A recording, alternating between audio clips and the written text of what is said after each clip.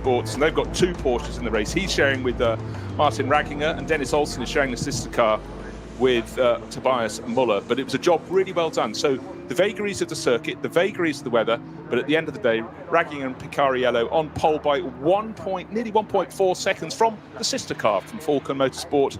And the number 24 Audi from Lion Speed by Car Collection up in 3rd position. They'll be very, very pleased with that. And then the Janine Schaffner Moritz Krantz Mercedes, we saw that, the number 9, the black and white Mercedes, 4th fastest. Quite a spread of time, much more than normal. Yes, it's a very long circuit, but I think it really was a case of getting things, not making mistakes on a slippery surface this morning. Harper, Hess and Verhagen, the BMW Junior team trio, they've got 2 wins out of the 5 races held so far, sitting very pretty in the championship, but another good run from them.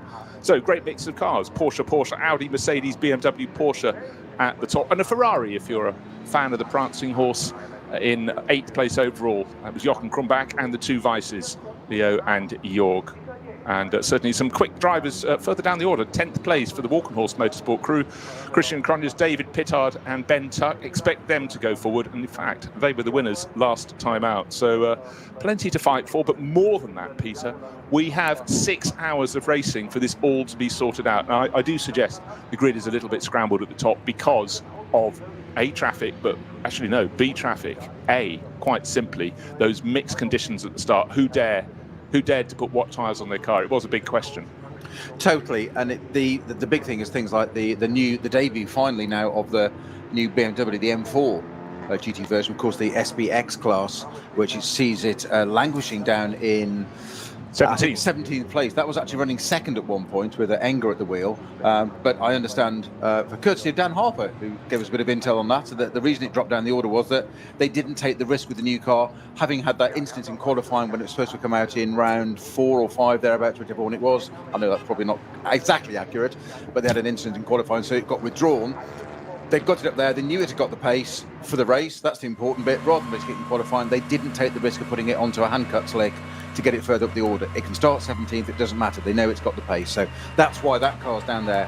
Because initially I saw it and thought, it's 17th, and this is the new car, it's cost how many gazillions of euros, and it's in 17th. That's why, and it's all down to tyres, which will ever be the case here. Yeah, ever the case, but I think particularly when we had the changing conditions, it was a question of who put on what tyres. It will be starting 17th, not starting in SP9, it starts in SPX, which is the experimental class, but next year, of course, it becomes racing, it will be in SP9, but do expect, the order book has been very, very filled very, very quickly for the BMW M4. People have been waiting to see how the replacement for the M6 would be. It seems smaller, it seems nimbler, not yet faster.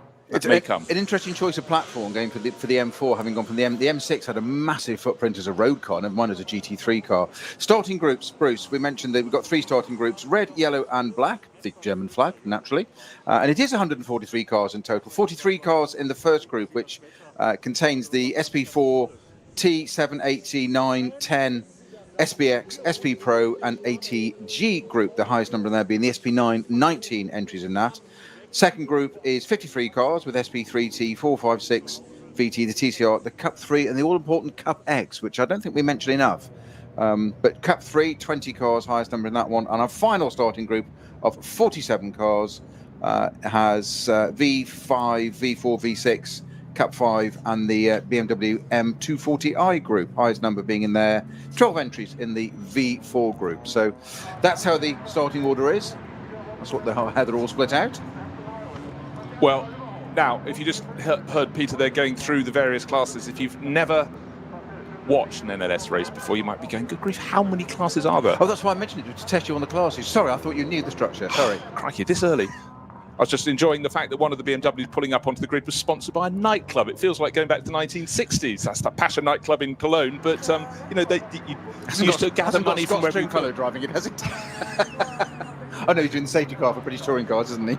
Yeah, otherwise very busy. The pit lane is very busy. Some of the cars going down can't even find their way down the fast lane in the pits to go around the short loop. They don't do the full Nordschleife before they come up and form on the grid.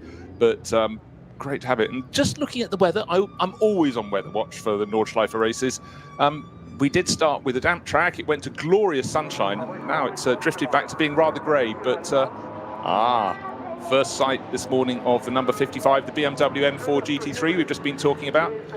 Running in black and white with, of course, the the two shades of blue and red, those regular stripes that we've had for BMW Motorsport for time and a day. Looks rather absolutely fantastic. And I actually think you put that car in full black, it would be full sinister, almost Batmobile. Well, it's unmistakable. That's I'm going to say it's almost like a Ford Edsel grille, isn't it? I'm sure the money people at BMW won't like me saying that. But going back to classes, next weekend's 1,000 Ks here, 85 classes. You'll get your head around that before you've got 6 hours, Bruce. It's fine. There's a pause. That was just flabbergasted. But there is a class for everyone. And what does get lost often when you're looking at these 140 plus cars going out racing is simply that a lot of the people, they're just trying to fight for their class honours. That's how they score points. And over the history of the VLN, as it used to be called, is that some people will win the championship and you won't have even really seen them anywhere near the front of the grid. They're possibly running down towards in the bottom third of the field, but they're in the class with the largest number of cars. And if you score more points if you win in a class that has 18 cars than you do if you start in a class and win that has 2 or 3. Now BMWs, depends how you like them. Peter's going for the one on the left, one presumes, and that is absolutely the epitome of full-on racing car versus a production BMW. And the day that those production class cars aren't in the Nürburgring Langstrecken series, it's not the NLS anymore. It is about the absolute array and range and spectrum of cars. But I mean, that was an absolutely stark example. Evolution and variety side by side. It's exactly what you need. And we had this last weekend in the Barcelona race, didn't we? The 24-hour race with the debut of the new Audi Evo, R8 Evo, to the again running in SBX category, so it's not homologated yet. And we were looking at I think we called it Winggate actually, because Mr. Hindhoff was talking a great deal about the differences in the wings of these cars and move further forward and reverse swan neck. And we can see it on the M4. The first time out for this car, first time it's actually taken the grid. It's qualified before, got into testing, didn't it? Didn't get to qualifying in its first attempt to debut, but completely evolved. And you think the M6 is right up there, and the junior team Dan Harper starting that car in the number 44, I think it is, right up there. But it suddenly makes the M6 look slightly dated, which sounds ridiculous. And it's still a contemporary car. It's still winning, and I would still say it's up there I wouldn't bet against a junior team driven M6 this weekend, but the new car, it just visually totally different. And it's you can't imagine it how much it's changed. That grille, the bodywork, aerodynamics, the rear wing, it's just gone on another level all of a sudden.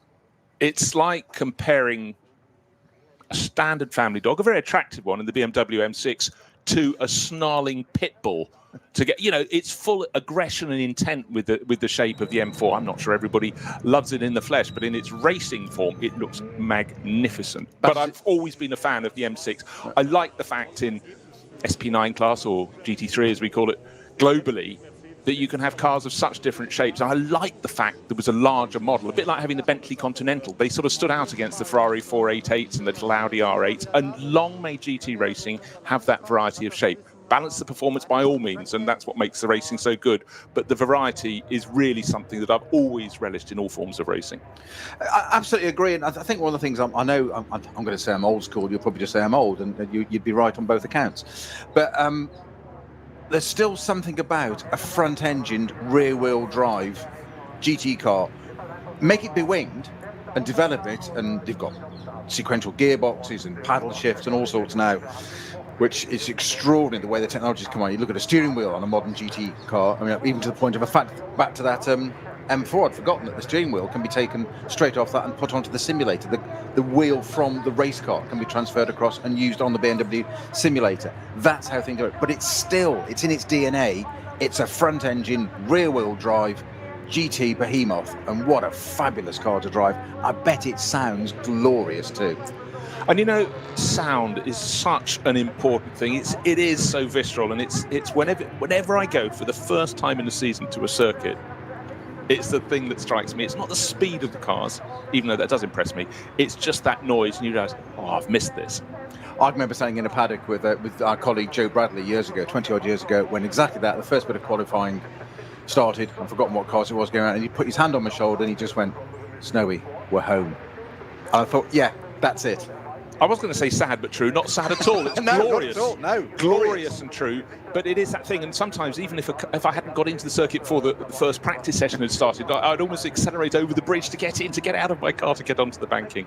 But that's why we work in this sport. And You can so put the much. windows down on the way in while you're queuing, you know. You can hear the sound that way. Don't have any windows. Oh, okay. Oh, convertible. Okay. So the field starts to form up in formation. I could very quickly give you a little glance down the grid. The front row will be all aquamarine because it's Falcon Motorsports, Porsche's first and second. Got an Audi, number 24, in third on the grid. That's the good run there by probably Matthias Drudy, one would feel, in that car, sharing with Patrick Kolb and Lorenzo Rocco di Toropadula. That's the Lion Speed by Car Collection Motorsport Audi. Got it in early. That's made Peter We are going to make a tally of that. swivel in his chair. And then fourth car on the grid, car number 9, Get Speed. That was Moritz Krantz sharing with Janine Schaffner, so good to have that Mercedes right up in the mix. But for Falcon Motorsport, they have supported the VLN, as it was before, now the NLS, with such passion over the decades. And looks today as though they're enjoying the rewards, at least on the run down to the first corner, maybe out as well. But that remains to be seen. It's certainly not a given. But to me, looking down on the grid, seeing the fans there down, mixing around the cars, it's just so good to see, because obviously we had to fight through 2020 to keep racing on the rails. And again, it's just great for the public to be back close to what they love. And for the drivers and for the teams, it really is special, Snowy, to have people watching. It really makes a difference. It's, racing for all these people with no one on the banking, it just has removed a lot of colour that really just is part of the mix, and it really felt like something was missing. Well, it certainly was missing. Yeah, I think all credit to the organisers and everybody involved in the teams to carry on racing the way we did. And I think, if anything, I think we said it before, Bruce, that NLS, the organised ADAC, each group that organises it, did really set the template for us last year of how to go racing again. It was the first big international event. We had the what we used to call it the supermarket shopping mall refueling situation, which was great, all part of the COVID. Some of the cars that couldn't turn in through the garages, cars like the Glickenhaus without enough steering lock, etc. Well, let's just explain what that was, though, because the drivers would come into pit lane, that's as per normal, but then they'd have to turn right under the pit building, not normal, run through a loop through the paddock, down the entire length of the paddock, and then back through the neighbouring garage, so in through garage 1, out through garage 2. Some would do their refueling in the back loop, and others, so they could have the distancing. That was the point, wasn't it? The social distancing. So some would have the car serviced at the back and then restart again. So the pit stop was actually in the paddock, then come back into the pit lane for the refueling to keep the team separately. But they did set the template, and we coped admirably. We accepted it. And it's one of those strange things, Bruce. I don't know whether you agree. I think you probably will. But there were no people, but we got on with it. It was a new world order. It was brave. We got on with it, and it happened. And this series set us the template how to do that. But seeing people on the grid now, people in grandstands, for everybody involved, it's that buzz, it's that atmosphere. It's not just the racing, it's the whole part of it. It's a small community, it's a family. Lots of these people, certainly in the amateur drivers and pro-am setups and whatever, this is where they get their kicks. This is where their networking is. This is where it's a little family they go to at the weekend and go racing with.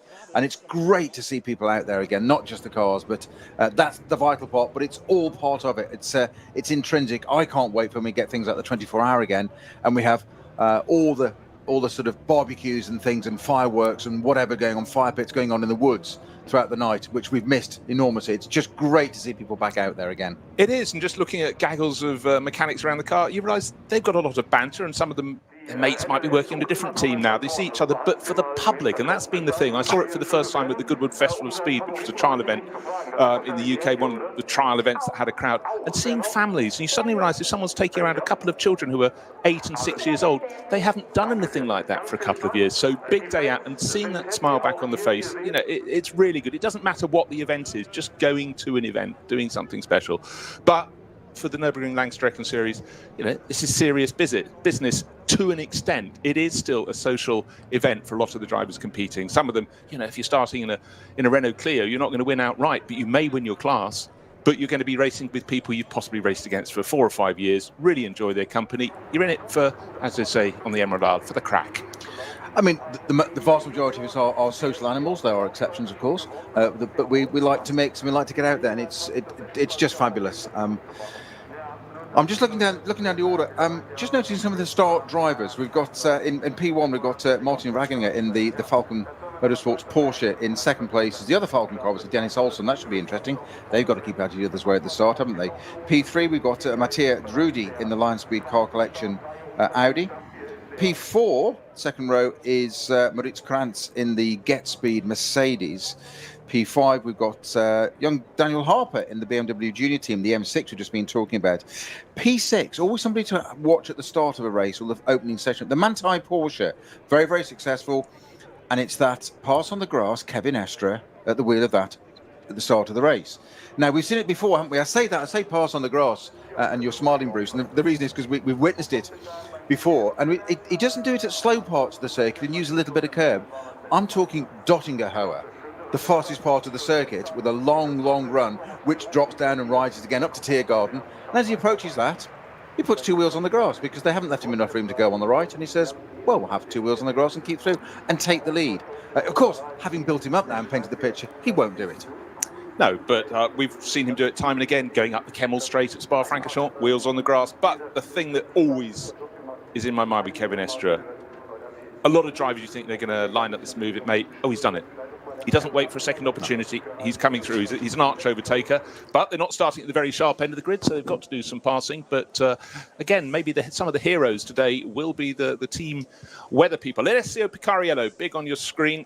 Massive fan of this driver, and he's come back to Europe, having raced in Asia for several years, and has just been the go-to guy. He took pole this morning, and when we looked at the highlights, he really had to weave that number 4 Falcon Motorsport Porsche through the order. Dennis Olsen, Norwegian racer. His biggest win was the FIA Nations Cup down a few years ago at Kyalami. Still waiting to find out if the 9 hours is on later this year or if it'll have to move somewhere else. But that was an epic win. He's been a real star for Porsche over the last handful of years.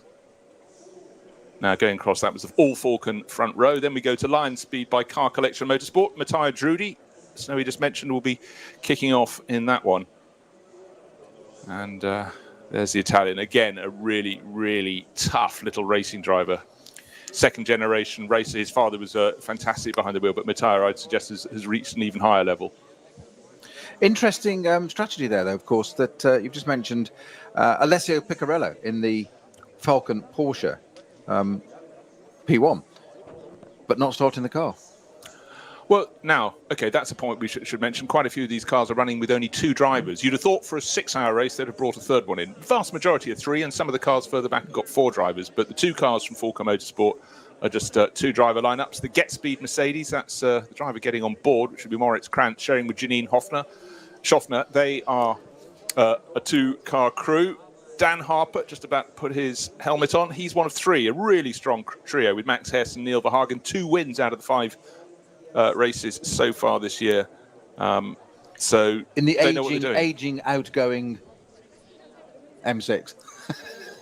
2 wins this year. Yes, exactly. Yes. Yeah. Got to win while it still works, hey? Yeah.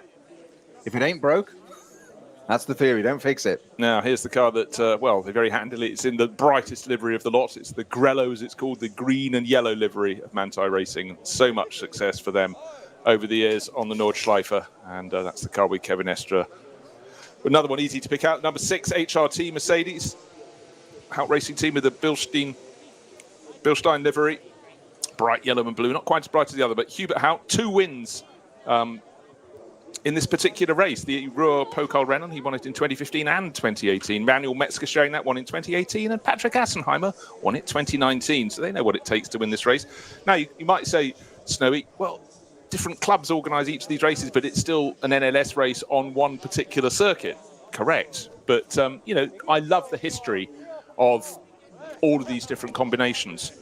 The different crews, the stories of each of these different clubs that organise the races, and some of them have been doing it for a very, very long time indeed. Well, yes, I mean, this is, what number is this one? The 62nd. 62nd? Something. Yeah, in the 60th. It's quite extraordinary. You said tons and tons of history there, and great that it's a format that works, isn't it? It's overseen by ADAC, and it's obvious that there's a set of rules, there's a template, there's a foundation, but each club gets to have their almost like moment. I was going to say 15 minutes of fame, but it's actually 6 hours of fame, or 2 days and with qualifying.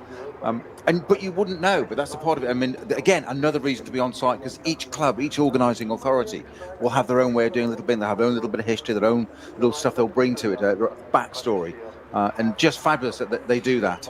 Well, I think it's great because if you have next year, we're going to have 8 rounds of the championship. You know, if you had 8 that had they were just rounds 1, 2, 3, 4, 5, 6, 7, 8. That's all grand, but it's far better if you can go, gosh, I actually won the Ruhr-Pokal-Rennen. Oh, look who won that in 1952 or whatever. And our next one is your favourite one, the Barbarossa Prize, the Redbeard Prize. Yes, but it's rather gone. Exactly the beard's gone, and the red's I wasn't going to do the obvious connection. I wasn't going to generalise or stereotype. But now, a couple of cars look as though they're going to be starting from pit lane. This always happens. You have a little mechanical problem. You get to head out after your batch of cars has hurtled down towards the first corner. So a few people will be playing catch up. But then again, if you're going to play catch up, do it in the 6-hour race rather than the 4. You've got a couple more hours to try and work your way back into the pack. But then again, if you're in a class of cars, you come out behind them, but you're quicker than half of them, you've got some overtaking to do. But it's a question of how you manage to do it, whether you are obstructed. But right now, it's getting a bit brighter at the Nürburgring. So maybe those clouds will roll away. It'd be lovely to have a sort of early autumnal blast around the Nordschleife. I can't think of anything better. Yes, now there's much more light as people start to clear the grid. We get to see the cars in all their beauty. It looks as though at least 3 cars will be starting from the pit lane. One of those looks like a KTM. Absolutely. You can see the clamshell roof. The giveaway? The giveaway, yep. So, long distance racing. Club racing with an international feel at the front end. I mean, that's always been the story of the Nürburgring Nordschleife. And for the NLS, they've kept it very, very sweet indeed. And how good is it? 143 cars coming out to play. Looks so we've got 3 groups of cars taking the first 140 and 3 at least from pit lane. We will see. But as the grid is cleared, the bright aquamarine nose, at least of Dennis Olsen's Porsche, now visible on the right-hand side of the circuit. The sky, not uniformly blue, but the clouds seem to have rolled away, so that's very good news. And the track seems to be fully dry. It was damp when they went out, certainly off the racing line at the start of qualifying. But by being brave, by reading the traffic very well indeed, and being quick, Alessio Picariello put that number 4 Porsche onto pole position. But right now, it looks like they're taking the sort of inflatable gantry that sits above the pole starting car is about to be removed. It's a very big awning stretched across the top, so it's going to be carried away by the fans actually, but that will then lead us to having a clear grid ready for a start at the top of the hour, midday in Nürburgring time. 6 hours racing await us.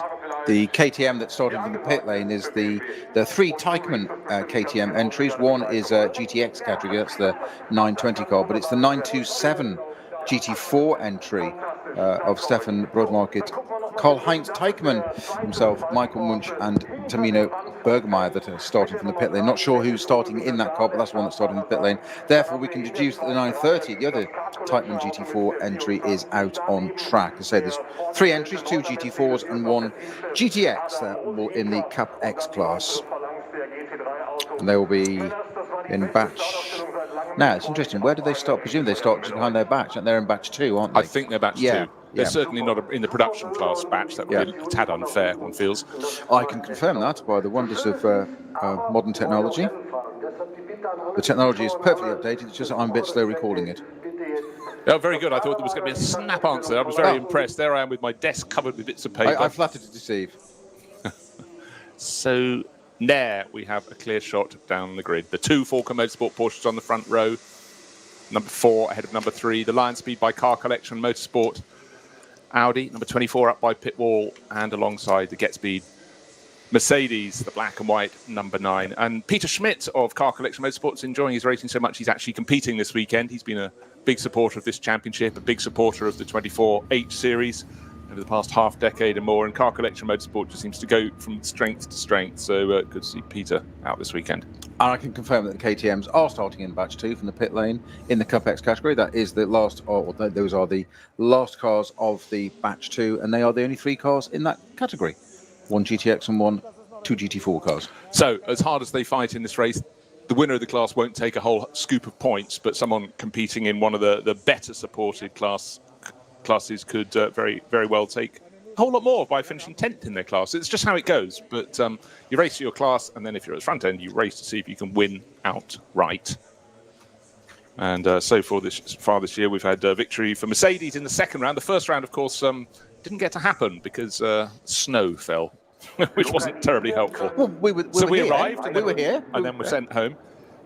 So it was victory for Mercedes in the opening round. Oh, sorry, Porsche in the first round. What am I talking about? Then Porsche in the second round. That was Bamber and Jaminet. Then Harper, Esser and Verhagen. 2 rounds to them, rounds 4 and 5. And last time out, it was the BMW of Cronjes, Pittard and Tuck. So for one trio looking to make a second win, I'd sort of look out for the 911 that won the first round. Christensen, Estra and Kern for Manthey Racing. They're starting not too far back. Doesn't matter. It's starting down in 6th position. That's absolutely attainable. And if it's Kevin Estra, maybe by the first. Give it a go. If the opportunity's there, he will take it.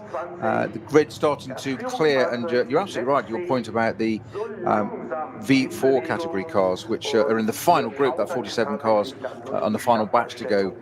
Black category, as it were.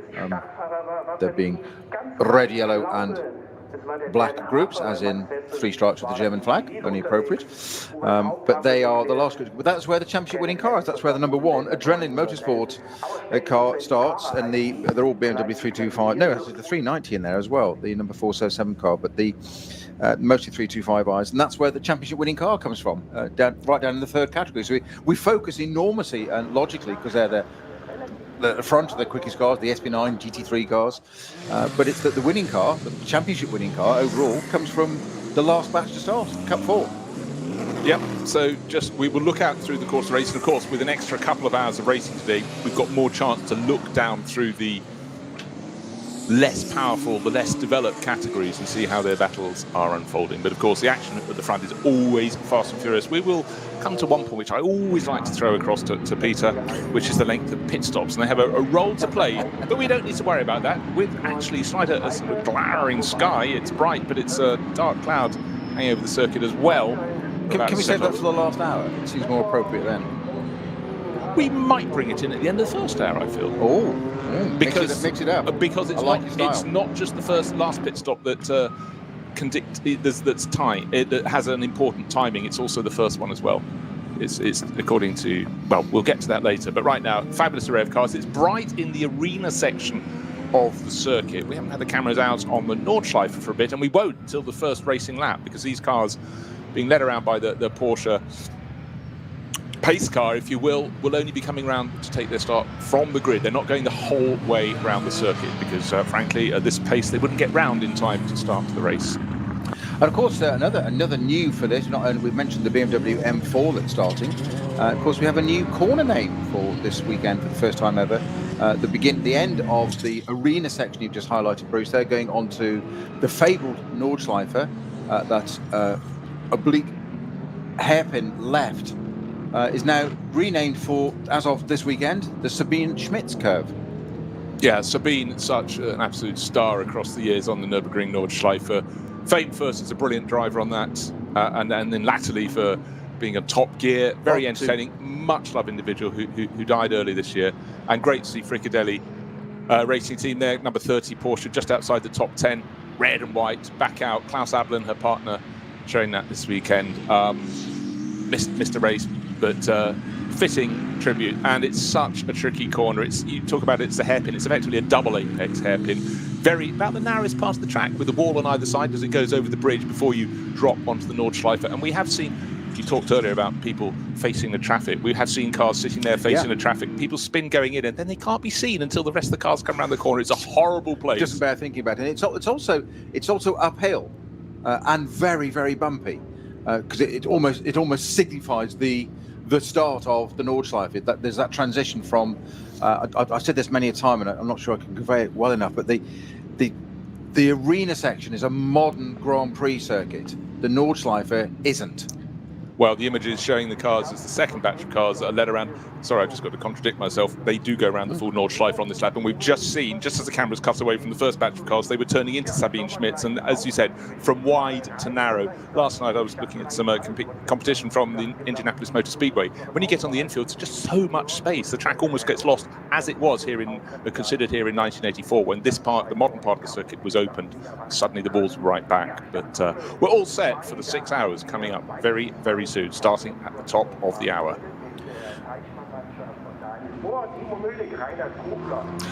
So conditions very, very good indeed. Second batch of cars, bright sunshine at this point on the circuit. Would love to see what's happening out at the far end, places like Bergwerk, because from the vantage point of the first corner, looking back across the top of the Eiffel Forest, it's certainly very dark over at the far part of the circuit, Adenauer Bridge and other parts. Maybe that's deceptive, maybe the clouds are high enough.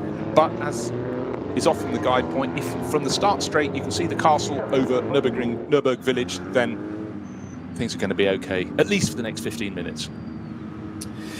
Yes, an interesting point you just said about going on to two things about the Nordschleife, that pinch point, the now Sabine Schmitz curve.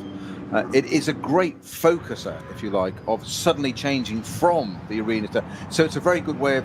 It's a real marker of changing from the modern circuit to the old. It's like you've got to concentrate now. You can't get this wrong. So we've seen cars facing the wrong way. We've seen cars beat. So we've even had a couple of breakdown there. Of all the places to break down, the narrowest, slowest. But as you quite rightly said, the operative word being unsighted. You're slightly round the corner, you're coming through in a GT car and GT3 car, and there's a car stationary. It doesn't matter what size or what class the car is there. If it's stationary, it's not helpful. It's certainly not helpful. But it's a massive reminder for those who hadn't thought that far ahead. Oh, I'm getting onto the little tricky bits. Another point. Then suddenly you've got Hassenbach and beyond just coming at you quick and fast, and corner after corner after corner. It's that we say, don't we, time and time again about this: recalibrate, absorb, reset. What the driver's got to take in all the time. The other thing I'm just thinking of, just moozing through in my head, Bruce, is we have a curfew on this race at 6:05, and we've got they're out on the Nordschleife taking a very, very long lap round. I'm wondering if they need to pick up the pace a little bit on the SP3 cars. Well, there is a question, because it's a 6-hour race, not a 4-hour race. Yeah. They just seem quite slow. Maybe we'll end it a quarter of an hour early, so we've got enough time for all the drivers to get round to the for the end. podium. For the podium before. Yes, we'd like to see them on the podium before darkness falls, but we will see. But 6 hours ostensibly lies ahead of us, and I simply can't wait. It seems months since I did one of these events, but just great to see the cars back out in the autumn sunshine. So third batch of cars. Always at the front of this batch, it's BMWs galore and a handful of Porsche Caymans as well. It looks like we've got about 5 cars in the pit lane about to kick off their race from there.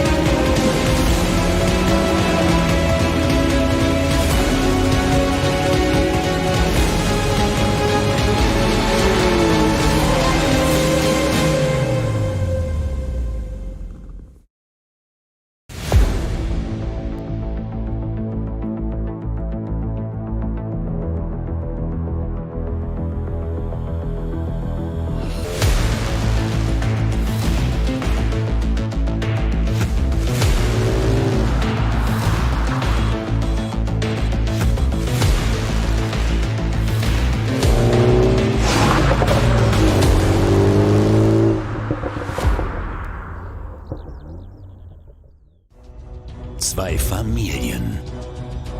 40 Jahre Firmengeschichte. Unsere Produkte entstehen zu 100% in Deutschland. Mit Herzblut und Hingabe. Wir schaffen den Technologietransfer von der Rennstrecke auf die Straße. Handwerkskunst, Erfahrung für diesen einen Moment. Das ist die Nürburgring Langstreckenserie. Das ist H&R. Performance made in Germany. Sicher ans Ziel. Auf allen Straßen, bei jedem Wetter. Mit den zuverlässigen Sommerreifen von Falken. Jetzt Falkenreifen kaufen und Tankgutschein sichern. Weitere Informationen auf tankgutschein.falkenreifen.de. Falkenreifen.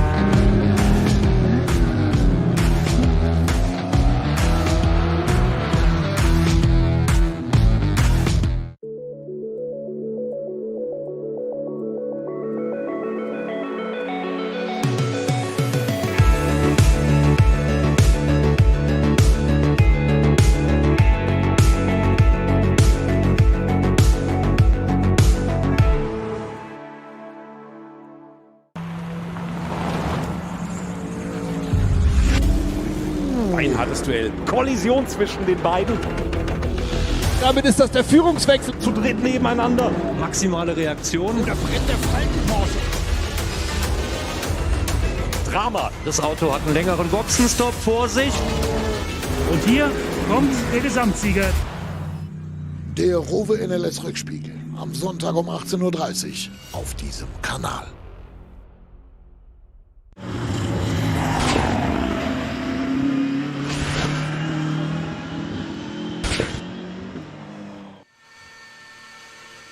Now, let's ride around the circuit. Car number 4, that'll be starting from pole position. Put on pole by Alessio Picariello. He's stopping in the garage now for very strong coffee, and it will be his teammate, Martin Ragging, who's got so much experience. The Austrian racer really does know the Nürburgring Nordschleife like the back of his hand. And what he's seeing as he goes around behind the pace car at the front of the field is dry conditions. He's seeing shadow from the trees, just assessing the situation. It's not just a dry racing line. It looks, to my eye, snowy, as though it's a fully dry track, which is very, very good news indeed.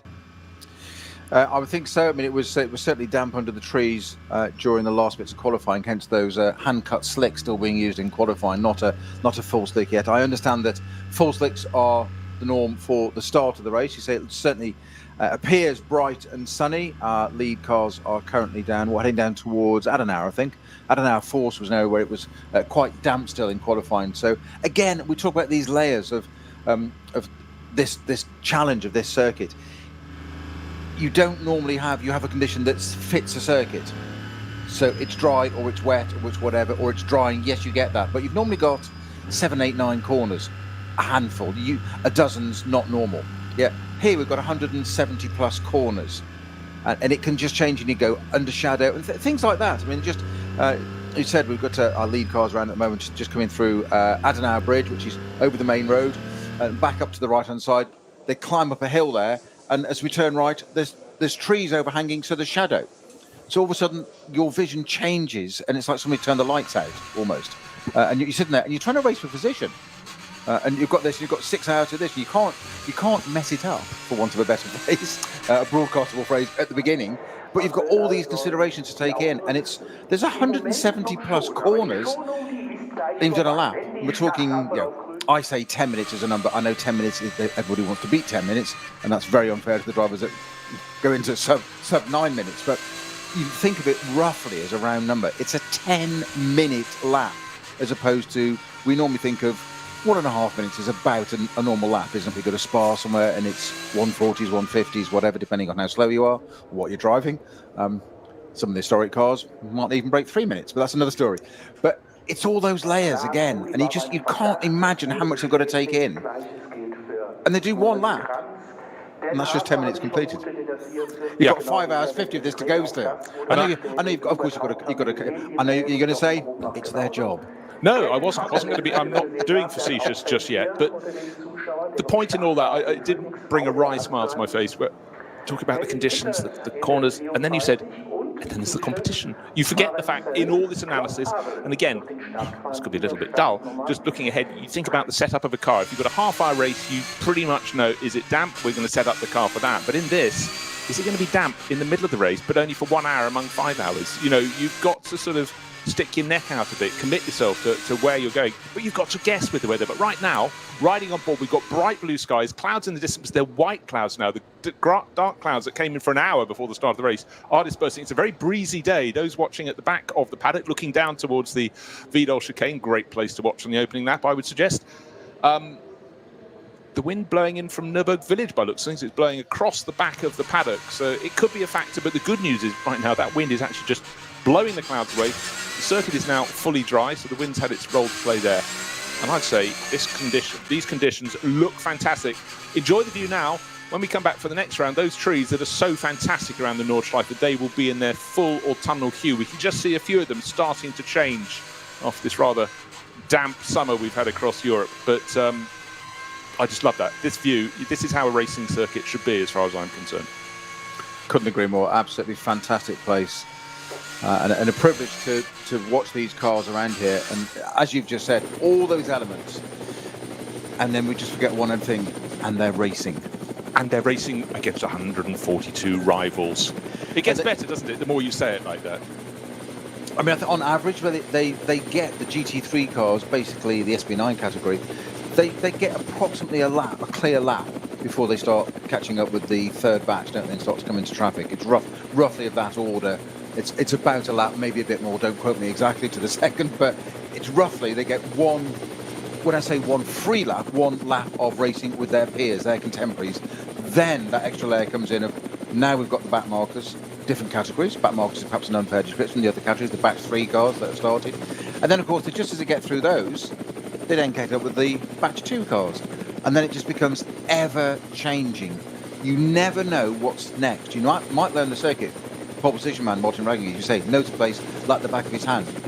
But the cars that you're going to come across, that's ever-changing. That's fluid. Never mind the weather. The car might be on this part of the track, that part of the track.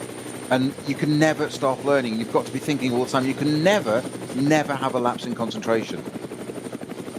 100%. I was just enjoying that. I always want to say, start that description again. Just the element. You think on a short circuit, how weird. I'm already catching the people at the back of the pack at the end of the first lap. But this is on a really long circuit. But that just goes to stress the 3 different batches of cars.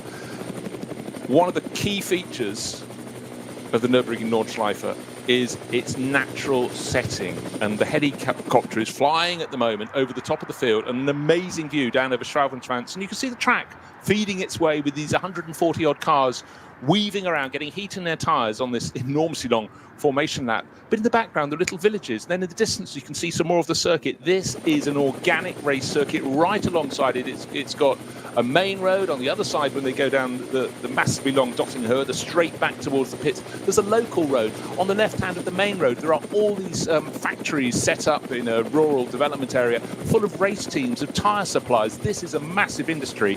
And for the Nürburgring region in the Eifel, this was set up, the circuit, to cure rural unemployment. And boy, nearly 100 years later, it's really, really doing that.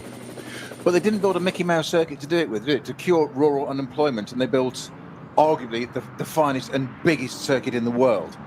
And it's still cogent go today. large or go home. Yes, exactly. Well, it's a maxim we all try and live by, and that's just as it should be, particularly in racing terms. So the sun is shining down on the noses, the snouts, the front ends of those 2 Falcon Motorsport Porsches. The excitement in the commentary box is starting to really sparkle away, and I'm sure in the cockpits even more so. So on the front row, we've got Dennis Olsen on the grandstand side in the number 3 Porsche, but on the pit wall side, Martin Ragginger. So a Norwegian taking on his Austrian teammate. They've got a Belgian teammate and a German as well. 4 nationalities in one team. And a top 10 curveball for you before the race starts. In P10, Valkenhorst Motorsport BMW number 34 Pro category car, driven by David Pittard. Is he the start driver? He is the start driver. Well, we've seen over the years some astonishing opening laps from David, who's a driver who's basically, he's made his career, at his early career, then he started racing in this championship, and he's grown and grown and grown. His stature is absolutely fantastic. He was one of the winners last time out with Christian Cronjes alongside him, and also Ben Tuck. Can they do it again? But right now you have to say it's the Falcon Motorsport Porsches on the front row. The pace car peels into the pits, the drivers looking at the lights on the starting gantry, and certainly Ragginger's got a better start than Olsen, waiting. No one can overtake till the start-finish line. Lights just being held very, very long on red, but down they go to the first corner, and already the second of the Falcon Motorsport cars has been put back into third place. Yeah, Jochen Krumbrach in the Audi's got down the inside and got into nearly the lead as well there. In fact, he's taken the lead round the outside. He's gone round the outside of Martin Ragginger at turn one. He dived down the inside by the pit wall and got all the way round the outside. And from Kevin Estre? Yeah, Kevin Estre, I thought he might do a bit of overtaking. He's passed 4 cars so far, 6th up to first. He's now alongside. Is that actually, it's the line speed. He did have 2 wheels on the grass. And the Falcon Motorsport cars, I was sitting pretty. They're down in 4th and 6th places instead of 1st and 2nd. And the BMW Junior Team car is also pressed on very well. That's consolidated, but it's a Lion Speed by Car Collection Motorsport Audi, number 24. Matteo Drudi, real fighter, as we expect. But that was a very tidy start, but a tidy start with overtaking. It's a 6-hour race, but those don't always work. But that was very good, and that's the respect and the professionalism at the very top end. And up into 3rd place, but getting pushed out, the Get Speed Motorsport Mercedes going, well, it's down in 4th place now, because coming through is that BMW Junior Team, number 44, their M6 being kicked off by Dan Harper.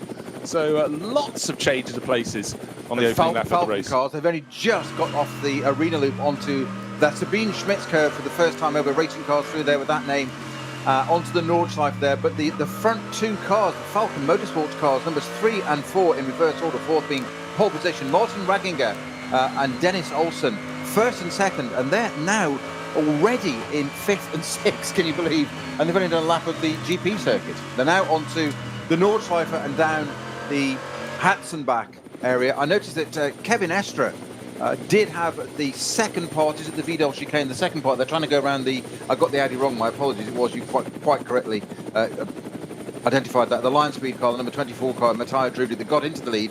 Saw the car come down the inside, down the pit wall into turn 1. He got the lead taken. Kevin Estre did do his trademark 2 wheels on the grass at turn 3. Turn 2, trying to get up the inside. But Matteo Drudi did. Let me just say, shut the door. You didn't leave it open. Put it that way. It wasn't even ajar.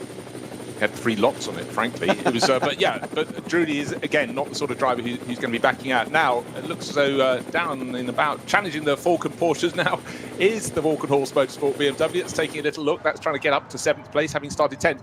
And while all that's going on, as the cars are about a third of the way around the lap, the second batch of cars led by the KTM with the very, very funky new shark livery on its snout. Let's see if this is a start as equal as the first one. Again, the first car in the batch has got a car length clear of the rivals, waiting for the lights on the starting gantry and accelerating down to turn 1.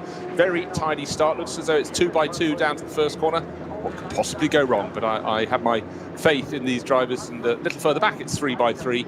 But blue sky, great racing down to the first corner. 6 hours of racing remain. Doesn't matter if it's 6 hours. At least 4 of the first 5 cars running off the track down at turn 1, where it doubles back on itself. They use the apron of the cut-through road of one of the many variations of the Nürburgring circuit. Use that for a little bit of traction wide of the line. But the KTM that started that class from the front is about 8 car lengths clear as they get up to the third corner, so he doesn't have to worry. But in behind, Porsche Cayman is coming up into 2nd place, so they're changing. But a brilliant start by the KTM. Now, I threw in what I called a top 10 curveball, Bruce, with David Pittard. I'm going to throw another one just as we cut away to that second batch starting. Why, is the first one not good enough? Well, no, there's another one, and it's a BMW one as well. It is Dan Harper up into 3rd place. Started 5th on the grid, but he was starting to harass, of all people, on the starting lap, Kevin Estre. People don't harass Kevin Estre. When would we normally use that phrase in a commentary? Kevin Estre being harassed by Dan Harper, who is 21 years old. I know it's a junior team, that's the clue in the name, but 21 years old, winner of 2 of these rounds so far this year, and he's sitting there in the aging, ancient, almost historic M6 BMW. I exaggerate for clarity, but he's giving Kevin Estre a very, very hard time in that Manthey Porsche. Only a third of the way onto the Nordschleife with 5 and something hours to go. as a lad, I was always told never to poke a sleeping lion with a stick. It's a maxim I live by today because I didn't do it, but exactly that. So Kevin Estre will be... Are there many lions in your part of the world? It depends where your part of the world is on that given day, but Dorset, not so many. Namibia, a few more. Tanzania, lots more. Right, third batch of cars coming up to take the start. Gosh, it makes me want to go on safari, but not now because we've got 6 hours of racing to enjoy. But again, for these drivers, some of them didn't do as much racing as they wanted in 2019. The third batch have almost come to a stop, waiting. The car in second can't overtake the one that's starting first, who's held them right back. And just as they pass pit in, the driver that's on pole for that grouping of cars then floors the throttle, builds about a 4 or 5 car length advantage down to turn 1. All is fair in love and war, but the batch behind, 1, 2, 3, the car's fighting third to 6th, a 4 abreast down to the first corner, and again for about 15th place doing the same, 4 abreast as they go down to turn 1. It's a broad corner, thank goodness. And if you had a little glance at the very, very back of the pack, there's a car you think has strayed in from the paddock like Hans Heyer did in the 1977, was it, German Grand Prix, when he wasn't qualified and he decided to go and race anyhow. But it's a little Dacia Logan. No, that hasn't just nipped out of the car park. That's the full production class, nothing special about it, but such a fan car here on the Nürburgring Nordschleife. And that's the car that really must get wobbled when the SP9 cars come past in a massive batch together. Now, talking of stoppages, we've already got an incident, and that's one of our second batch cars, 622, which is our VW Golf from the MSC Zinzig team. I'm not sure who's the starting driver in that, but that's gone off the exit of Schwalbenschwanz on the opening lap, and looks like it's just got a bit of front end damage there, to say the least, and has taken itself off and stopped on the basically exit of Schwalbenschwanz onto the beginning of the Dottingerhöhe. That may well become our first code 60 of the race. It's yellow flagged at the moment, but hasn't got much further than that, sadly. In fact, indeed, I think we have got a code 120 at post 187 going into that becomes a code 60. So that's going to make very, very interesting for the top cars, the GT3 cars, the SP9s, Bruce. They're going to naturally bunch up, so any advantages that have been taken, any ground that's been made over that first lap is going to be neutralised straight away as they come through Schwalbenschwanz. They've got to stop, and you need a really good exit to Schwalbenschwanz on the Dottingerhöhe. That's going to be taken away from you, but it's going to give the opposite of that. Is at the other end of that, at the Tiergarten, it's going to give people the chance to have a draft. Now, we know those Porsches have phenomenal straight lines, so keep an eye on Mr. Kevin Estre. He will want to use the track, the grass, and everything. He's hoping the message... respecting track limits, of exactly. Oh, how we laugh. But just to reiterate, that was actually on the formation lap, because that car hadn't come round onto a full racing lap. And so the field bunched up. But again, you're quite right. The exit out of Schwalbenschwanz is just going to be special. There are 8 cars in that batch, down to the Phoenix Racing Audi, and a little bit of gap back to the out racing Mercedes, dropped back a bit. But the person who wants to prod that sleeping lion with the stick is still trying to do so now as they go past Dan onto Harper. the Dottinger. Dan Harper literally pushing, waiting for them to be released in this code. It looks like it's about code, he showed his code hand. 12 at the moment, but they're waiting. Kevin Estre is just blending across the track there. We've got the Audi at the front, Matteo Drudi, who sat in the middle of the track. We have Kevin Estre to the right and Dan Harper to the left, whilst they came up behind it, and sitting there thinking, right, that's the safety car, this is the code 60, what's going on, that's fine. And I think actually Dan Harper showed his hand brace. That's allowed the Get Speed Mercedes. 3 in the line here, Manthey, Porsche, BMW. Dan Harper's going for it. He's got round the outside. That's allowed to get through, and the Get Speed Mercedes trying to squeeze its way through as well. That's now trying to push Dan Harper along. Does Dan Harper need a push along the Dottingerhöhe in the outgoing M6 BMW? Clearly the Get Speed Mercedes thinks so. Giving it, I'm not sure there was any contact, but it looked like he's just pushing it along there. And Kevin Estre has dropped from 2nd to 4th in the space of the Dottingerhöhe. I said it could happen, but not that way round. I didn't think that BMW M6. It's somebody tell Dan Harper this is the outgoing model. I bet what he's doing here is he's displaying his wares and his skills to say, put me in the new M4, please. If I can do this in the old car, imagine what I can do in the new one. And imagine what Kevin Estre can do. Fallen to 4th, that wasn't good enough. So back up the inside into 3rd place, into turn number 1. He was caught slightly napping, and the driver who said, thank you very much, you took the pressure off me, is Matteo Drudi. But then a mistake, unfortunately, in turn 2 from Harper. So he went in 2nd, and he came out 4th, and he's run wide. He's about to be put down to 5th place. He's got a problem. He's got a puncture. Dan Harper's got a puncture. Understeering that car, definitely all over the place. Sorry, Bruce. No mistake. it's just that, yeah, it's not a mistake at all. There's a puncture in that car, so I hope that isn't from the result of any kind of contact or touching anybody. I hope not. It's a left rear. It's a left rear puncture, smoking furious, you know. Now, mercifully, he's still on the arena loop, so he can cut back through and he can get back into the pits and get that tyre change. He hasn't got to do the whole Nordschleife there, but what a fantastic start from Dan Harper, now negated straight away. He said he was going to do a double stint, was the strategy in that car to start with. He was going to have to now, isn't he, to get that back up the order?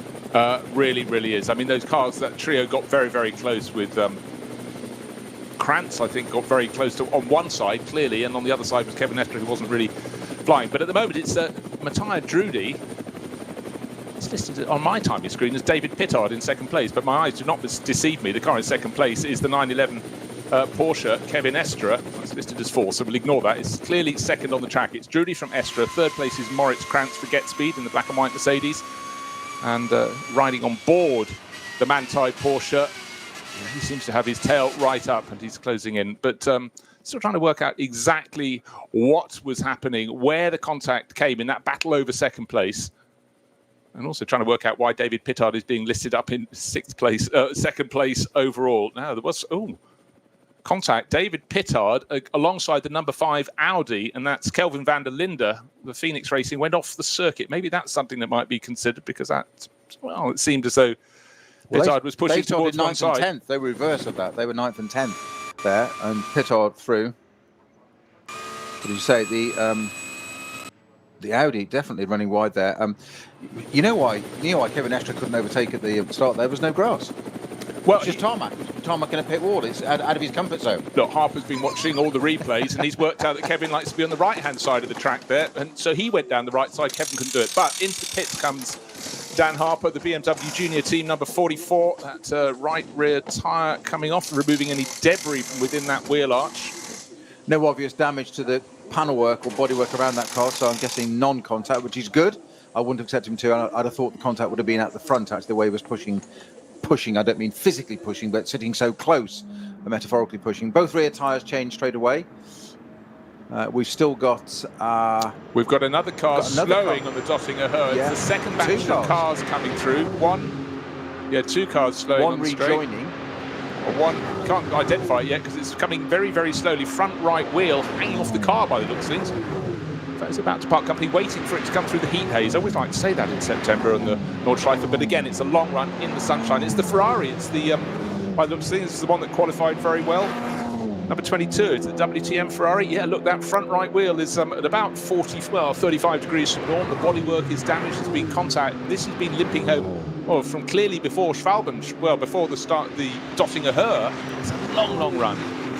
Right, a lot of damage to the front right of the Audi, just gone out of sight there, so we'll come back to which one that's damaged. That's I'm getting intel that it's actually the other way around. It's Pittard that's in the pit, not Harper. It's Pittard and the 34 Valkenhorst car that's in the pit with the right rear puncture. Ah, that's how it got up. Dan Harper is in the he's in the Shell car. Pittard is in the Total Energies BMW, and Harper is in the Shell car. And it's Pittard that's got the puncture. He's now out of the pits. And it is Harper that's running in 7th at the moment in 44 in the junior team car. Sorry, you are quite right. Now we can see another car, a Porsche coming in. The 964 came and not how it left the garage this morning. Front end of that looking rather stoved in. It's shared by the Friedhoffs. And 964, I can't tell you whether it's Axel or Max, but I can tell you it's going slowly, but it's on the Dottinger Höhe, working its way back. Meanwhile, as they say, at the front of the race, it's Matthias Drudy being pushed very hard by Kevin Estre, and Estre in turn has dropped Moritz Krantz. Remember how close they were at the start of the lap, and Kevin Estre is right. He's half a car length down on the race-leading number 24 Audi Car Collection Motorsport car with Lion Speed, or vice versa, Lion Speed by Car Collection Motorsport. But again, Drudy very happy to carry speed and a little more circumspect at the moment from Estre as he drops back a few car lengths. Now we mentioned that code 120 that becomes 60 at the beginning of Dottinger Höhe. That's what's caused the issue. It was actually David Pittard that clipped the back of Estre that's caused the puncture. That's why the car had to come into the pits. That's what's caused it. Meanwhile, the Audi number 22, it's the Ferrari, isn't it? My apologies. Now it's a Ferrari. The number 22 car, that's the WTM powered by Phoenix Ferrari 488 with Jochen Krumbach at the wheel. That started in P8, and that's going to be out of the race, but that's got severe right front damage. The wheel is on it still, but it's 90 degrees out. It's got a 90 degrees of toe out on the front right, so that car is definitely going to be out of the race, which is a great shame. One of our contenders that tends to come through quite late in the race, and certainly to be considered in that race there.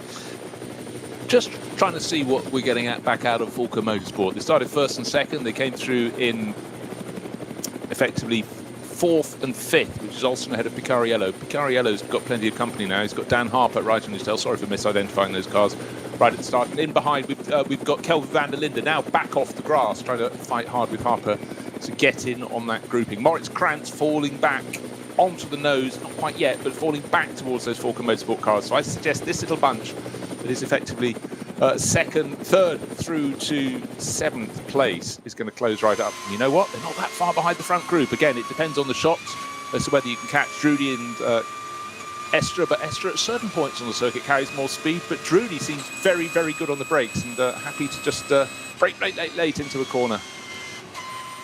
Well, it's a finely developed and honed car, that Audi R8, isn't it? And you've got somebody like Matteo Drudy at the wheel who can capitalise on that developed car. It's not like it's new, like the M4 BMW, for instance, although the M60 seem to be doing quite well. They seem to be holding their own, as it were. But Matteo Drudy now got the Manthey 911 number and car right behind it of Kevin Estra, who won't settle for this for long. Now, of course, it's not going to be terribly long before now they're up behind. They're onto the Dottinghoe now, coming out of Straubenschwanz, so onto the Dottinghoe, where we've still got the code 60 sitting there. So now have Audi, Porsche, Mercedes, and then the two Falcon Porsches in third and fourth. And of course, that man Dan Harper is now is that the Falcon? That's a car up to fifth, isn't it now? Because obviously the Pittard car dropped out of the orbit. It was second, so we got from 10th to second. Rocket Pittard. I did say it was a curveball from the top 10, didn't I? 8 places in one lap, but unfortunately caught out at the end of that first lap and just clipping the back of Kevin Estra. Obviously, let's look out for but any potential damage to Kevin Estra. It's had contact now from a BMW. And Estra didn't read the restart, well, not the restart, but the point of release very well last time around. And this time again, Drudy's got it right one more time. And suddenly Estra is being challenged from behind rather than being on the tail of the Italian. And Drudy pulls away about 8 car lengths as he gets up towards the end of the lap, the flick through the final few corners, and he's read it very, very well indeed. The challenge looks like it's coming to the second of the Falcon Motorsport cars. Picariello, told Picariello wasn't starting, we were told it was Ragginger, but Picariello is the name on the screen. And Dan Harper all over his tail in that BMW Junior Team M6. Off the start from straight though, Drudy about to start lapping. And it's the Dacia Logan having its moment of fame. The blue bonnet on the black flanks and the little green mirrors. Lots of details for a car that doesn't travel very fast. They all know it's out there, and the driver will keep very much towards the outside of the circuit to let them through, but he doesn't have to just let one car pass. There's a 5-car gaggle coming onto his tail. He hugs the inside line round turn 2. They have to take the outside line. He can stay there, and with the pace differential, they all black past before they get down towards turn number 3. But it's still Drudy leading from Estra. Krantz now being challenged very hard indeed by the number 3 Porsche that started second. That's Dennis Olsen looking very, very much as though he means business. Down the little short drag to the cut through that doesn't take them down the Grand Prix loop. It cuts them back round to the right, and then they go through the left, the right, then drop down the hill through into the compression up to the Vidal chicane, and then they get to turn left at the Sabine Smits curve. They've got more back markers to go around. Very production level BMW, passed with ease, didn't obstruct any of them. That's good.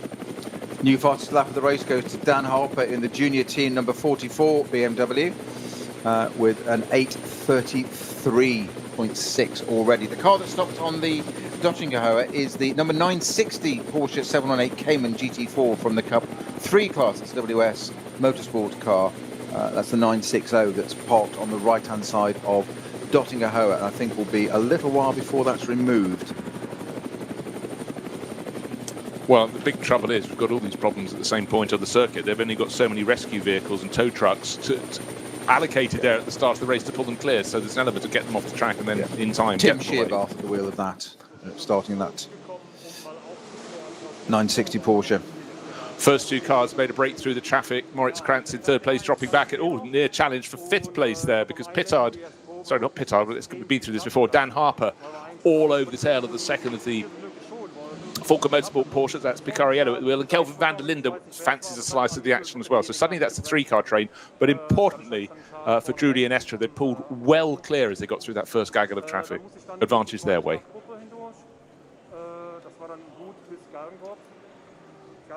Yeah, first two have gained about 2-3 seconds, and I've said this before, there's a drop of rain on one of the camera lenses, but it's up high. It's the lens of the camera that's being carried so effectively and spectacularly by the helicopter. But just a warning, we did see clouds. They have been moving through, but they are bearing rain, and let's hope it stays in the clouds. But for now, the track fully dry, and Kevin Estra fully attacking right on the tail of Drudy.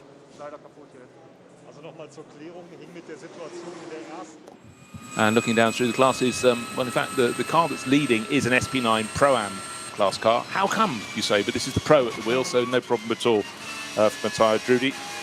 He's sharing that line speed by Car Collection Motorsport Audi with Patrick Kolb and Lorenzo Rocca di Torrepadula. He's got it in twice already. We're all keeping a count on it. There is a tally. I will catch up, don't worry. I'm just keeping my powder dry. Now, Matteo Drudy just clipping a little bit of curb there, and we've seen this before with this Audi R8 a couple of times. Well, not just this one, a couple of them. If you do, I wouldn't say monster, but if you just catch the curb slightly right, it does unsettle the back end of that car, and that's just allowed Kevin Estra to catch 2 car lengths in one go. Now, bearing in mind he was about 4 or 5 car lengths behind, that's virtually halving the gap, and that's given Mr. Estra a sniff, I would suggest. Well, it has. He's made 2 poor restarts from code 60s or code 120s, according to where it was on the circuit. Each time Drudy's got away, but the important thing, each time Drudy's caught up all over again. And it really was a case of, well, they know they're going to come across traffic, and it is sometimes it falls your way, sometimes it doesn't. And the second of the Falker Motorsport Porsches got absolutely caught behind one of the back markers, also about 5 or 6 car lengths, and suddenly Dan Harper was right on his tail, and then catching the pair of them was Sheldon van der Linde in the Phoenix Racing Audi. But then he, too, just as he thought, aha, I'm not going to catch them, I'm going to pass them, he then got blocked and fell back. So it's a lottery. Ever there was a demonstration of what we said about how it's fluid and how it changes there, just there, a little microcosm of it for a matter of seconds. Suddenly, one slows up, almost hits the back of a slower class car, somebody else capitalises up, nearly goes down the outside. He shuts the door, that allows the Audi up the inside, the Audi says no, and all of a sudden, normal orders again. If you'd blinked or not looked at that for a minute, you'd have missed all that completely. He nearly had a complete change of order there between 3 cars in one corner. Well, more to the point, we've still got double wave yellows on Dottinghurst, still recovering. Came in, that 960 came in being towed, that it's going to be pulled out of the way any second now, so it'll be behind its behind the barriers. And it's lost, I think, it lost a wheel? I'm not sure about lost a wheel. It seems to be running quite well, but I think... It's not running, it's being towed. Yes. It's definitely not running well, but it's being towed, Bruce. Running on a wire, you know. But I think what we're going to see, hey, these drivers are going, I'm really looking forward to when we come down the Dottinghurst at full racing pace. Haven't managed to do it yet in this race, because, of course, the first group of cars were met on the opening lap by the car that had crashed into the barriers or gone off the side of the circuit. We think it was crashed. On its formation lap from the second of the 3 groups of cars. Well, that's a different car. That was the earlier car. This is something totally different. Oh yeah, not this one now. I'm saying that even on the first lap, they didn't get down Dottinghurst at full racing pace, and every lap since has been another car or even 2 being recovered down that long straight. Well, I think the first car went off on the formation lap. Actually. He did. That's Yeah, exactly so. That's embarrassing for to go back to the team. That's a walk of shame. You tend to walk in the opposite direction, I believe. I'd stay for at least 6 hours the opposite direction.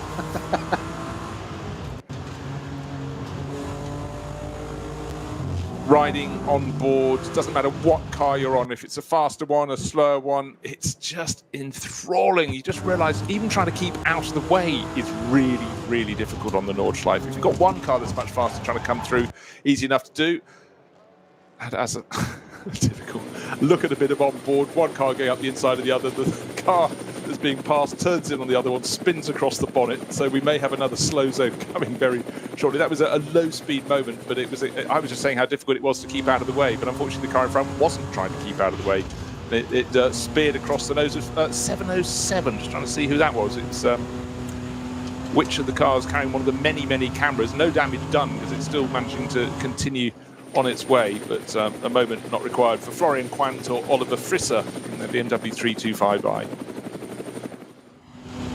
Meanwhile, up at the front, It's still Matteo Drudi leading for Lion Speed by Car Collection Motorsport, still being chased by the Manthey Porsche, probably only about a fraction of a second between them. But the big story has really been how traffic has broken up these batches further down the field. And Kelvin van der Linde has lost out several times. He's still running in 7th place, but every time he catches the couple of cars in front of him, he gets pulled away from them by the other traffic. I'd say it was that 707 as well. The Porsche and the BMW got through.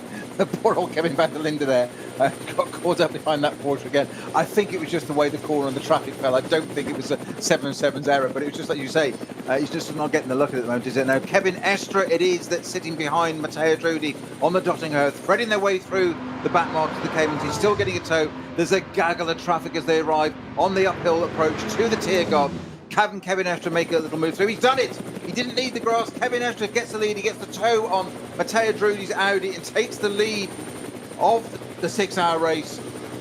Never thought it would happen quite so soon. I thought we'd do it on the first hour, but never thought we'd have to wait quite so long for it. But now it's going to return. They're back into the Tiergarten. There's traffic in the way. Can the Audi sit behind?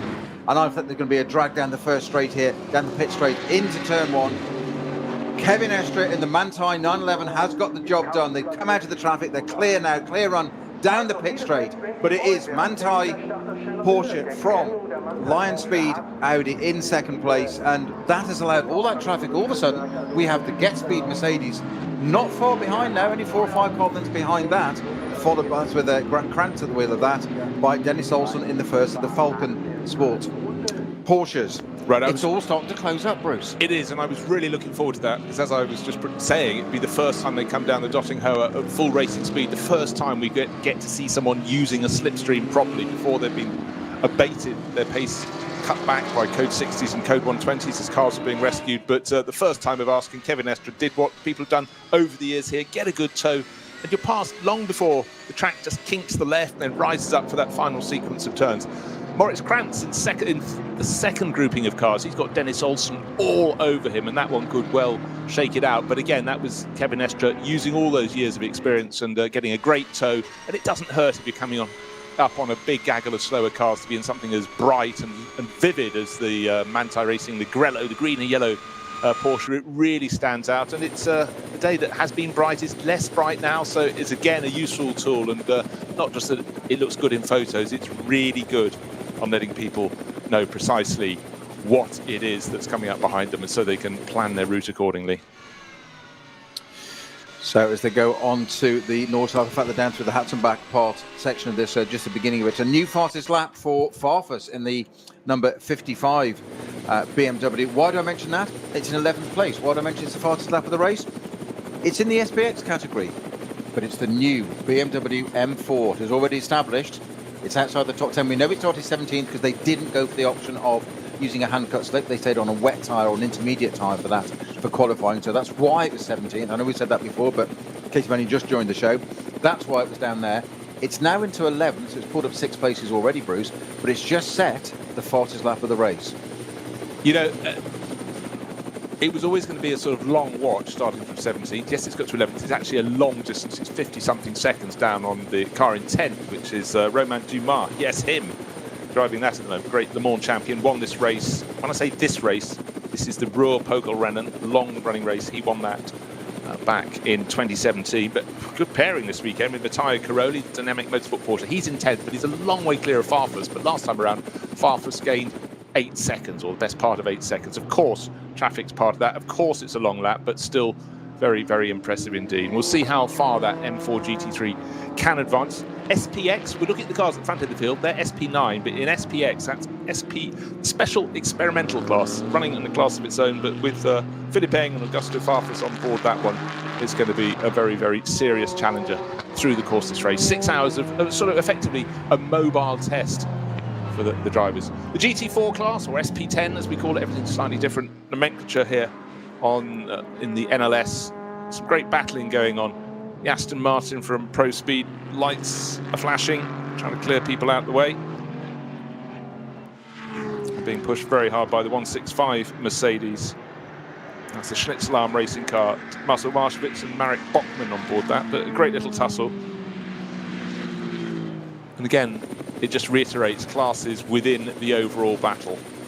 But right now, The overall battle has Kevin Estre in the lead. Took the lead last time around, just under half a second clear of Matthias Drudy. I now want to see if he can pull away, but it was a judicious usage, Snowy, of the slipstream down the Dottinger Höhe. He did, and he just eyed it up, he set it up, and just delivered it, didn't he? But the thing was, they were weaving through those different cars, and you could see he almost got a rhythm. It was metronomic. He just got a rhythm and just pulled it. And it was just almost a centimetre at a time, There was no rush for it. You said earlier that Kevin Estre has this ability of, he's utterly decisive, the complete opposite of indecisive. I know, he doesn't seem to hesitate. You look, and by the time you've looked, and think, is he going to eye it up? He's done it. This time he didn't. Bit out of context for him. He built up to it and just neatly flowed, and all of a sudden, which side am I going to go? And I think he kind of almost used that pendulum of going side to side. Matthias Drudy's like, I'm not sure which way he's going to do. I'm focusing. We said earlier, they are racing, remember. This is for the lead of the race. Okay, so we're not just talking a class, no disrespect to those in the classes, but it's the lead of the race, and he's sitting there. You've got this Porsche, which you can't really miss because, A, it's fairly big, and it's very brightly coloured, and it's got Kevin Estre at the wheel, so you know anything's possible. And he just went left, right, bang, right, that's side, job done. And Matthias Drudy was just, it's not in my mirrors anymore because it's alongside and now it's ahead of me. Job done. Great manoeuvre by Kevin Estre there. Without the use of grass. Without the use of grass. For the moment. That was the element of surprise that just added to the mix. But I remember long ago talking to Bertrand Gachot, it was back in the mid-1980s, when he was starting, he had a sponsor who said to him, you have to be able to convince other drivers that you are going to come through come what may. And if it means I have to buy you 2 new chassis, that's what we'll do. And that's what he did. He put his nose down the inside time and time again. And then he had the natural speed to go with it. But it really was a case that if you think someone's just having a little look versus you think they're coming through, it's a very, very different thing. And I'm not suggesting they're in the same bracket, same category, but there is that element of intimidation. And if you expect the other person who's going to make the move, then well, it's your choice how you handle it. It's the philosophy, it's the approach, as you say, isn't it? There's that great line from Martin Brundle on Ayrton Senna when they were in Formula 3, when they actually dominated back in 1983. And I thought it was possibly one of the most telling comments from Brundle about Senna, or a driver about Senna. They were absolutely at the forefront of that. They dominated that series completely before they got to Formula 1, both of them the following year. But Brundle's quote was, that put it in absolute perspective for me, I've never forgotten it, and it's now nearly 30 years ago, the quote. He had a very bright and distinctive helmet, bright yellow, and he'd put his car in such a position, he left you to decide whether you had an accident or not. And I just thought, I've never forgotten that, and it's exactly that theory, that philosophy of, well, you decide, I'm going to put it there. You're not going to cause an accident, because there's no point, take you out, in nobody's interest. But it's that element of doubt. It never does any harm to have a bit of a reputation. Can go against you having a reputation. But we won't go about your court appearances again, though. We'll leave that out of it for now, Bruce. I was looking at you then for a second. Right, so if you're just joining us, it's a 6-hour race. It's the 6th race of the championship, and it's a Porsche in the lead. It wasn't there at the start of the race in the lead. It was starting from 6th on the grid, but Kevin Estre very nearly took the lead on the 4th corner of the opening lap from Matthias Drudy, who came up from the 2nd row. But in time, after finally we got full racing speed down the Dottinger Höhe, he made the move stick, used the slipstream beautifully, and worked his way up past Matthias Drudy. But that pairing, about a 2.5 seconds clear of the best of the rest, which is Moritz Krantz that gets speed Mercedes. So we've got 3 makes of cars in the top 3 positions. Then Falken Motorsports, they started 1st and 2nd, but they're now 4th and 5th. Dennis Olsen in 4th place, and Picariello, Alessio Picariello, the pole setter, in 5th place. Dan Harper pushing very hard in the BMW Junior team, M6 GT3. So that's 4 makes of cars in the top 6 positions. That's very, very good news indeed. And coming up the Dottinger Höhe, suddenly we've got a 3-car train in that battle for Picariello. Harper, about 2 car lengths behind is Kelvin van der Linde, who dropped back a little bit when the track just kinks to the left, because I think he was wincing because he was seeing Dan Harper trying to challenge around the outside of Picariello, and thought, I'll cut them a little bit of slack because this could get a little bit too tasty indeed. But the punch of the BMW looked very good onto the start-finish straight, either side of a back-marking car with van der Linde. It went from 6 car lengths back to 3 to 4 to 2 car lengths back. He's now half a car length down on Harper, who's a quarter of a car length down. He's inside now. The BMW going up the inside of Picariello. You know what? Van der Linde's gone around the outside. Oh, this is fantastic racing. 3 makes of cars, 3 absolutely competitive drivers. And it looks though Dan Harper's got the move done. But the order changes again, because Picariello, as they go from turn 1 to turn 2, is now outside becomes inside. And very outside is unfortunately Harper, who's been shoved off the track before they get to turn 3. He's fallen to the back of the group. Van der Linde side by side, clattering doors with Picariello. And you know what? As they go out of turn 4, Dan Harper comes through to take the position again. Overhead shot shows these 3 cars absolutely side by side. There's a cut through coming up, guys. A little bit more rubbing, and Van der Linde down to the back of the pack again. Well, credit to all of them, but Dan Harper at the cutback there, the hairpin, he just stuck it down the inside, and you could see that it wasn't really on. But those two, the Porsche and the Audi, were so busy touching one another and contact and bouncing off one another. I thought this was Cannock Raceway, never mind an NLS round. But Dan Harper saw the opportunity there. He'd been run wide, he came back, he never lost the opportunity, and he got it down the inside and literally just stood it onto the corner and stopped it virtually stationary comparatively at the apex, got the job done, and let those two busy sorting themselves out. I'll just take this opportunity and come down the inside. I've lost out 5 times in 3 corners, but he's taking it back again. And the beginning of that was at the end of Tiergarten, when the traffic, you could see Dan Harper lined up the back marker in front and making sure that the the Porsche went one way, and he scooped down the pit wall. How they got there? 3 abreast into turn 1, 3 abreast into turn 2, turn 3, still 3 abreast. And it wasn't until turn 4 that Dan Harper got it done and said, "I'm having this one. I've sat back and watched this now. It's now mine." Yeah, but what just needs pointing out again, even reiterating if you feel like that, but it was the fact that Harper between turns 2 and turn 3 was off the track and beyond. He was way out to the side, and yet somehow, because the others were fighting so hard into turn 3, he got back on. And normally if you're off the circuit at the side with 2 completely competitive rivals, you're not going to gain. Van der Linde has just about to lose the position as being pushed by Picariello, and now Picariello trying to pick his way back onto the tail of Van der Linde. Van der Linde just gets around a back marker, but Dan Harper, he's made his break. He's got clear, and now it's Picariello all over the tail of the South African. Van der Linde's touched it. He just touched the back of him. He actually just kept into the back of it. And in fact, that's slowing already. I just wondered if there's a problem with Picariello there. Has he done a bit of damage straight away, because he did just kiss the back of that Van der Linde's Audi. You'd said already, Bruce, that Van der Linde's had no luck with back markers in this race. He did get caught out there and put wide onto the grass, which allowed Picariello into touch with him. And Picariello got the draft, sat behind him, got a little bit closer, and there was a tiny little kiss. Didn't see any bodywork flying. I wouldn't even describe it as an impact. It was I wouldn't even say it was a kiss, a bit more of a smooch. But it has dropped that Porsche back. And I just wonder if he's picked up any kind of issue with that, because it suddenly dropped down the order a little bit, not in terms of places, but he's dropped 10 car lengths rather than being right on the back of it there. Fastest lap of the race so far is Matteo Drudi with the previous leader in the Audi with an 8:02. Yeah, well that's the fastest lap in qualifying. That's no surprise. Qualifying is very, very compressed, and also the track conditions were really rather slippery, but I really do fancy there is damage to Alessio Picariello's Porsche, because suddenly Hubert Haut has caught right up Bilstein liveried Mercedes, getting onto the tail of the Porsche. That Porsche is definitely dropping back and going nowhere fast. It's the 740 BMW with the Kevin sponsorship up the side, but gravel in every orifice by the looks of things. Into the pit lane? Or was it all close there because it's lots of traffic, or is it? It certainly looks like on the arena loop of the circuit to me. Let's have a look where that is. I'll give you a choice. It's either Johan Mutinen or Dan Bergholt, but whoever is on board the 740, they are still on board. They can't get out of the car because the tyre wall is right alongside the driver's side of the car, but that's deep in the gravel.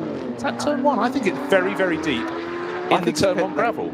Or is it? I think you could be right. It's certainly looking that way. It's the 740 car. It is. It's run very deep into turn 1, and it's before you get the tarmac of the cut through that they often use on the opening lap. He's not even got that far before that, and just looped it round. I think he's trying to drive through the gravel and just failed to do so. I think he's had an earlier moment. Yeah, it's powered into the gravel, hasn't it? It's got, as you say, it's gone straight on, totally outbraked himself at turn 1, powered on into the gravel, and he should have, so easy to say sitting here in the commentary box, we're not in the car at the time, but it looks from the tyre marks in the gravel that traces through there, which is our only evidence, the sort of datum lines in the gravel, that if he turned right a bit earlier, he might have got on the power and got to a bit of tarmac, but unfortunately not the case be. But that's a car, of course, with NLS, the car will be covered, it'll be pulled out, they'll shake all the gravel out and he'll rejoin, and no harm done apart from pride. And they've got to move it because he can't get out of it.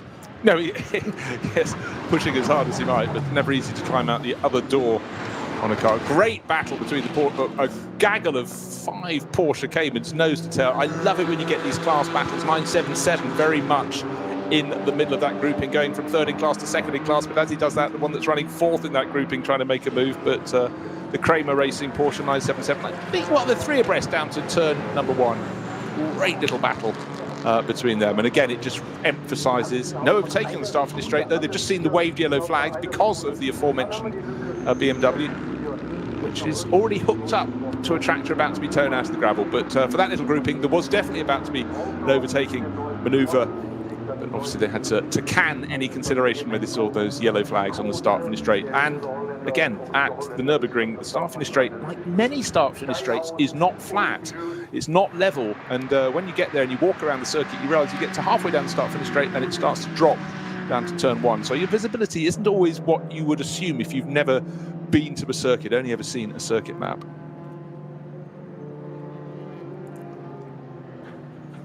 So looking at that battle, it's always such a good battle in the Cup 3 class, well supported. It's the Cayman GT4 trophy class, and hugely well supported. In fact, I can tell you there are 20 starters in that grouping, so anybody who wins that class gets a really helpful dollop of points towards their overall gathering for the year. So if you race in a well-supported class, harder to win, but when you do, by golly, it's worth it.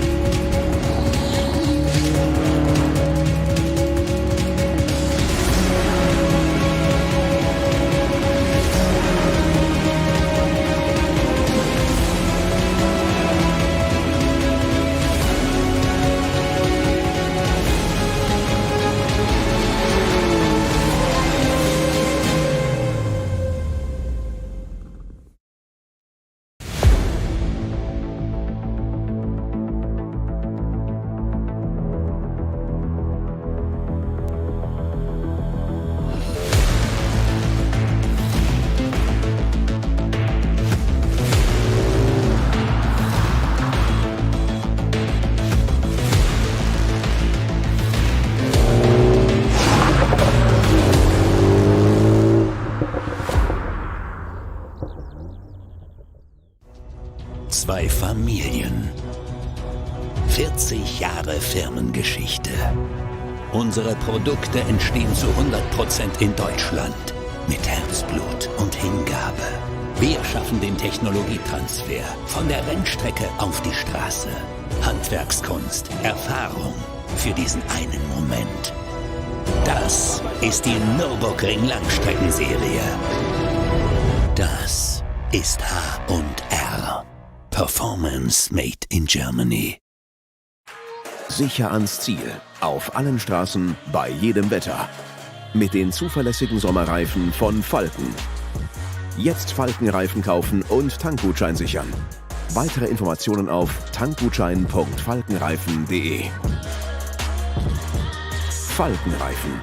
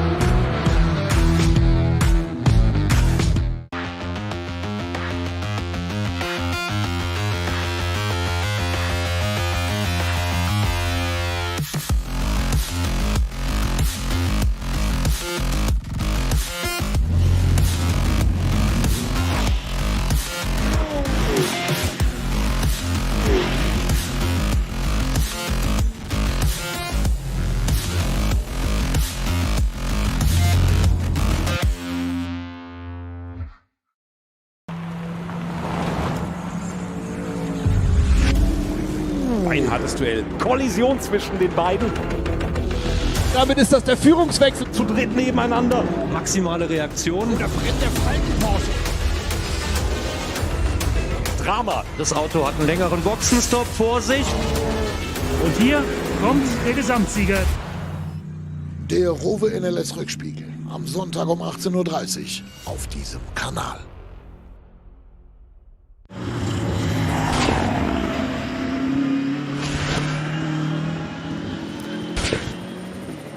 The first two cars, Kevin Estre leading by 1.5 seconds, the Manthey Racing Porsche from Matthias Drudy, who's had a really good start to this race. He's in second place. In the Lion Speed by Car Collection, Audi, and third place Moritz Krantz. Again, a strong run for him in the Get Speed Mercedes, but he's got now Dan Harper behind him, as he has been for a while, but importantly, he's no longer being challenged by Dennis Olsen, because Olsen has served a first pit stop. So the number 3 Porsche has been the first to blink, if you like, but that might have benefits later on. But we will lose that from the front end of the field for some considerable time in this race. So it's always an element that when you're commentating on this race, you have to just keep an eye on the ones that dropped out of the immediate action at the front of the field, aware of the fact that later in the race they'll be running the longer stints where their rivals will be going for a shorter run. Fastest lap of the race still with Matthias Drudy, 8 minutes 2.142 seconds. That seems like a long lap. It is a long lap, but at that speed I can guarantee the 170 corners would have gone past in an absolute flash. Going down the classes, SP9 Pro-Am is Matthias Drudy in second place because he's got an AM partner in that car. SPX is still in 11th place, but gradually edging closer to the dynamic most new M4 GT3. Its first race for BMW, and it's an honour to have it here on the NLS. Top runner in the SP Pro is Harkema in the 350. SP7, it's von Danwitz in car number 57, and that's the specials class. Hendrik von Danwitz in a Porsche 911 GT3 Cup class, always a well-supported class, and just for reference, he's just under a second clear in class, and that is in 18th position, so a very good competitive run. And the car running second in class is car number 69, the driver is Robin Tranowski, and that is, of course, another Porsche Cup class car. Bruce, we have another code 60 at Kesselchen, which is for one of the Fricadella cars. Panic ye not, though, it is for one of the Cup 3 cars, their 718 GT4, get it right. So I'll start that again. Porsche 718 Cayman GT4 entry in the Cup 3 class. That's the 962 Porsche. That is stopped the right-hand side. Whether it's a result of an incident or not, I'm not fully sure at the moment, but it is stopped at Kesselchen. The important factor being it has caused a code 60 there. A 120 into it as a slowdown, then a code 60. So many things that crews have to keep an eye on in the pit lane because they've got to warn their drivers wherever possible, and code 60 can have a big factor to play, particularly if you're trying to nurse another lap on your fuel load, or if you think there's half a chance, because we've had quite a few code areas, and particularly down the Dottinghöhe, obviously you'll save a fair bunch of fuel if you are not flat out down that straight where you plant the pedal as you come out of Galgenkopf, and then it's flat until you get to Tiergarten. Then you have to consider a spot of braking, a little bit of steering, get through the final sequence of corners.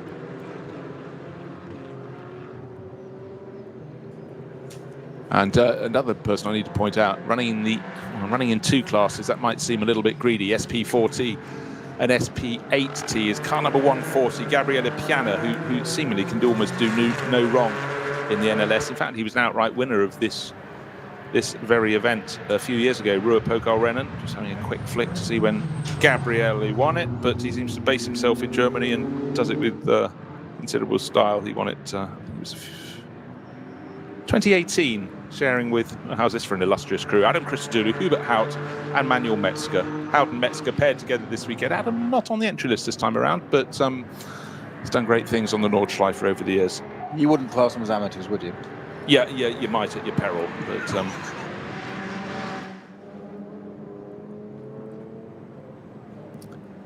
still looking at the gap, still 1.5 seconds, a tenth or two going the way of our race leader Kevin Estre from Matthias Drudy. But now Moritz Krantz has caught right onto Drudy's tail. He's just 0.2 of a second down on him, so the first 3 covered by less than 2 seconds. And Dan Harper got a 2 and a bit second advantage over 5th place Kelvin van der Linde. But from Anti-Racing, 911, the Grello Porsche, green and yellow. Clear track for once ahead of him. So down the Dottinger Her, not likely he was going to get a toe from anyone, but what he doesn't want to see, the French racer, as he goes towards the half distance on the straight, still absolutely flat out. The rise of the hill and Nürburgring village ahead of him to his right. A couple of cars up ahead, but they're not in a gaggle. That's fine. He should be able to pick them off. There's a Porsche Cayman. Wave blue flags for him. In the background, though, the battle for second place, very fierce indeed. Matthias Rudi giving a slipstream, a tow to Moritz Krantz, the Get Speed Mercedes. Up to Tiergarten, no problem at all for the race leader. Flash of the lights up the inside of the Porsche Cayman, which keeps out of the way very nicely, goes Kevin Estre. Thank you very much. Lap number 6, about to be completed. His gap last time around in 5 racing laps, 1.5 seconds. This time around, it's going to be more than that. But the big question into the background of the shot is still Matthias Rudi in second place. So Moritz Krantz didn't get to use a toe to overtake him to take that second. But over the start-finish line, 3.9 seconds, so 2.5 seconds as near as can be gained that time around. And again, up in front of the race leader, there is clear track. He can cut the corners exactly how he wants, Peter. This is not a factor for all of the race, but when it's there, you grab it with both hands. You want to eke every advantage you can get. 100%, Bruce. And I just a visual there of Kevin Estre. The car is very bright and vivid in its colours anyway. It's almost another Grello, isn't it? And we can't do it, that's been name checked already by Mercedes, that team. But it is that sort of luminous highlighted colour, whatever. But the image of that car coming up through Tiergarten with Kevin Estre at the wheel, absolutely dancing and skipping that car through there, absolutely at the top of his game there. It's a Porsche 911, it's number 911. He's leading the Nürburgring with many hours to go yet. I know, let's not forget that. But he just absolutely just looked like he's on it, at one with his car, at the top of his game. I just hope that doesn't jinx anything. Because the commentator, we know what happens next, don't we? And he's off. No. And anybody listening? No, he's not, by the way, just in case. Now, one of the things, one of the cars further down the field, it's got a new shark livery at its front end, but you don't need to put a shark livery on the face of the Manthey car. It sort of does that on its own. It looks fierce. But I'm just keeping a little bit of a look out, because with the weather's it's gone from damp this morning with a little flurry of rain overnight to bright sunshine before the start to grey before the start. We then brightened up, and now here we are with still 5 hours or so of racing, and the conditions are getting a little bit darker again. It could yet be a factor. So Kevin Estre will be looking at the sky going, hope I get back and hand over to my teammate before it starts raining. I think Kevin Estre is capable of doing virtually anything in that Manthey car, but I think looking at the sky is probably the last thing he's doing at the moment, knowing him. He won't care, he'll just get on with it. He'll be avoiding the grass and getting on with it. Just back to our code 60 at Kesselchen. The intervention vehicle is now there to recover the Fricadella Cayman. So that will be sorted very quickly, I think, and that will get it.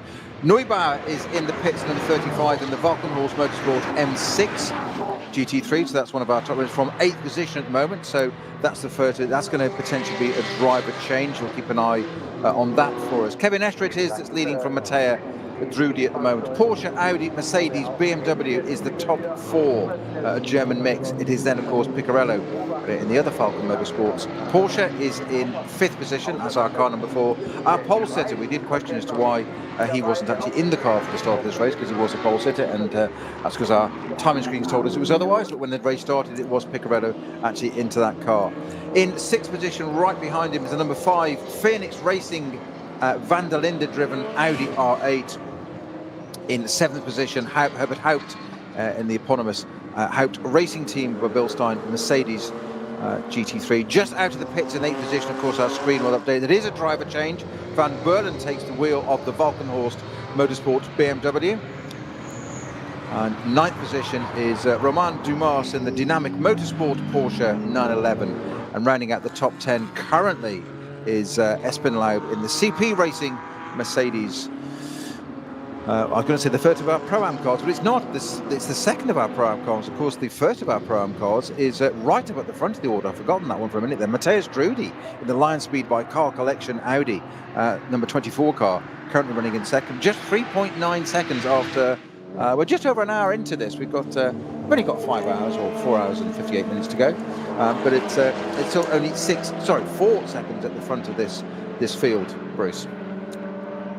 It's fantastic. You know, I have to sort of sometimes sit back and just analyse that. And then you look down, you have other classes, and they're door by door. The Cup 5 class is really, really tight. And the Cup 3 class for the Cayman GT4 Trophy by Manthey Racing has been led by Tim Scheerbart at the moment, but only by about a third of a second. So things can keep on changing back and back. Tim Scheerbart now always doubled to 0.6 of a second. He's in 960, and 969 is in second place. And driving that at the moment is Oscar Sandberg, so they're having a really good scrap. And less than second down is 955, so those positions may well change back and forth. And the driver of the third in that grouping was Arnie Hofmeister, Team Matol Racing. So fabulous battles, and of course for them they've got 6 hours all in to sort this out and see who's going to take maximum points in each of the class. Maximum points overall, will it go to Manthey Racing? When I say overall, I mean the SP9 class, which is at the very top. And another class that's super close, just enjoying that, 614 taking on 685. This is in the H2 class, and it's Renault Clios, and they're covered by a third of a second. So here we are, more than an hour of racing in, and 614, Tobias and Daniel Overbeck being pushed super hard by 685, which is the MSC ADA now, so local club, local car, the Renault Clio Cup. That's shared by Gerrit Holthaus, Mark Villach and Michael Bora. So nose to tail, one in front of the other, one almost pushing the other. Renault Clios, so they've been racing Renault 5s, and it moved on through to Clios. They just always provide fantastic scrapping. In fact, I remember the Renault 5 TSs. I took some friends once to join me when I was covering Formula 3 and something, and I said, do you mind? I'll leave you. You can go to the bar, do whatever you want to do, and you can enjoy yourself while I'm working. I was enjoying myself too. And at the end of the day, I said, well, which of the races did you like best? And I was surprised when they picked the Renault 5 TS race, but they said it brilliant. They were on 2 wheels, sometimes on 3, sometimes in 4. I thought the slowest cars on the agenda, but the racing was absolutely fabulous in that. And I think that's always been the essence of the way Renault supports the junior classes. Absolutely, and I'm just trying to remember back in late 80s, early 90s, the Renault 5 Turbo, was it series then? Oh, epic. Who was the standout English guy in there that I've got a feeling Nick somebody. Nicky Phillips. Nicky Phillips, that's right. I remember talking to him about racing, looking at the possibility of that series. We're going back to 1990, and he's again a piece of advice that stood out to me. And he said, if you do the series, he said, never qualify on the front row. And I said, why is that, Nick? And he said, because the second row always use the front row as brakes at the first corner. He said, never qualify on the front row. And again, it's one of those things that it sits there, it's logged, it's remembered, and 31 years later. Of course, I was too young to be driving it then. I was aspiring to being old enough to race a car at that point. Move on, Bruce, move on. Moving on very swiftly indeed. Right, I was just talking about the Cup 3 class. It's now 0.685 of a second, but 969 is now in front. So we've had a little bit of a change. 960 was leading, and that was Tim Scheerbart. He's now been passed. So that's going to seesaw backwards and forwards, and as it should be, with 19 cars in that class. But unfortunately, one of them is 6 laps down, meaning it didn't get to start the race. Or it could be one of those ones that failed to get around on that formation lap. And we did see one being towed to the side of the circuit a lap later. So I think that's the cars that were 19th and 18th in class, but still leaving an awful lot of racing between them. But the scrap at the front, really classic. 960 and 969 changing order all the time. 960 in Cup 3 being pushed. Is being driven by Tim Sandberg, Scheerbart in the second place car, and 3 seconds back now, Arnie Hofmeister in 955. Well, still taking a little time to clear this vehicle from this is the Fricadella Cayman, in its Cup 3 class at Kesselchen. So we still have a code 60 there. It starts at marshal post 126, is a yellow, double yellow 127, then becomes codes 120.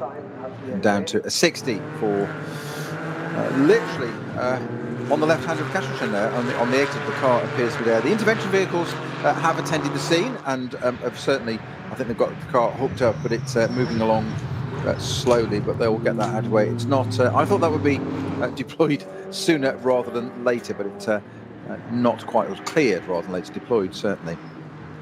So only code 60 at the moment, and now we've got yellows at marshal posts 205 and 207.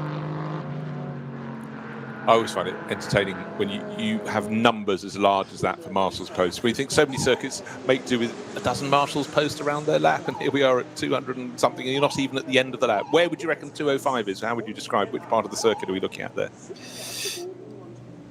I'm going to guess it's somewhere in the order of the other side of the Caraccio, the Carousel. I would say it's herring up to potentially the highest part of the circuit, appropriate name if you know German, ROWE ADAC. Right. The lead car into the pits. 7 laps on the board, and in they come. Bear in mind, we had the number 3 Olsen Porsche coming in after 5 laps. We had the Neubauer number 35 Walkenhorst BMW coming in after 6, and after 7, in come the cavalry. 9-11 from the lead, 24 from second place. That Matthias Drudi, Moritz Krantz from third place, and number 9 Mercedes from Get Speed, and Dan Harper, who's driven really, really well, coming in from 4th place, all pitting together. Pit stops, nice and ordered. Hubert Hout is in as well in the Bilstein Mercedes. Different shade of yellow. It's much more custard yellow, where it's the sort of acid yellow, if you will, on the nose and flanks and roof of the Manthey Racing Porsche. And again, actually, when you look at it, it's 2 shades of green. It's a lighter green and a dark green together, with arrows running from the front of the car, as if a bit like the early days of running in a wind tunnel, putting paint on the front of a car. That's how I paint walls, actually. And seeing it flowing towards the back, absolutely fantastic. And the liveries, we talk about this a lot, Snowy, but they do just get better and better. Now you can wrap cars, catch commentators out. Imagine that. By changing liveries from weekend to weekend, if you want. Whereas in the longer goes, you used to, if you were lucky, get your livery at the start of the season, and that was that. Well, of course, that was back in the days when they used to paint cars. As you say, they don't now. We say it's a wrap. It's not some kind of lunchtime food. It's literally, it's a vinyl wrap. It's printed. That really started because not just more consistent, but paint is thick and it runs. And it's thicker at the bottom. That sounds silly. It's like glass. We always forget glass is actually a liquid. It's thicker at the bottom. But that was the reasoning. It's the consistency of they can put it into a wrap. We think it's easy because of advertising and marketing. And if ever you watch anybody wrap these cars, sitting all the curves and contours and bits now, it's an art into itself. And people do it. And I've seen them come in and they come up with these literally rolls of it, like you say, probably their power board wallpaper or Laura Ashley or whatever it may be. Obviously, your house, your part of the world. And they sit there and they put this thing over the car. And you just think, really? And then they use heat guns and all sorts, and they make it all fit. And all of a sudden, your car's a whole different colour scheme. And then they change it. 2 races later, you get a different sponsor. Well, change it. It's just a comprehensive change from the days when there was a chap, Stickers George, up and down the pit lane. He would apply the individual stickers, but now the point is it's just an entire livery that goes on. If you were posh, they were called decals. If you were, yeah. Yeah. Apparently, some of the front range teams called them decals. We used to call them stickers. I'm still slightly smarting about the Laura Ashley reference.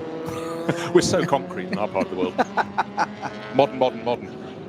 Right, so the car's back out onto the circuit. Kevin Estre has refused to let go of the steering wheel, so he's doing a second stint. And number 24 car, though, has changed hands. It's not emerged again with Matthias Drudi, who started it, but Patrick Kolb has taken over. It means third driver waiting to have his turn. And Janine Schoffen has taken over from Moritz Krantz. But Dan Harper, like Kevin Estre, has stayed on board for a second stint. And again, we will see a different way through the sequence of drivers than we normally do in a 4-hour race. There are 6 hours for them to divide their time. And I think with the 2-car teams, no, let's not say that, because Kevin Estre, of course, has decided to stay on, do a double stint. But with the pit stops being measured, it's not like you have to hurry through a driver change. It doesn't add anything to a pit stop in terms of time. So it's up to driver fitness, driver desire, what the weather is going to be later in the race, etc., etc. But Kevin Estre, well, he'll take everything, and has continued to do a second stint. I'm going to be controversial here and throw something in. It's got nothing to do with the drivers. It'll be entirely down to the strategists. And they will tell the driver what to do, and the driver will do their job. I laugh. It's a stage laugh, knowing there's a very large element of truth in that. But I certainly think when you get to the very pro end of the sport, you might have your own opinion on that. Well, I think so. Never having achieved that, I wouldn't know. But I think that's always the element of that's exactly what team managers don't want to do. They don't want drivers that think for themselves. Drivers to do as they're told. Follow the contract, follow the rules, get on the radio. End of. Yeah. So it's all going to shake out. Our top 10 are virtually all of them pitted. Some of our driver changes. As Bruce has just said, we've got a couple of cars in here that are 2 driver for a 6 hour, 2 driver for 4 hour, quite normal. Even 3 drivers in 4 hours. But normally in a 6 hour, you expect it to be a 3 driver lineup. Not expect, but it's not unheard of. Or quite used to have 3 drivers in your 6 hour lineup, 2 drivers of 2 hours apiece. But not the case at the moment. Estra stays aboard, the leading Manthey Porsche. Obviously, we need to let this little lot shake out a bit. But there are some various changes there. Putman in the CP Racing is now also out of the pits. And Klaus Aberlin in 11th place brings in the Frikadelle Porsche.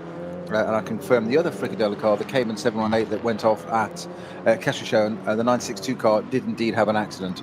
So that's presumably why it's taking so long to recover. It's not just a recovery, it's going to be barrier repair. Okay, now one thing's very early stage of the race, we saw Jochen Krumbach very slow on the Dottinger because the front right wheel of his W2M powered by Phoenix Ferrari was at a jaunty angle. Well, very jaunty and then some, because it was almost 90 degrees to the angle. That is in the pit, will not be continuing by the looks of things, but anyhow, there could be long repairs on that. But one car that did emerge from the pits is in 128th place overall. It's trying to emerge. It's David Pittard's car. So the damage was maybe rather more than we thought. We saw it limp back with what we thought was a puncture after contact, but he's only got 4 laps on the board, whereas Kevin Estra's had a pit stop and emerged after 8. I'm slightly laughing to myself here, Bruce, just that phrase. 2 elements of it. 128th overall is in itself quite a statement. And then you mentioned David Pittard, who went from 10th, and I didn't predict, but I did say, curveball, out to the top 10, watch what he might do on that. We have used the phrase in the past NLS rounds, haven't we, of pitbull Pittard, which is meant in a positive way, as he can just do extraordinary things. You said extraordinary opening laps, which is exactly what he did do, and put it up to 2nd place. Unfortunately, because of that other category car that went off on the formation lap, there was a code 120 down to a 60, my apologies, onto the Dottinger Hohe just at the end of Saltenstrand. So that caught David Pittard out. It just tapped the back, or caught Kevin Estra, and just caused himself a puncture, which is why he came into the pits for that change straight away. But the idea of David Pittard down in 124th, was it 23rd? 128. 128, sorry. I've put him He's hoping to get in the top 125. Yes. I mean, and never mind inside the top 10 and get into the top 100. So, there we go. We always like a bit of prediction bingo, don't we? And it is a lottery. Pittard, that car, 34, Volkenhorst. Where will it finish? Well, he's 4 laps down, just waiting for him to get to the... Just looking at the various timing sectors. I've got 5 timing sectors. He hasn't got to the 4th one yet, so I'm just trying to make sure he gets to that, but he hasn't stopped out on the circuit. I'm going to throw my hand in first. It's not my final hand, but I'm going to say the first part of this is at least in the top 10. I dispute that. I know you would, that's why I said it. Yes. I just think from that far back, you're not going to gain... you're not going to gain 3 laps to get back. You will need to be on the same lap as the race leader after 6 hours to be in the top 10. I'm going to counter-dispute you. Oh, hello. It's like in the courtroom, this isn't. And I'll tell you why. You're still thinking the 4-hour race. It's a 6-hour race. I am. Okay, well, we'll see what his lap speed is next time around. The man's mad. He has gone through the 3rd timing sector. He may be getting up to the top 125. He could. He's 128 at the moment. Okay, so keep an eye out for that one. In fact... Oh, you mock now. I feel you've stuck your neck as far out as a giraffe. Well, it's there for the taking. Okay. After the pit stops, before the pit stops, it was about just under a 4-second advantage for the Manthey Racing Porsche. Kevin Estra stayed on board, and he's now stretched it to 4.6 seconds, and I think it's going to go even more than that. Patrick Kolb has taken over the car in 2nd place, the number 24. Audi started very well by Matthias Drudy, got into the lead of the race. There were 2 challenges from Kevin Estra. The first one was into turn 4 on the opening lap, didn't quite make the move stick to go from 6th up to 1st, had to make do with 2nd place, but then the first time that the field came down at full racing speed down the Dottinger Hohe, took the slipstream, made it work, didn't even bother doing what we expect, delivering his trademark by being on the right-hand side of the circuit and hooking his wheels on the grass before the track kinks left. Already had the move done before that kink, took the lead of the race. Since then, it's been under control. Fastest lap of the race is still actually Matthias Drudy, who was in that car he was fighting against, the number 24 Audi. But 8 minutes 2.1, that's a very, very good lap. And he did it when the fuel load was still relatively heavy. It was about halfway through the opening stint. But anyhow, the gap's 4.6 seconds, and I can only see it growing in this stint ahead of Patrick Kolb, who's got Janine Schaffner about a second down on them. And in fact, I fancy Dan Harper to pass the pair of them. I think the number 44 BMW Junior Team Porsche, the car that won not last time out, but the time before and the time before that, the only crew to have won twice so far this year, to go up into second place on this lap or possibly on the following one. But I think the number 44 BMW is going to pick off first Schaffner and then Patrick Kolb. That's my prediction. So what was that again? Could you run through it again? Sorry, I wasn't paying attention. Were you eating biscuits again? No. I come here as trying to be a serious commentator. You're sitting there eating biscuits, honestly. Oh, so am I. They're my biscuits. I was going to say, who provided the biscuits? Just a small point, but I'm still going to stand by it. Okay. Still okay, but I just want to see. Hold on, David Pittard should have finished that lap. I just want to have a little look, see, has he advanced from 128? Oh, I'm sure he has.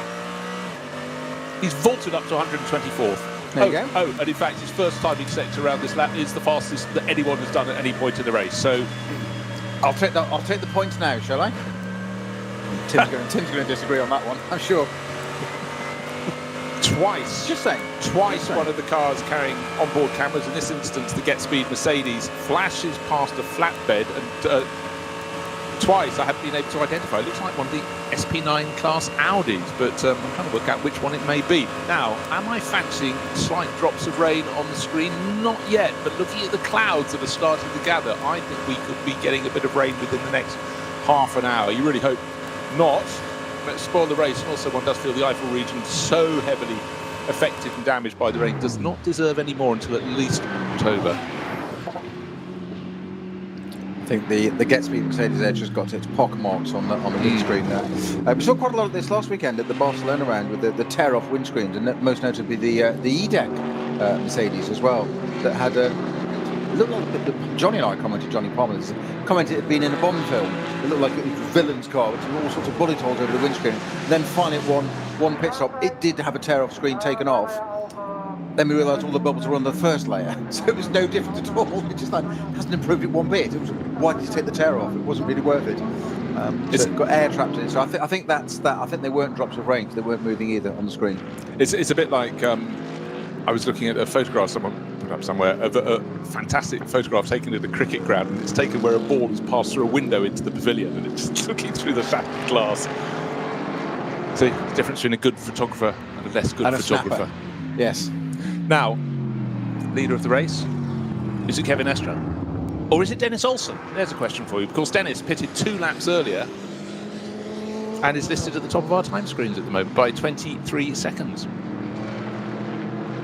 Wait and see, because Olsen's car is going to be the car that will flick-flack with whichever car came in after 7 laps to be at the top of the charts according to where they are in their stints. So the next pit stop for the number 3 Volker Motorsport Porsche, of course, will be before the one for the 911 Porsche. So they're doing things differently. The shorter first stint, maybe it will give them position. And right now, if you want position, suddenly there's a real compression. And Janine Schaffner in the number 9 Get Speed Mercedes is being harried by 2 chasers. The number 6 Manuel Metzger-driven Hout Racing Mercedes all over the tail, and Martin Ragginger, who's taken over the number 4 Falcon Motorsport Porsche. So suddenly very, very busy, and Janine Schaffner's been passed, and the other 2 have gone away, the Falcon Motorsport Porsche and the Hout Racing bright yellow and blue Mercedes have dropped Janine. Janine's going to try and hang on as close to them as she can, but then Moritz Krantz will take over again, and Moritz, no disrespect to Janine, is the quicker driver in that car. But that, of course, is running very well indeed, still deeply inside the top 10. As I say that, another of the Walkenhorst Motorsport BMWs goes past Janine as well. So that's it's the von Bohlen driven car, and that should make it Mario von Bohlen, who took over from Thomas Neubauer, the car number 35. So Janine's dropping down, and remember that was 3rd position overall, the number 9 Mercedes. and that, I think, has now just fallen back to 8th place. And the others going away. Now the car that I worried was an Audi was nothing of the sort. It was the 962 Porsche. That was the Fricadelli one you've been talking about. That was in the Cup 3 class car. Saw it twice on the flatbed. And Jules and Hendrik von Danwitz were showing this one.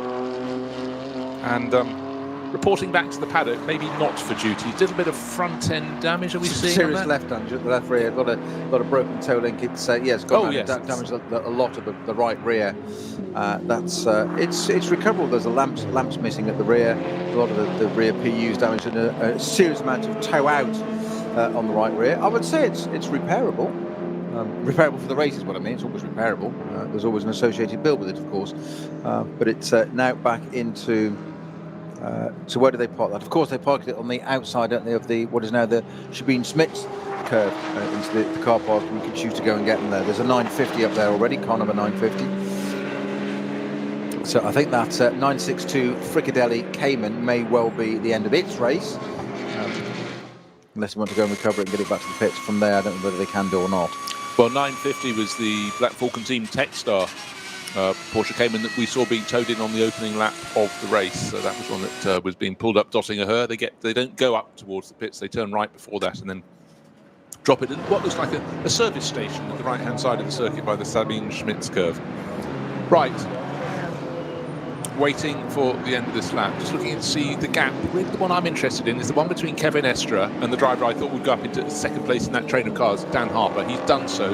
Harper's just got past Patrick Kolb to take second in that group, but the gap is nearly 18 seconds, Snowy. That is a really big gap that has grown a lot. So it was clearly a good pit stop from Kevin Estre, but also a very good lap when he came out. His out lap, so he gained 10 seconds over Harper. That would explain how the gap has gone out so much. So Kevin Estre clearly fully attuned with the car, as was Dan Harper, but maybe the traffic fell his way. That's always the issue around the ring. And also, we have had various slow zones, and it might have caught one of the drivers and not the other, because certainly in terms of normal pace, Dan Harper's not 10 seconds slower, certainly, than Kevin Estre around the Nordschleife.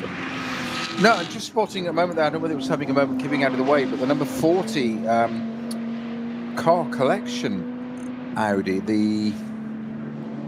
the SP9 category as well, Milan Jonta car, that was just seemed to be having a bit of a moment there, going through the arena section, sort of modern Grand Prix loop, and just sort of keeping out of the way of things. Not quite sure why that was. That car is...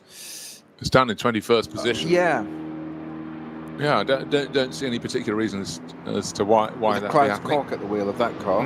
So it just seemed to, just like it had a bit of a problem there from it, but I think it's got going again. It wasn't recovering from anything. It might have just kept out of the way. But it's an odd position to be in there, as you say, 21st. It's a Pro-Am run car, Pro-Am category car.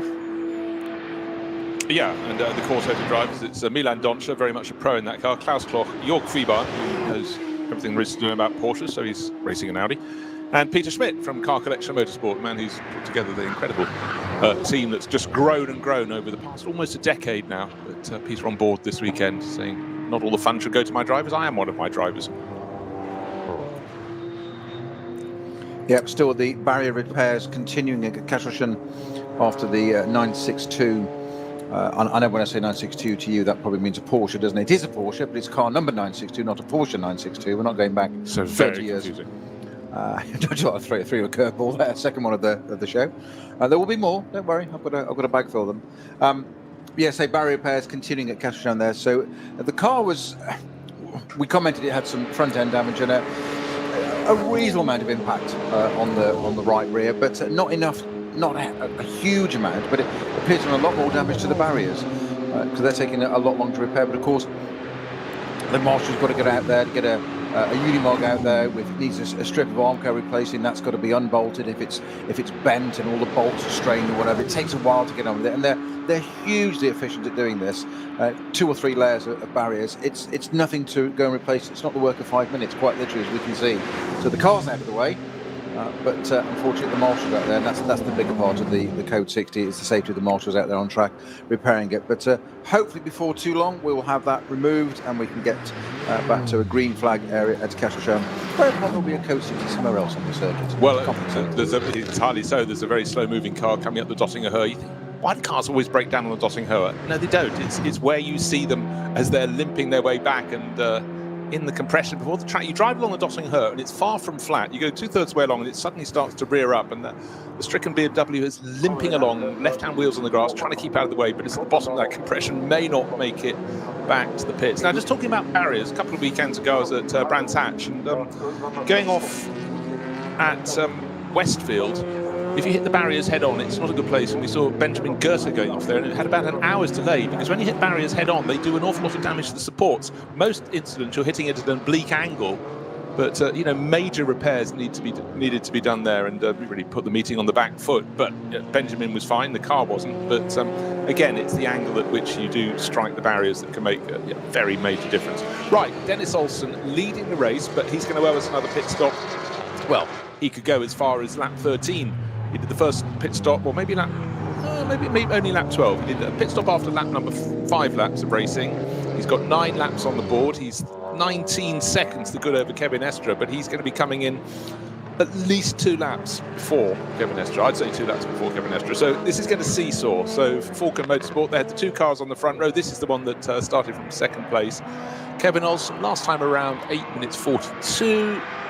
Which is 4 seconds slower than Kevin Estre. But again, the riding clause, there could have been traffic in the way there to make that. Because in terms of natural pace, both of them in Porsches, I'd suggest they'd be lapping within half a second of each other in terms of lap time. It's that age-old thing. I know we've got a long way to go still, Bruce. However, Porsche's first and second. Not only is it evidence of how strong that Porsche platform still is, but further evidence by 2 different teams, Falcon and Manthey, both making that at the top 2. Long way to go.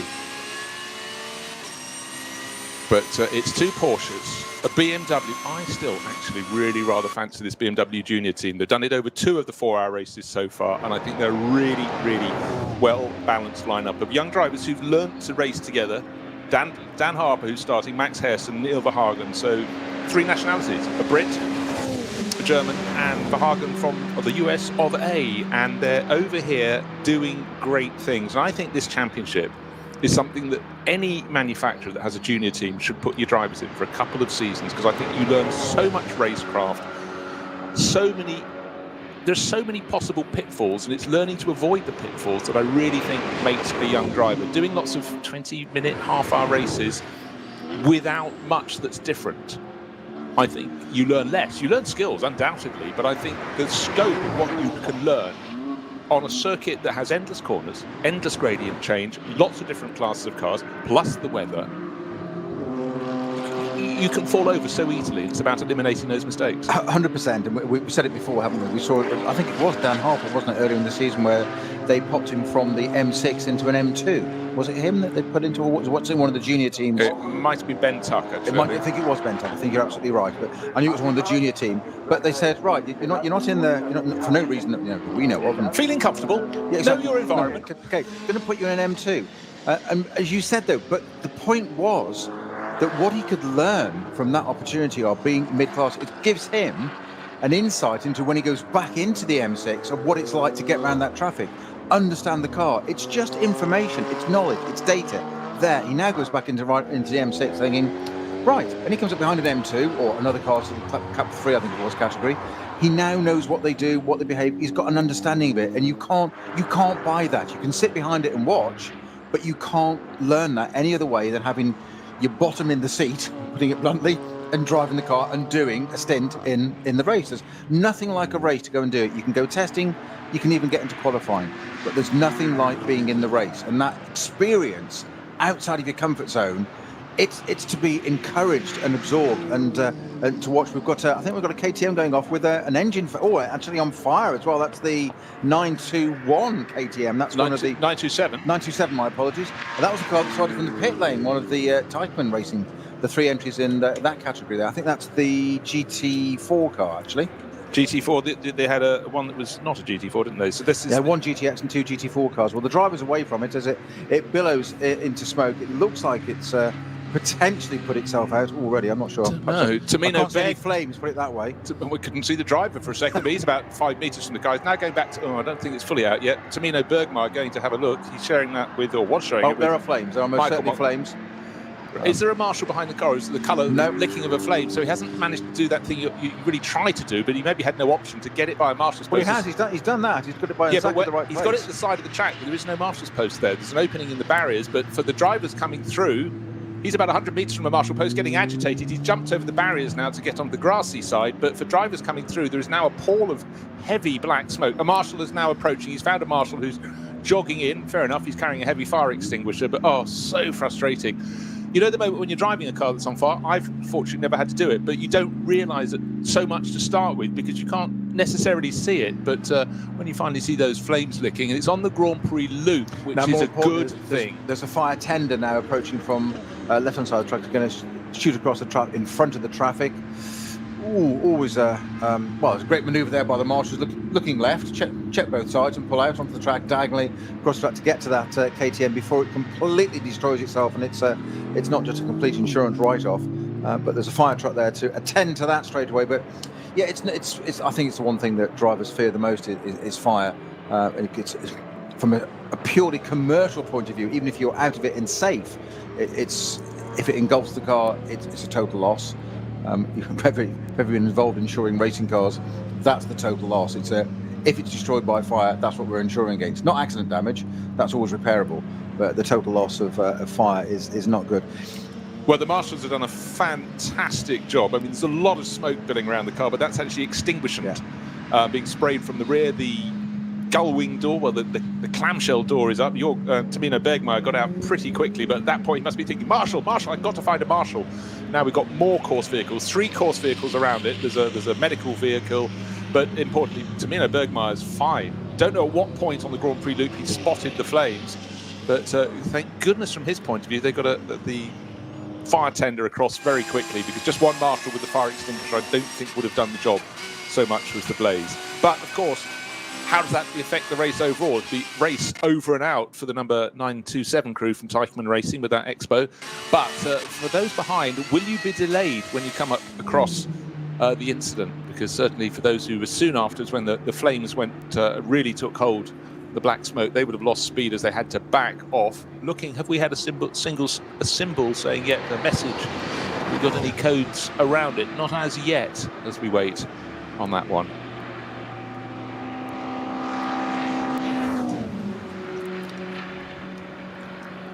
So, still the number 3 Porsche running out of sync with its rivals in the SP9 class, leads the race by 19 seconds from Kevin Estre. Estre made his pit stop, as did all of the top 8 at that point, 2 laps later. So Olsen has still got time to run 2-3 more laps after this one. No, this one and then probably 2 more before he makes the second pit stop for Falcon Motorsport. The other car from Falcon Motorsport, the one that started on pole, Alessio Picariello started it, Martin Ragginger took it over. That's in 5th place overall, but that's running at the regular point with the lead group, in that they tended to make their pit stops after 7 racing laps, whereas the sister car came in after 5. But lights are flashing from number 3 Porsche, down the Dottinger it goes, then up the rise towards Tiergarten, coming up on the Dacia Logan, still minding its own business, still being passed very easily indeed. Nice waving of the blue flags. In the background of the shot, as I look down that long straight, bright yellow and green car, the Manthey Racing Porsche, I reckon Kevin Estre is a shorter distance behind. He's got someone trying to pass him. That's a bit cheeky. A Porsche Cayman trying to pass the Kevin Estre. No, getting a fantastic toe. Maybe he just got past it earlier in the shot. Yes, he has. Now as he gets the twisty bits at the end, he's able to pull clear again. Yeah, sorry, I thought for a second that the Porsche Cayman was trying to use his slipstream and come past. Again, that's the foreshortening effect. Well, just a quick update on the Valkenhorst number 34 BMW. It has climbed its way to 120th, and David Pittard has now pitted that car. No pun intended there. So that's going to have I would assume, a driver change at this stage through. We are at, yes, we've got another half hour in, aren't we? So we're 4.5 hours to go, which is going up to, 4 hours 31. Porsche, it is still dominating, as seems to be the way at the moment. To say that the bit that appeals to me there, or intrigues me, of course, it's two different teams making use of that amazing platform of that 911 GT3R. Falcon, it is at the moment leading from Manthey. It's been the other way around. Kevin Estre and Dennis Olsen, both SB9 Pro categories. Our Lion Speed car currently running our number 24 car down in 4th position. Of course, that's going to set that. That's our Pro-Am car. That was right up at the front earlier on. Right, I was looking at the gap between Olsen and Estre. It was 19 seconds, and I said it had come down. It's come down to 12.5 seconds, so 7 seconds gained by Estre, giving chase for Manthey Racing. Great scrap for, let's have a look, that's for 5th place. Martin Ragginger just holding off. That's in the second of the Falcon Motorsport Porsches, holding off Manuel Metzger. Manuel's won this race before, and seems to have body language. He wants to do it all over again. But for the Hout Racing team, they're running with 3 drivers in their lineup, whereas the Falcon Motorsport cars, the number 3 and number 4, are running 2 apiece. Yes, poor Lambs be a little more tired at the end of the race. If you were a team boss, Zoe, over 2 hours, let's try that one again. Over 4 hours, 2 drivers, pretty good. Mm-hmm. Over 6 hours, would you prefer to have 3 if they were all a fairly equal measure? I think that's the key indicator of equal measure. That's the point. Yes, of course you would over that, because drivers are less tired.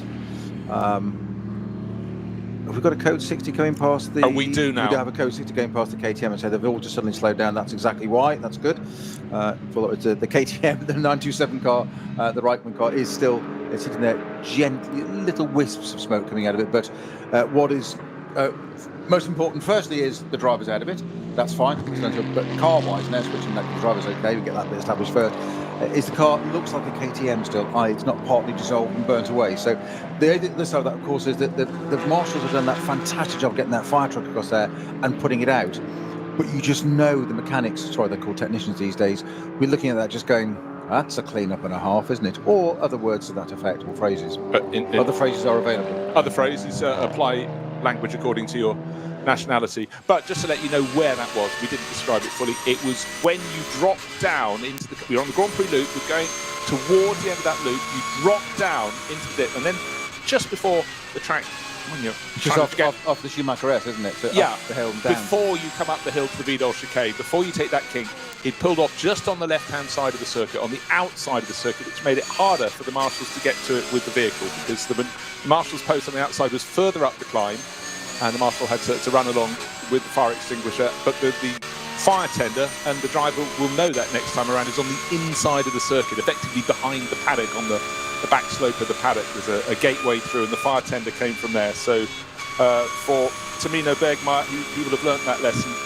And for his teammates, they'll be remarkably relieved. The car will probably not be back in this race, one feels, but it will certainly live to fight another day. So good work by the fire marshals. A particular part of the circuit called Advent Arc, I'm assured by Time Certain Clock. Thank you very much on Twitter for your updates. Always valuable information, little bits and pieces that we don't always know. The minutiae, shall we say. We do big corner names and class leaders, but always good to have some background. Just have to make sure he's not slipping in some stuff he's decided to make up and test us. I can't believe you fell for it like that. But airtime is airtime. Yes. No such thing as bad publicity, Bruce. You should know that. Being a former editor, come on. Editorial standards, one has to try and get them wherever things possible. Changed since your day, of course. Cut it out of slate in my day, as far as I remember. I know, and they use colour photographs now. It's extraordinary, in print as well. I'm not falling for that. So, leading the race, it's still the number 3 Falcon Motorsport Porsche, and it's been doing a very, very good job indeed. Dennis Olsen, the Norwegian, started the race, but came in after 5 laps. Bulk of the rivals, a couple came in after 6. He came in after 5. The rivals came in after 7. He's leading the race, but his advantage over Kevin Estre is coming down and down. And that could be a big factor across the 6 hours. The gap was 12.7 seconds last time around, but we still have the race peppered by slow zones at various points, and that's always a factor to consider.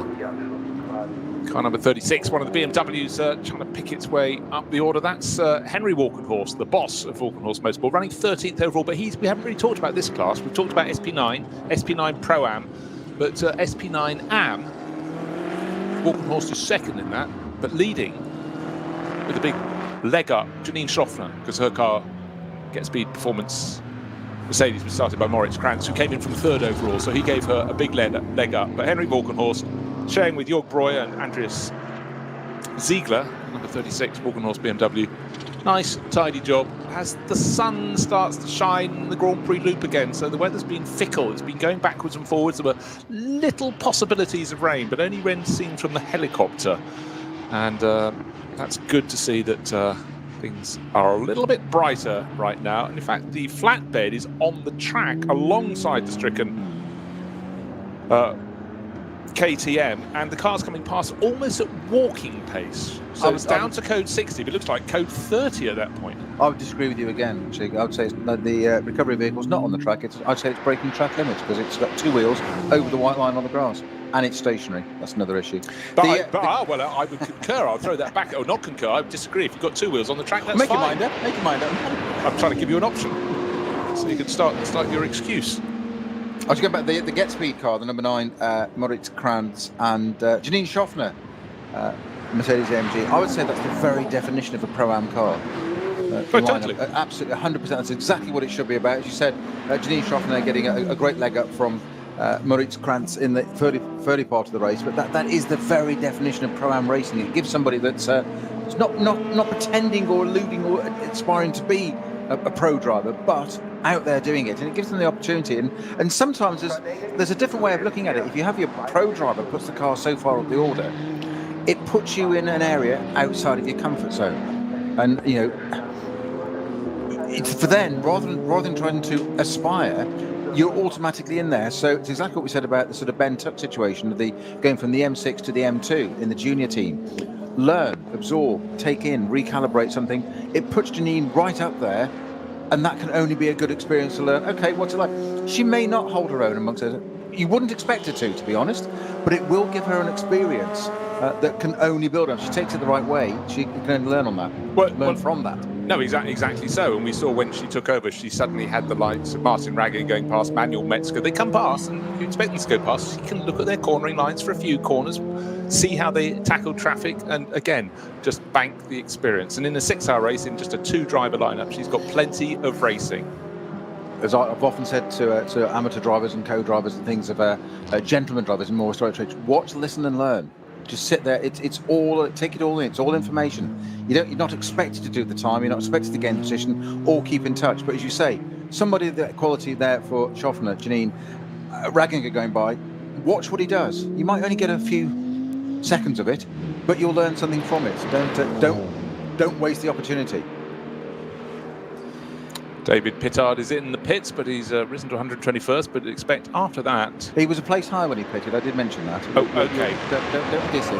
I'm not. 120. I know what you're up to. I'm absolutely not. I've got 4 hours left. I'm 4 hours 23. Do you mind? Those 23 minutes might be important. 4 hours before the last 20 minutes is what I was leading up to say.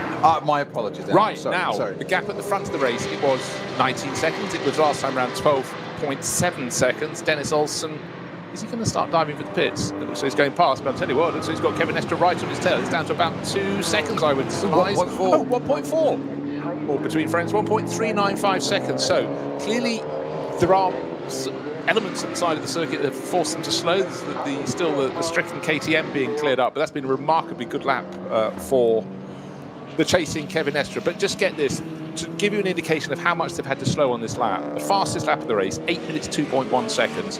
That time for Kevin Estre, 8 minutes 58. That's how much he had to back off in the slow zones. And 9 minutes and 9 seconds for Dennis Olsen. I fancy the race leader Olsen will be in at the end of this lap. If he follows his 5-lap stint with a 7, we know the cars can do 7 because the bulk of the front end of the field did 7 for their opening stint, then suddenly Kevin Estre will be in the lead and well, depending on his whether he decided this would be his short stint and do a 5-lapper, and then he'll come in at the same time, or if he'll stick with 7 laps, he'll come in 2 laps time. But as he gives chase to the race leader, they have to back right off. No overtaking as they come up to the yellow flag, still being shown at the little compression before you rise up to the Vidal chicane. Just trying to take a look as we ride aboard with in the Manthey Porsche. Has that KTM been cleared yet? Still some course vehicles to the left, looking around the back of a production class BMW, and the KTM is on the flatbed, so next time around that sure will be up. There's another racing car alongside it. Seems to have pulled up by the rescue vehicle,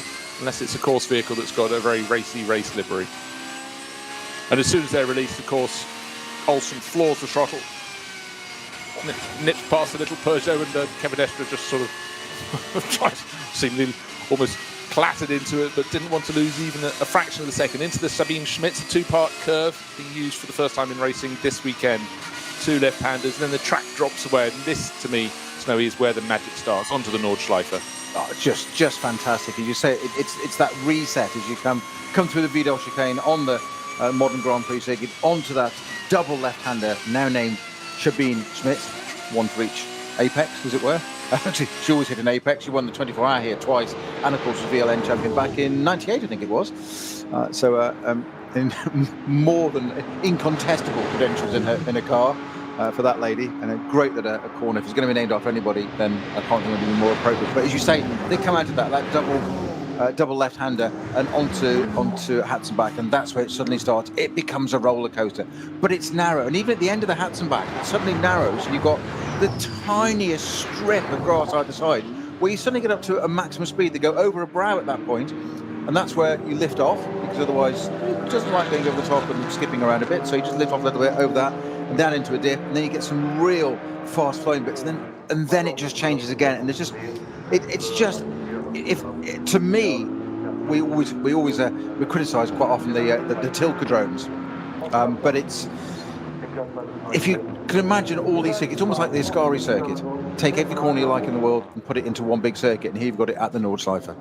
Exactly, and any circuit where the trees almost join above the top of the circuit, that gets my vote. So now, lead of the championship last year, number 1 on the door, still leading the way. The number 1 BMW. Look at the front of the entry list. He's not there. You have to look the whole way down for Rink, Brink and License. BMW 325 looks standard. Well, it's in a production class car, and that just continues to go well. Doesn't matter what the year is, leading the championship outright, and just exemplary way of tackling. Down in 88th position overall, and it's Danny Brink on board at the moment, but always have to look out for the orange and blue BMW. It's always a factor, and they know how to do the Nordschleife races in the NLS, and again, year in, year out, they just run so well. Leading the class, the V4 class, by some margin.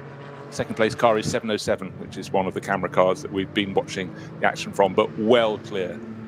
So another job being done very, very well by Brink and Lyson. And that KTM still being clear, but it's on the back of the flatbed. There is another racing car alongside it, something 92. Is it 892 down at the dip? I think it's 482 Adrenaline Motorsport 330i, I think.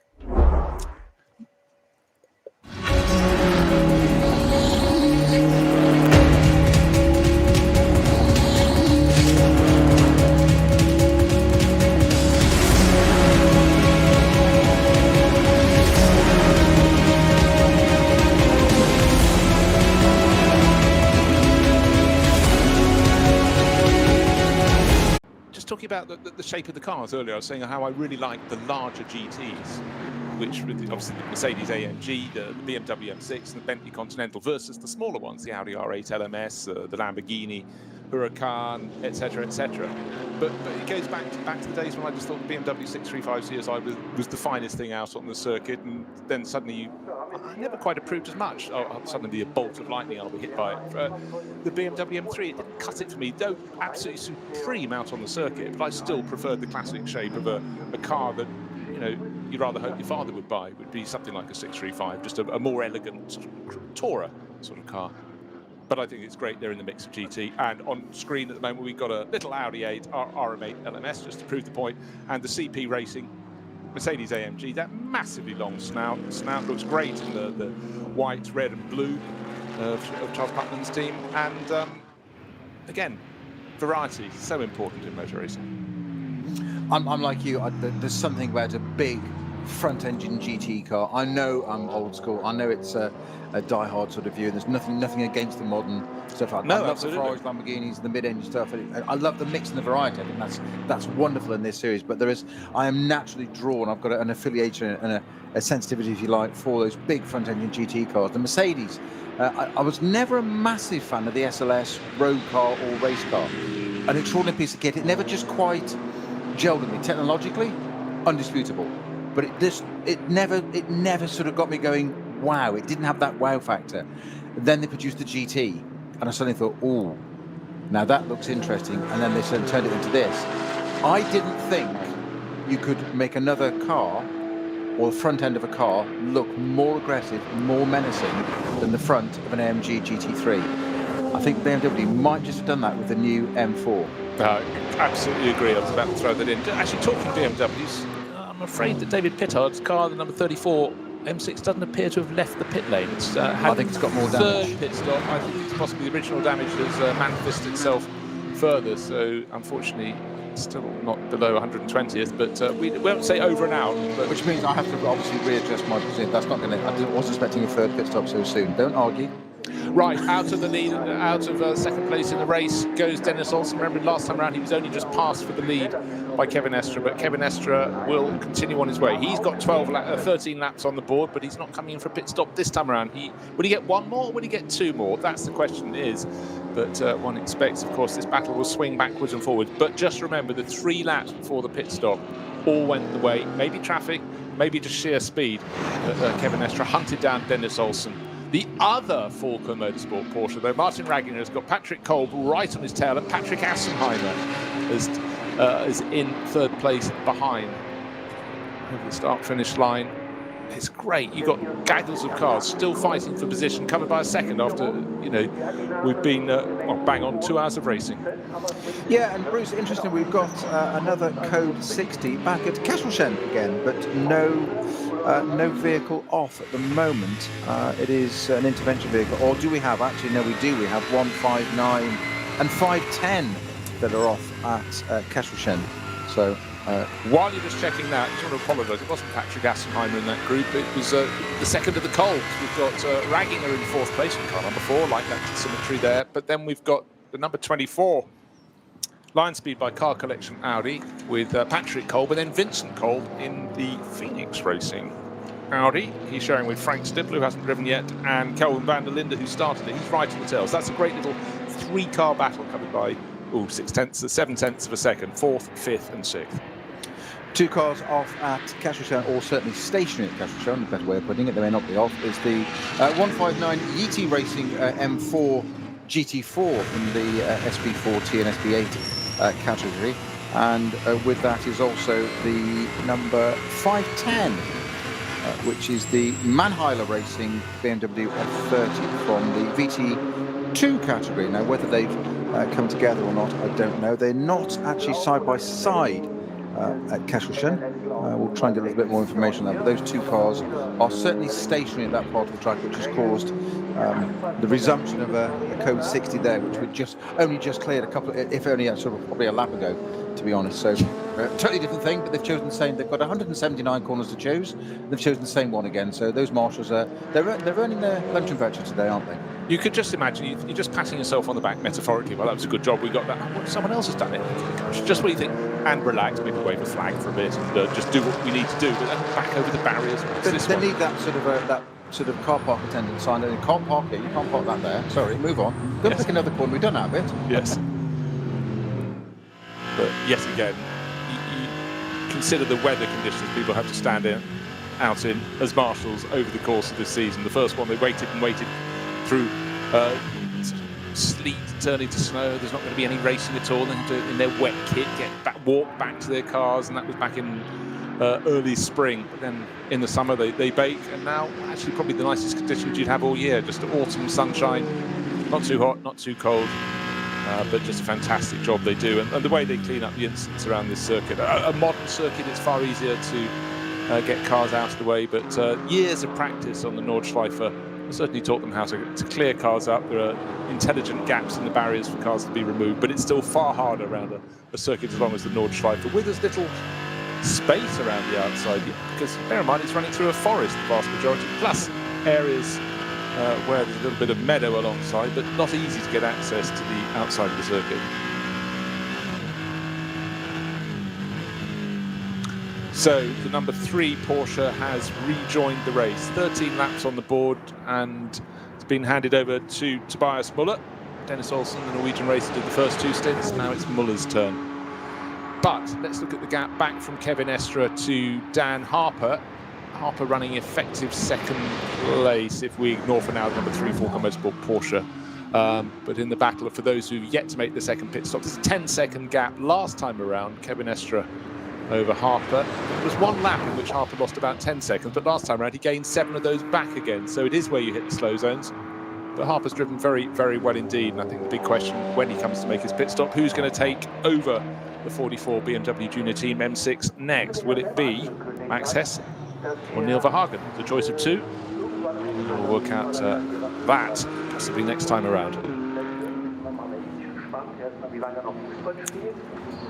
Kevin Estre leading the way overall. Leading the way in the Pro-Am class of SP9, it's Patrick Kolb, the number 24 Audi that started from 3rd on the grid, started by Matthias Drudi. Leading the SP9 AM class, it's still Janine Hoffner, 10th overall in that number 9 Get Speed Mercedes. Cup X, car 920 leading that, and that is being the number 920 Cup X class. It's the Teichmann Racing KTM Crossbow at the wheel in 13th position overall. Timo Merlig, so a good run for them and well clearing class. Gabriele Piana leading the SP40 and 8T class. Car 140 way clearing class. SP7, now I haven't really talked too much about the SP7 class. It's normally very, very well supported, and it's the number 57 Porsche leading that class. That's class for cars of over 3,500 to 4,000 cc. And that's Carlos Rivas, Black Falcon Team Identicar Porsche GT3 Cup pass car. And that, for your reference, is 17th overall. I mentioned a few minutes ago, Bruce, I've got a little bit more info on this. The Division 2 cars 482 and 313 had stopped. It was because they have had a collision. That's the 482 Erlbacher Hardtog Setas 330i BMW and the 313 Spike Wachnau Mujnau and Hallmann's Audi RS3 LMS. They've had a coming together, and that's why we've got a code 60 for those there. But 4 hours, 2 minutes into the race, so what was that, 4 minutes ago, but they've decided to try and share the same piece of track at the same time, which invariably doesn't work. Doesn't work, but unfortunately around a circuit like this, there's a certain inevitability about contact. Unpredictable for sure, but there is inevitability with this many curves, this many cars, and that there will be bodily contact. We try and keep it to a minimum, and in conditions like this, it's easier to keep on the straight and narrows, so they tell me. Again, just looking at that gap at the top of the race, looking for the next lap time that's going to come in from Dan Harper, or in fact, will Dan Harper from current 3rd position on the track come in at the end of this lap, and will our race leader Kevin Estre decide he's done the first third of the race? Time to let his teammates have a go, because he's not in a 2-driver lineup. Kevin is sharing with Michael Christensen and Lars Kern. They've already had a victory in the opening race of this season's 5 races held so far. That was VLN2. What happened to VLN1? Snow happened to VLN1, so we didn't get to play. Such a shame, but clearly the right decision, because the organisers waited as long as they could, looking as I do in my eternal state of optimism for any break in the clouds. But unfortunately, instead of getting any better, it got worse. And once the mechanics started building little snowmen on the pit wall, I think that really was the thing that straw that broke the camel's back. And they went, okay, we can't do it this weekend. The writing was on the wall and the snowman was in the pit lane. We knew. Yeah, you need that double. Yeah. Double that approach. Reinforcer. I think the snowman was definitely the reinforcer, wasn't it? It was. And good news. the David Pittard car back into the race again. So 3 long pit stops and a limp back to the pits at the end of the opening lap. And the Walkenhorst 34 BMW is obviously going to use this one as a run. My illustrious colleague Peter Snowden still reckons we're getting the top 10. Or have you thrown that piece of paper out the window now? In my defence, if you'd been paying attention, you did know I threw that piece of paper well out of it. I just wanted you to say it again. Actually. I threw it at you, actually. Yeah. Well, on the third pit stop, obviously one had to readjust that and reassess. It's fair. You go with the evidence in front of you. Indeed, my lad. Again, just wanting to see the pace of Dan Harper at the moment. Getting a chance to ride on board the number 57 Porsche Carlos Rivas. We've just been talking about that. Well, camera cars. And the circuit just looks in fantastic nick at the moment with bright blue sky. Little dotted white clouds around, but it's how it should be. Cars at full pace, getting a little bit of a toe down the start, down the Dottinger Her, and number 24 at the moment getting closer and closer to Martin Ragginger. It's Patrick Kolb under his rear wing. And Vincent Kolb just a few car lengths back in the second of the Audis in that group, but it's Porsche so late. A little dab, confidence dab coming into Tiergarten from Martin Ragginger, but he's driven this circuit for so many years, driven it so well, absolutely got the balance right there, and just broke half a car length extra in his favour when they went through those final twisters. Now on the start-finish straight, 3 cars covered. Well, last time around it was by about 1.3 seconds. This time around, I think I fancy it slightly left. That's 4th, 5th, and 6th positions. It's now 3rd, 4th, and 5th positions because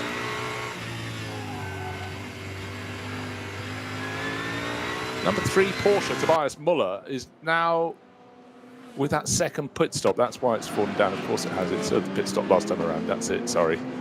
Got ahead of myself looking down at my notes. I completely forgot they did a 5 and then an 8 lap stint. But I think next time around, Kevin Escher will be in, Dan Harper will be in, Martin Ragginger, now the top 3 will be in. Sorry, I threw myself there. I looked at my notes. I forgot that the number 3 Porsche that Dennis Olsen drove the double stint in, Tobias Muller, is now in his first lap. You've got to keep on your toes. I try. In the spirit of a sporting opinion, shall we say, recalibrate. I'm going to reassess the 34 Valkenhorst. It'll get into the top 25. Desperate expectation from a desperate man. Right, after 14 laps, we've got a couple more pit visitors, but not any of the ultimate front-running cars. I mean, it's hard to say that with a Porsche coming in with Romain Dumas at the wheel, but they've been at the tail end of the top 10, rose to 7th place. But it still means that that number 3 Porsche that pitted 2 laps before its rivals first time around, looks so it's going to be, again, 2 laps before them this time around. So they've stretched their second stint to 8 laps. Now, we often get this, Snowy, because they have to do that long formation lap. The lap is no longer than a normal lap, but it's a formation lap all the same. We get a 7th lap opening stint, and then they can lap 8 laps, 8 laps, 8 laps. They've got enough fuel for that, and that, of course, is always slightly misleading. So what we had from the number 3 Porsche was 5 laps and then 8 laps. So 8 laps seems to be the ultimate amount of lapping you can do in the SP9 class. Yeah, but we have seen this in some of the earlier races this year, where I think we've even had one stretch to a 10 lap, which we didn't believe was possible. We thought it would be on vapours and run out. Have we had a 10? I'm sure we've had one. There must have been a lot of slow zone or running. That's I do vaguely remember. I'm sure. The reason I remember was we were quite surprised and didn't think it was possible, and I think it completely caught us out. But maybe, well, I'm sure there was a 10 lap on once. But that tow the Audi was having there, down the Dottinger Her, it was only at 260 k's, by the way. They were sitting there behind the Porsche, 160 miles an hour, just having a nice little tow up to the Tiergarten, just casual. It's their job.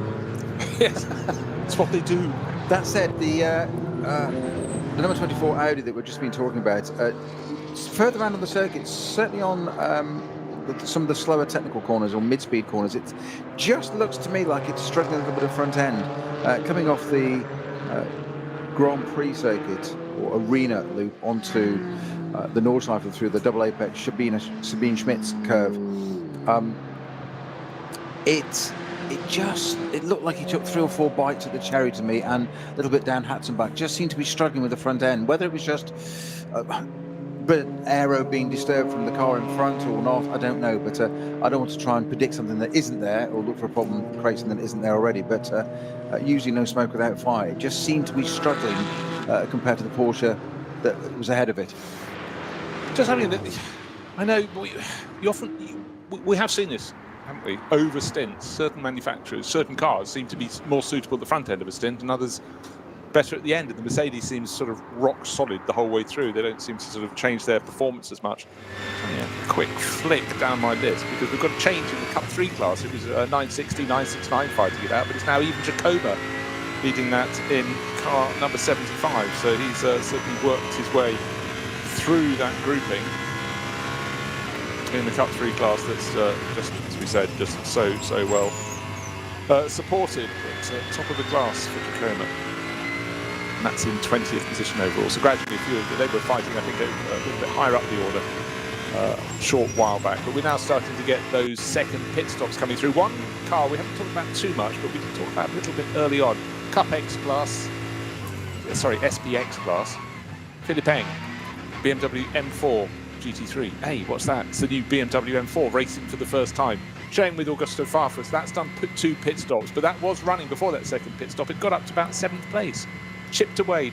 Remember, it was a good minute behind. It was running 11th early in the race, wasn't it, Snow?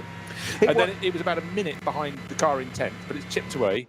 Got ahead of them now, caught them. Now it's had the second pit stop, it's dropped back behind. But they too will have to serve a second pit stop. Be interested to see whether the M4 is still out there and then is ahead of them when they made that second pit stop. How far into low reaches the top 10 has it managed to get?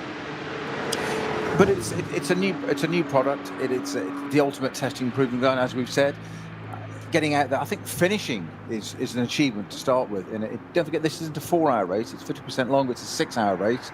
It was supposed to debut earlier in the season in a 4-hour race. So they've added a little bit to their pressure cooker there, putting it out in a 6-hour race. But brave enough to go and do it. If it finishes at all, I think that's great. BMW will expect no less, of course. If it finishes in the top 10, that's a hugely credible result first time out. And I think there's a very good possibility it could. I think so, and with drivers of the calibre and experience, endless experience of Philippe Eng in all things BMW, but also of Augusto Farfus, likewise, it's got to be a fantastic thing for them to do this 6-hour race, get to the finish, prove it can do what it says on the tin. Now, if you weren't joining us at the start of the show, the dates for next year's Nürburgring Langstrecken series are out. This is the 6-hour race this year. We've got a 6-hour race next year. That's not it for us. Not enough. We're having a 12-hour race as well. So a regular race, 4 hours on the 26th of March, another on the 9th of April. One may have snow, the other may not. Then the 23rd of April, back for round 3. Now, it should be getting a bit warmer on the track. Maybe a bit of summer rain. 25th of June. Those are all 4-hour races. Round 5, the 9th of July, 6 hours, put it in your diary. Then the big one, the 12-hour on the 11th of September. And then as the leaves start to colour, the 8th of October for the 7th round. And the final round, the 22nd of October. Don't miss them. They'll all be fun. And you just simply can't predict, as we know, every time I sit down with Peter Snowden to commentate on one of these races. The lovely thing, we can't predict what is going to be lying in front of us through the 4 hours, the 6 hours, and good grief, next year, 12 hours. Because so many incidents can happen, and it's rather lovely to start a motorsport event with no real knowledge who's going to win. And I think long may that be the case. Well, look forward to next season already, and look forward to this time next year. Never normally do I do that, but look toward this time next year. This week, the very weekend, a 12-hour version of this. Fantastic. Stonking. And you know what's happened over the last handful of years? You look at the rise of something like the 24-hour series, and within GT series like the GT World Challenge, more longer race. Not more longer, more of the longer races. I just need to point out I wasn't heading into a grammatical crevasse. Too late, you just described it perfectly. A grammatical crevasse. Yes. More longer. Brilliant. I mean, I'm going to make a note of that. That was silent of the closed brackets, longer races. Definitely the format, and drivers and teams enjoy the longer races, but fantastic bit of scrapping, and suddenly Dan Harper had been catching Kevin Estre, catching, and doing what we call passing. Kevin Ester's not going to let that happen, though. He really is not going to let that happen. They're in the bottom bit of the dotting area, right of the tier guard. Kevin Ester stays round the outside, says, young man, you might have a BMW M6, but you're still young, and I'll show you how this is done. I'll drive around the outside of you. Dan Harper there, fantastic slipstream right behind that. They must be diving into the pits together. Indeed, they are. There was honours to be had there. Dan Harper having to lock up, just missed the back of Kevin Ester's Manti Porsche. He did the job, he missed it. It doesn't matter flat spotting those front tyres because they're coming off it now, they're rubbish, throw them away. It doesn't matter, but how close that was. I would love to have seen the in-car of that as he just avoided the back of that Manti Porsche, but he did go for that glory, that extra point, if you like, that kudos, and it's having the race lead coming into the pits. He did actually have it, he got the draft, but did you see what Kevin Ester did as he sat alongside? He just blended.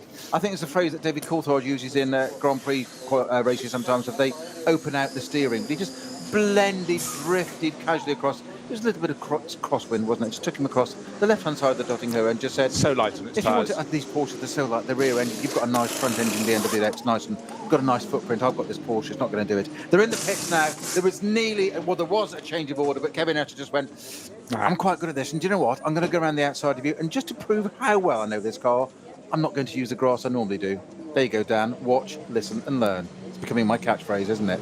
Isn't it, Jeff? Compton. But actually, you could almost imagine filling in the insurance. There is actually a bit of damage. That'll be the damage from the Petard car at the beginning, won't it? Yeah, when they clashed very, very early on. But you can always imagine Dan Harper filling in the insurance form. Where did you hit the race leader coming into the pit lane? It was so close. No, we saw it wasn't. It was the Audi, wasn't it? It was the Audis that collected the back of him.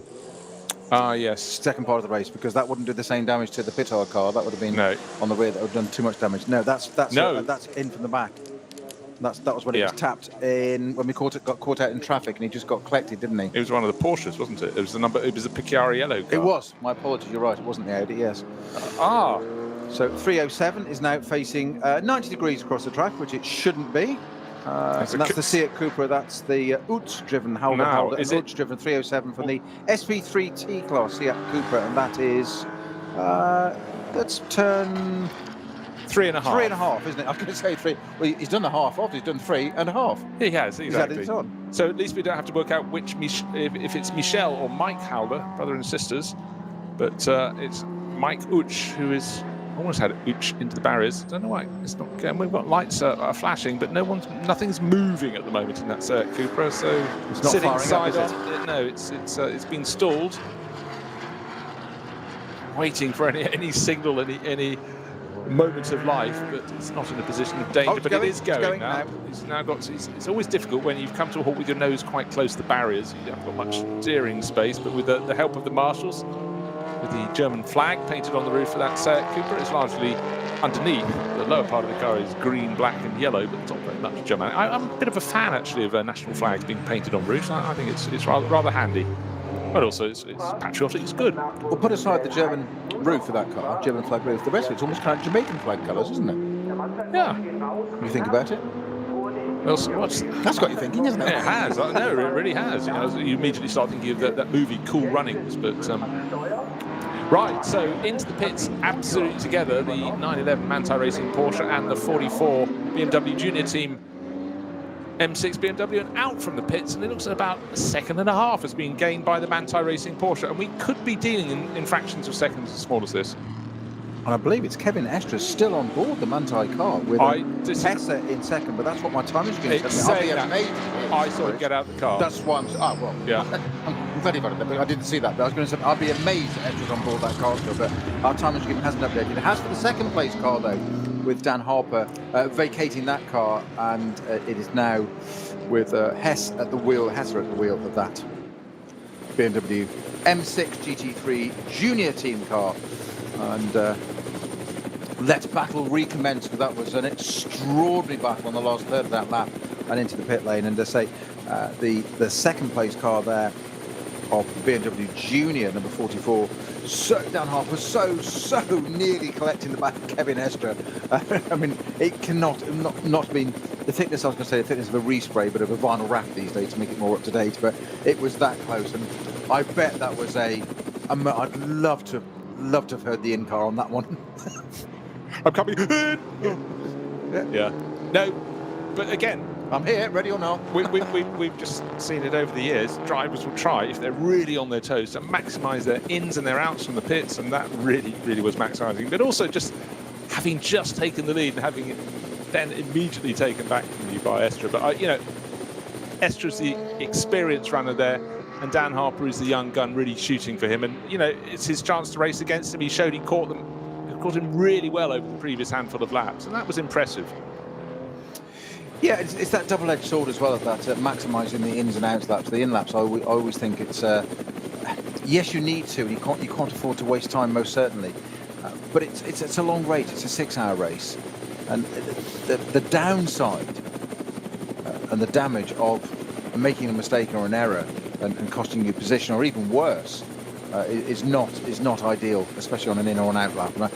It's that balance. You say you don't want to waste it, but equally, you're better in the race than being out of it, because you don't score a lot of points when you're not in the race. You got slow-moving flatbed. Well, you don't normally get fast-moving flatbed trucks. Just going through the second part of the Sabine Schmitz curve. I don't know if it's heading towards a gap in the barriers to pull off, or heading towards someone who's come to a halt early on the Nordschleife. I would suggest possibly the latter, but looking down from a helicopter, I can't see anybody in the early part of the Hatzenbachs who's planted a car that needs retrieving. So maybe there was another gap in the barrier, the flatbed truck. But they're busy here on the Nordschleife. Is heading towards, because don't forget that when they've rescued a car, they do need to get back to the position they were operating from before. You need the trucks evenly spaced out around the circuit. And I must say, the incidents tended to be, this time of in this particular meeting, have been more in one area of the track than others. Often we had them spread very evenly across the 15 miles or thereabouts of the circuit, but this time they seem to have been closer to the end of the lap more often than not. Well, it seems to be the Kesselchen's got itself up there and getting all the limelight. The spotlight's firmly on that stage centre.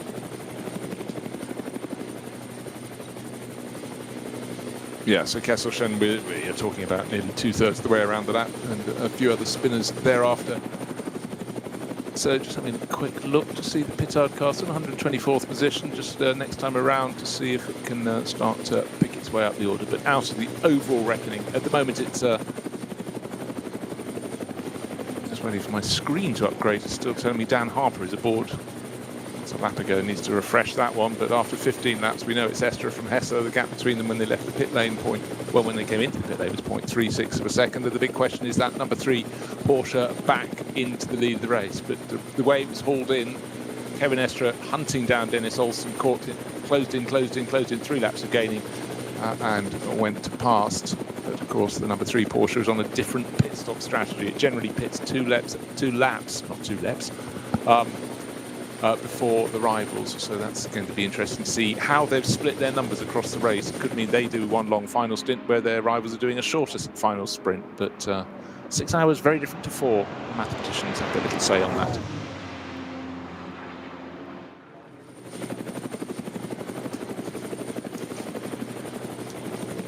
Now, if you'd printed out your entry list or taken a look on your entry list, you'd have had Axel Jeffries starting the Conrad Motorsport Lamborghini, number 7. That was on the original entry list, but Jeffries has now just gone out in the Pro-Am number 30, which is it's not a Lamborghini, it's a Porsche, it's the Frickadelli car. So I didn't have him down for that, but on our timing screens there he is in 9th place overall. And sadly the 34 Valkenhorst BMW back into the pits again. It seems that whatever damage that car picked up, or maladies picked up at the very beginning of the race, it doesn't seem to be cured. They've tried plenty of times to amend it, but it doesn't seem to get any better. So I think my top 10, top 25, I think I might have to be recalibrated. I think it might be a non-finisher at this rate. Well, they're certainly giving it a go. Right, Kevin Estre leading the race. Well, not Kevin Estre, because we don't think he's at the wheel, but I thought I saw him get out of the car, and they said, Kevin, you're doing such a good job, get back in. But the reason I think he would have changed, 2 hours into as he was at the pit stops, now 2 hours and nearly a half into a long stint, in a 3-driver lineup in a 6-hour race, should be your bit, particularly as a lineup as well balanced with Michael Christensen and Lars Kern. Right, flatbed truck at the side of the circuit, waiting to rescue one one car, so slow zone. The Dynamic Motorsport Porsche is limping through their 10th place overall. Not limping for any reason other than the fact that it's been made to go slowly, waiting to get to the end of the section of the circuit where the rescue vehicles are, and then they can get released back to full racing speed. But in terms of lap times, we're still sitting on the best lap of the race that was set super early by Matthias Drudy in the opening stint. 8 minutes and 2 seconds. Very, very good lap. But we've almost not had a lap since then, when there hasn't been some form of slow zone around the circuit. So in terms of that being bettered, it may be bettered later in the race, but it's been very difficult for everyone else just up to that point.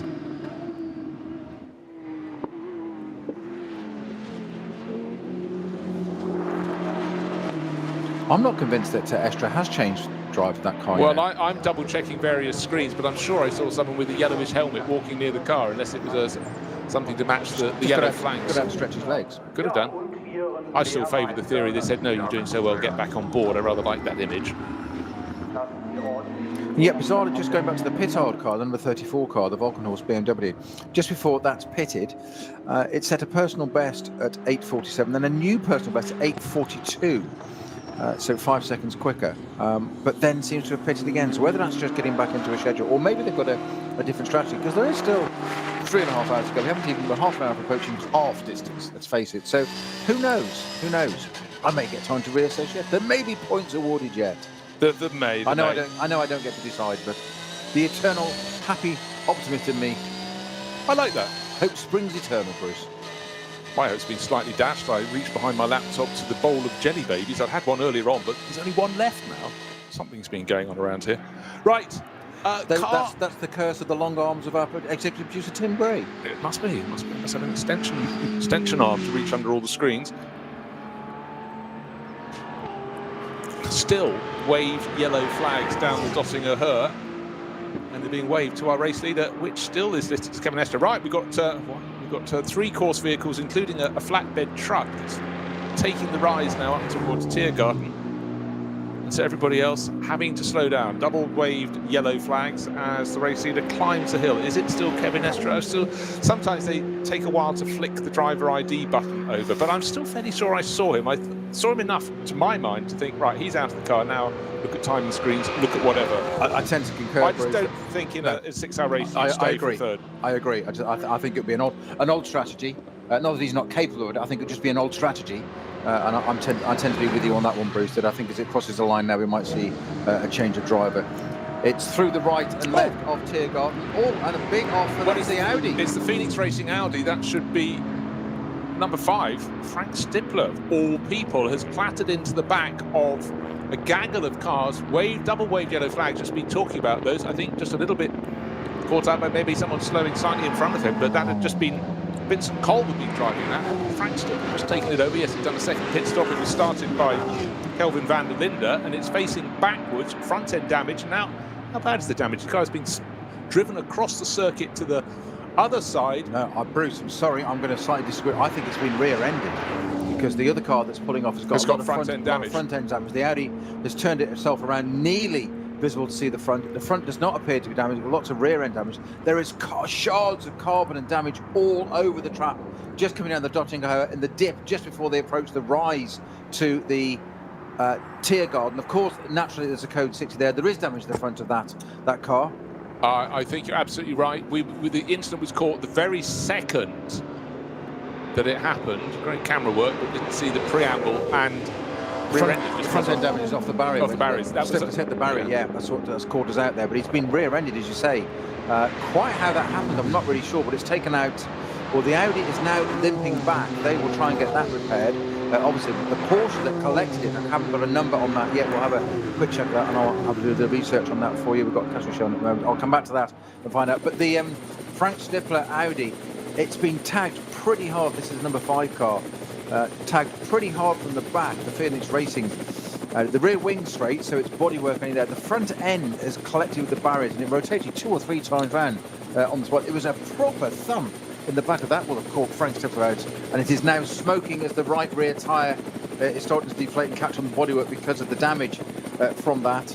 Hardly surprising. So drama with 3.5 hours to go. Who'd have thought Frank Stippler minding his own business there, and collected by a different category car. I'm really not sure how that happened. We only got a little bit of the end of it, unfortunately, but hopefully that can be recovered. But this is the car that's currently running in 8th position. Well, it won't be after this. Well, I tell you what, before that, it was running in about 6th position. It'd been hunting that group area. It's crabbing all over the place. That, I think, was Frank's outlap, just coming to the end of his outlap after the pit stops. It was. All the top runners have now made their second pit stop. The Stippler car now has 3 in its pit stop listing, because, of course, this is an unwanted extra pit stop, but I think there's a little bit more damage than we may have first assessed. But that could have been a whole lot worse, because basically Frank was 3 abreast. Or very close to 3 abreast with 2 others, and had he, well, law of dynamics, anybody who's played pool will understand that balls can bounce in all sorts of different directions, but he's got the right rear tyre off the rim, the rear end is triangulated, the front end is the splitters down, the lights hanging off, wheel arch damage, so this is not going to be a quick fix, and a real shame. Such a strong trio in that car, but the safest of safe hands, Frank Stippler, is the one who was accosted. Vincent Cole did a good middle stint, Kelvin van der Linde, first time in the car, this car particularly for Phoenix Racing this year, caught out. I think it was one of the Porsche Cup class cars, that's SP7, that has tagged the tail. Can't as yet tell you who. I know it's not Nageldisc, we just saw his car, it's a totally different colour, and that was running very well in second in the class. The class, by the way, is being led by the number 80. All Porsche Cup class cars. That's the Huber Motorsport car. And at the wheel at the moment of 80 is Hans Wehrmann for Huber Motorsport. So he's leading the SP7 class, but we can't quite see the nose of the white and yellow Cup class car that's in the dip. Safety car, course cars around it, but rear end damage on the Dottinger-Höhe. And even with those wave yellow flags, the cars obviously would have still been travelling at some pace, but I think simply those further ahead were not unsighted, and they lifted a bit because the course vehicle, we saw it coming up the hill. It was a flatbed truck, and I'm afraid the Porsche Cup class car might have just been so concentrating on getting close to them that has tagged the rear end and spun poor Frank Stippler around. So Stippler in the pits, and I would suggest out of the race. It would appear so, and I'm going to try and get an idea of which Porsche that was. I haven't got full intel on that one yet, but as you say, I think it's one of the Cup class cars. Certainly don't think it's a Cayman. No, the rear wing looks too big, isn't it? Broader, yeah. So I would think not. But oh, dearie me. And again, it's as I said, things can jump out at you on the Nürburgring Nordschleife with this many cars on the circuit, with this many corners, and the weather sometimes playing a factor. But today, playing the ball. So it's all playing the game with us. It's being fair, and any possibility of rain seems to be away. Oh, I was going to say a car's slowed right down. It's being towed against the flow of traffic. The 621 Renault Clio Cup class car being towed off the circuit. I can't identify where that is. Is it at the start of the Sabine Schmitz curve? But anyhow, the car is being towed to the side, and that's shared Moritz Irmer, Alec Aro Havren, I thought it was Martin Havren Haven there for a second, Sama Simoni and Andrea Triesch. Frank Stippler out of the car, take off his red and white striped helmet, and well, it was a case of the complete unexpected, and Frank will be massively disappointed because they could have been on for a top 3 finish, I would have suggested today, certainly top 6. They were running there or thereabouts, but Kelvin van der Linde going across to talk to him. Vincent Kolb probably in the background, probably just cooling down because he just finished his stint, just handed over to Frank Stippler, and then Frank minding his own business, given a tap at the back. He's fine. The car, sadly, though, is not.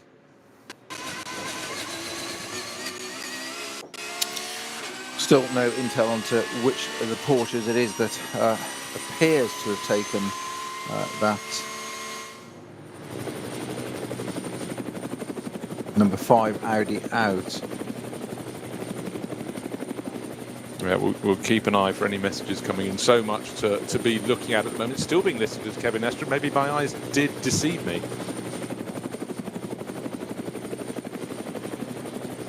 And just got intel coming in, actually. I've got it. It's number 66. 66. Yeah, number 66. That's the PB Performance 911 GT3 Cup car. I've gone slightly lower. I've gone GT4. GT3 Cup car, one of the SP9 category cars. So that's the car that appears to have taken out.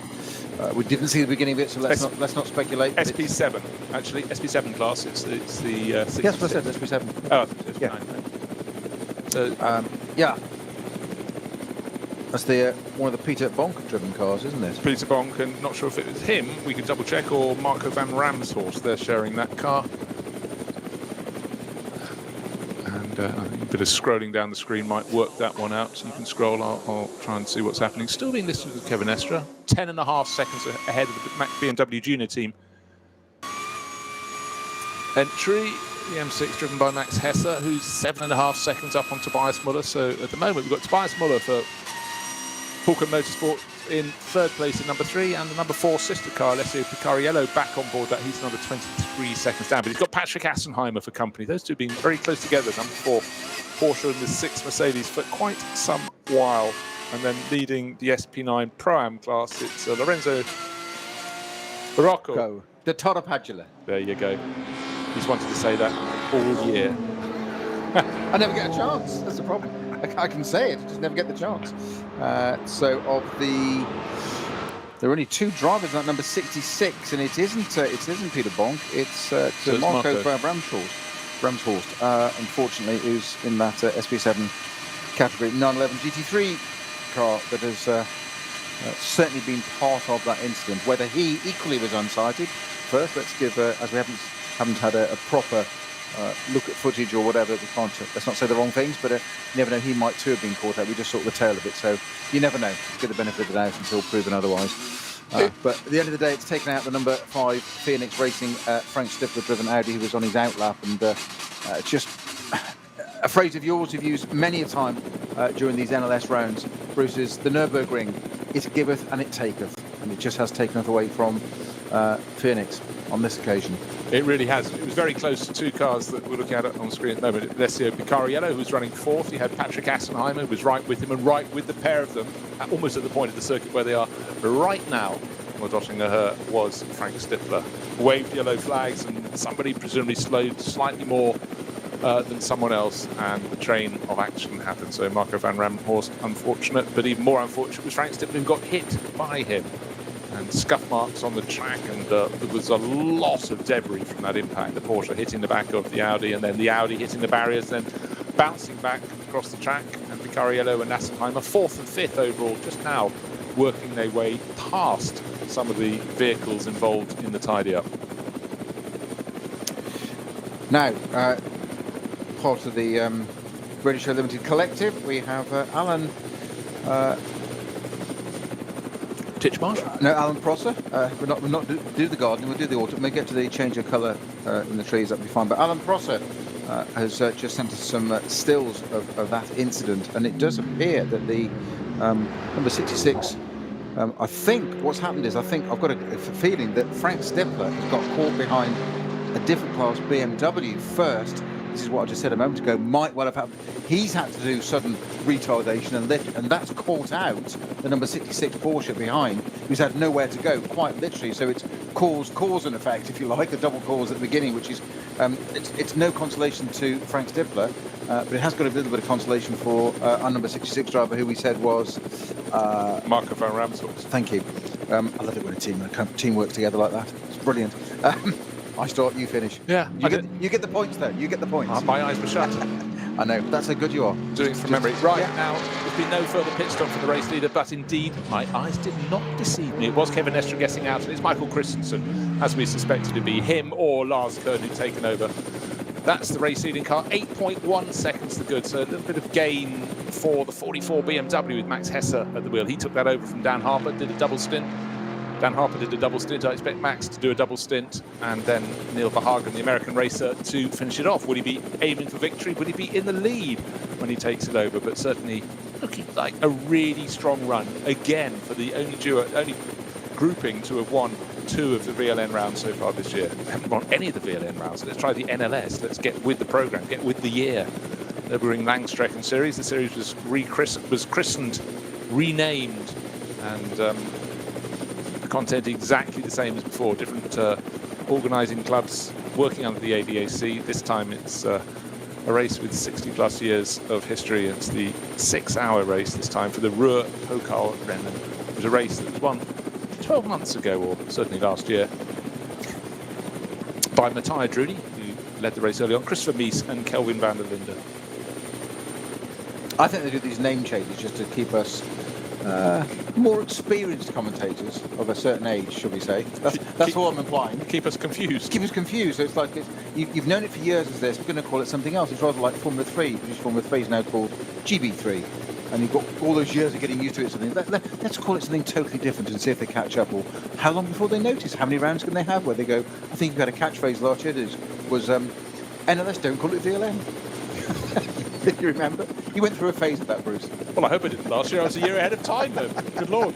Getting it in early. Still a fantastic battle. That's what I love. Even though the Manthey Racing Porsches still going to lead. We'll see if it comes down. It's 8 seconds. You might think that's good. It is good. But we've got still time aplenty. We've still got 3 hours and 20 minutes. Not yet at the half distance, but looking at a fantastic battle between Alessio Picariello and Patrick Assenheimer. 2 different makes of cars, one blues, one yellow, so it's Porsche ahead of Mercedes.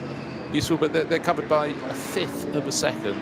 Hammer and tongs trying to work their way through the traffic. The pit lane occupied at the moment by Porsche Caymans. It's obviously the time that their class of cars is really well supported. 20 cars in the Cup 3 class for GT4 Cayman Trophy. And 2 of the cars have been really striking out there for class lead. Have just come in. The class lead at the moment in Cup 3, I beg your pardon, is scroll up. It's in the pits. The 2 class leaders are in the pits. 976 and 969. 976 is FK Performance Motorsport. Ben Brunegel, Nico Otto, and Nick Wustenhagen. And 969 is Molnar Motorsport. It's in that blue, black, and white livery they've run for years. And that's Torsten Jung and Oscar Sandberg, but they came in very, very close together.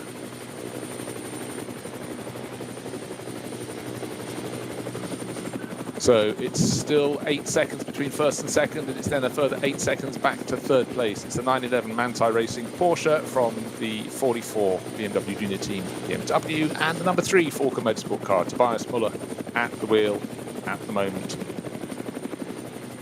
Best of the rest, Alessio Picariello, the second of the Falken Motorsport Porsches. So they've had a really good run, first and second on the grid, third and fourth. They fell down to 5th and 6th on the opening lap, but they're still in the mix. Manthey Racing looking very, very strong at the moment, and let's see if they can continue like that. But certainly BMW Junior Team have been right on their toes this year. They've taken 2 of the 5 wins, and they're right in the mix, just 8 seconds back at the moment. Really well-balanced trio. But of course, then again, look at Christensen, Estra, and Kern in the race-leading car. They're not exactly weak, so it's going to run right the way to the finish this time. And I do think we may have no weather effect in front of us in this race. It looks like it's set fair for the rest of the race, but you can never really say that in the Nürburgring Nordschleife. And it still bemuses me, no matter how much we know about the length of this circuit and whatever, that we're in 20 minutes time we're approaching half distance, but there are still only 17 laps completed. I've just looked at my timing screen and thought, why is it only 17? It's still, my point is, it still caught me out. 17? That can't be right. We've been going, how many hours have we been commentating? Of course, it's the Nordschleife, isn't it? Refresh. All the refreshing has done has got Christensen into the lead car rather than Kevin Estra. So again, it was a real case. We were convinced we'd seen him get out of the car. But here we are, 17 laps on the board. We've still got, I would suggest, around 125 cars in this race. We started with 143, absolutely epic, as per almost every round here. But this is actually one of the better supported ones. And you know what? I think the attraction of racing for 2 extra hours has drawn in a few people. They might have come back from their summer holidays that took them out of a previous race and said, come on, let's do it. Let's do the 6 hours. More racing, more bang for our buck, more fun. But then again, more things that can possibly go a little bit wrong. Well, everything you've said so far has been absolutely right. I've tried to catch you out on Kevin Estra driver changes when you said you'd seen him get out of the car, and I hadn't. So I thought, well, the timing screen said otherwise. I was reading the timing screen, the fallacy of believing information in front of you. But one thing you are absolutely wrong on is the Jelly Baby Bowl. You've said there's only one in there. It seems pretty full to me of different things now. It's not Jelly Babies, it's full again. It's one of those magic bowls that replenishes when you look away, you see. You're looking at the timing screen, and there's now... Oh, Bruce is now going to go off air and go munching for a short while. I'm going to be covering for you. I'm joking, but his eyes have widened like a small child in a sweet shop. I'm just going to put out an empty beer glass. See what happens with one that. Of those, yes. It's the old joke of that. You get the ever refilling beer glass and you get 2 more wishes. What would you like? 2 more of those, please? Great thoughts as we approach the middle point in this 6-hour race. It's the 6th of the NLS races for 2021, and they just seem to get better and better. But certainly if you're a fan of Manthey Racing, it's very good at the moment, but they have to be right on their toes because the BMW Junior team are hot on their heels. 8 seconds between them last time around. 2 pit stops dispensed with. They've both done 17 laps, and this one looks like it's going to run right the way to the finish. Can anybody else get in the mix? Well, we'll find out very soon indeed. This next 3 hours in fair weather looks set to be absolutely cracking.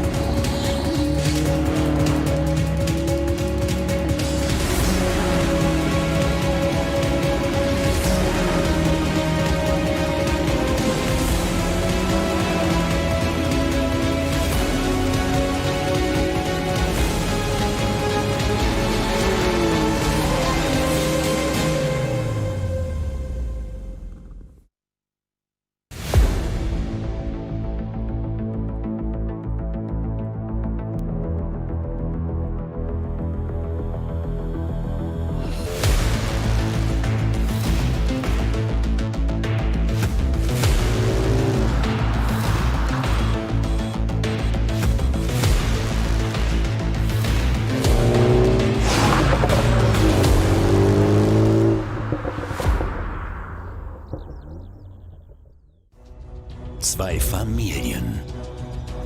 40 Jahre Firmengeschichte. Unsere Produkte entstehen zu 100% in Deutschland. Mit Herzblut und Hingabe. Wir schaffen den Technologietransfer von der Rennstrecke auf die Straße. Handwerkskunst, Erfahrung für diesen einen Moment. Das ist die Nürburgring Langstreckenserie. Das ist H&R. Performance made in Germany. Sicher ans Ziel. Auf allen Straßen, bei jedem Wetter. Mit den zuverlässigen Sommerreifen von Falken. Jetzt Falkenreifen kaufen und Tankgutschein sichern. Weitere Informationen auf tankgutschein.falkenreifen.de. Falkenreifen.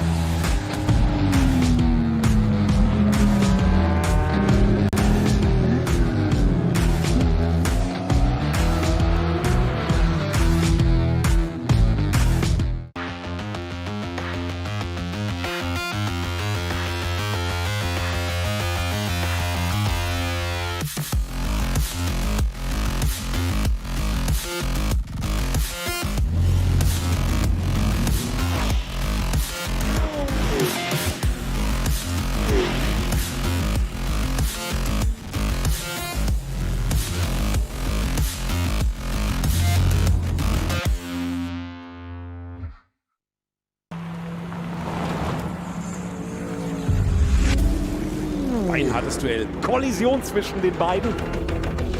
Damit ist das der Führungswechsel zu dritt nebeneinander. Maximale Reaktion. Da brennt der Falken-Porsche. Drama. Das Auto hat einen längeren Boxenstopp. Vorsicht. Und hier kommt der Gesamtsieger. Der ROWE NLS Rückspiegel. Am Sonntag um 18:30 Uhr auf diesem Kanal.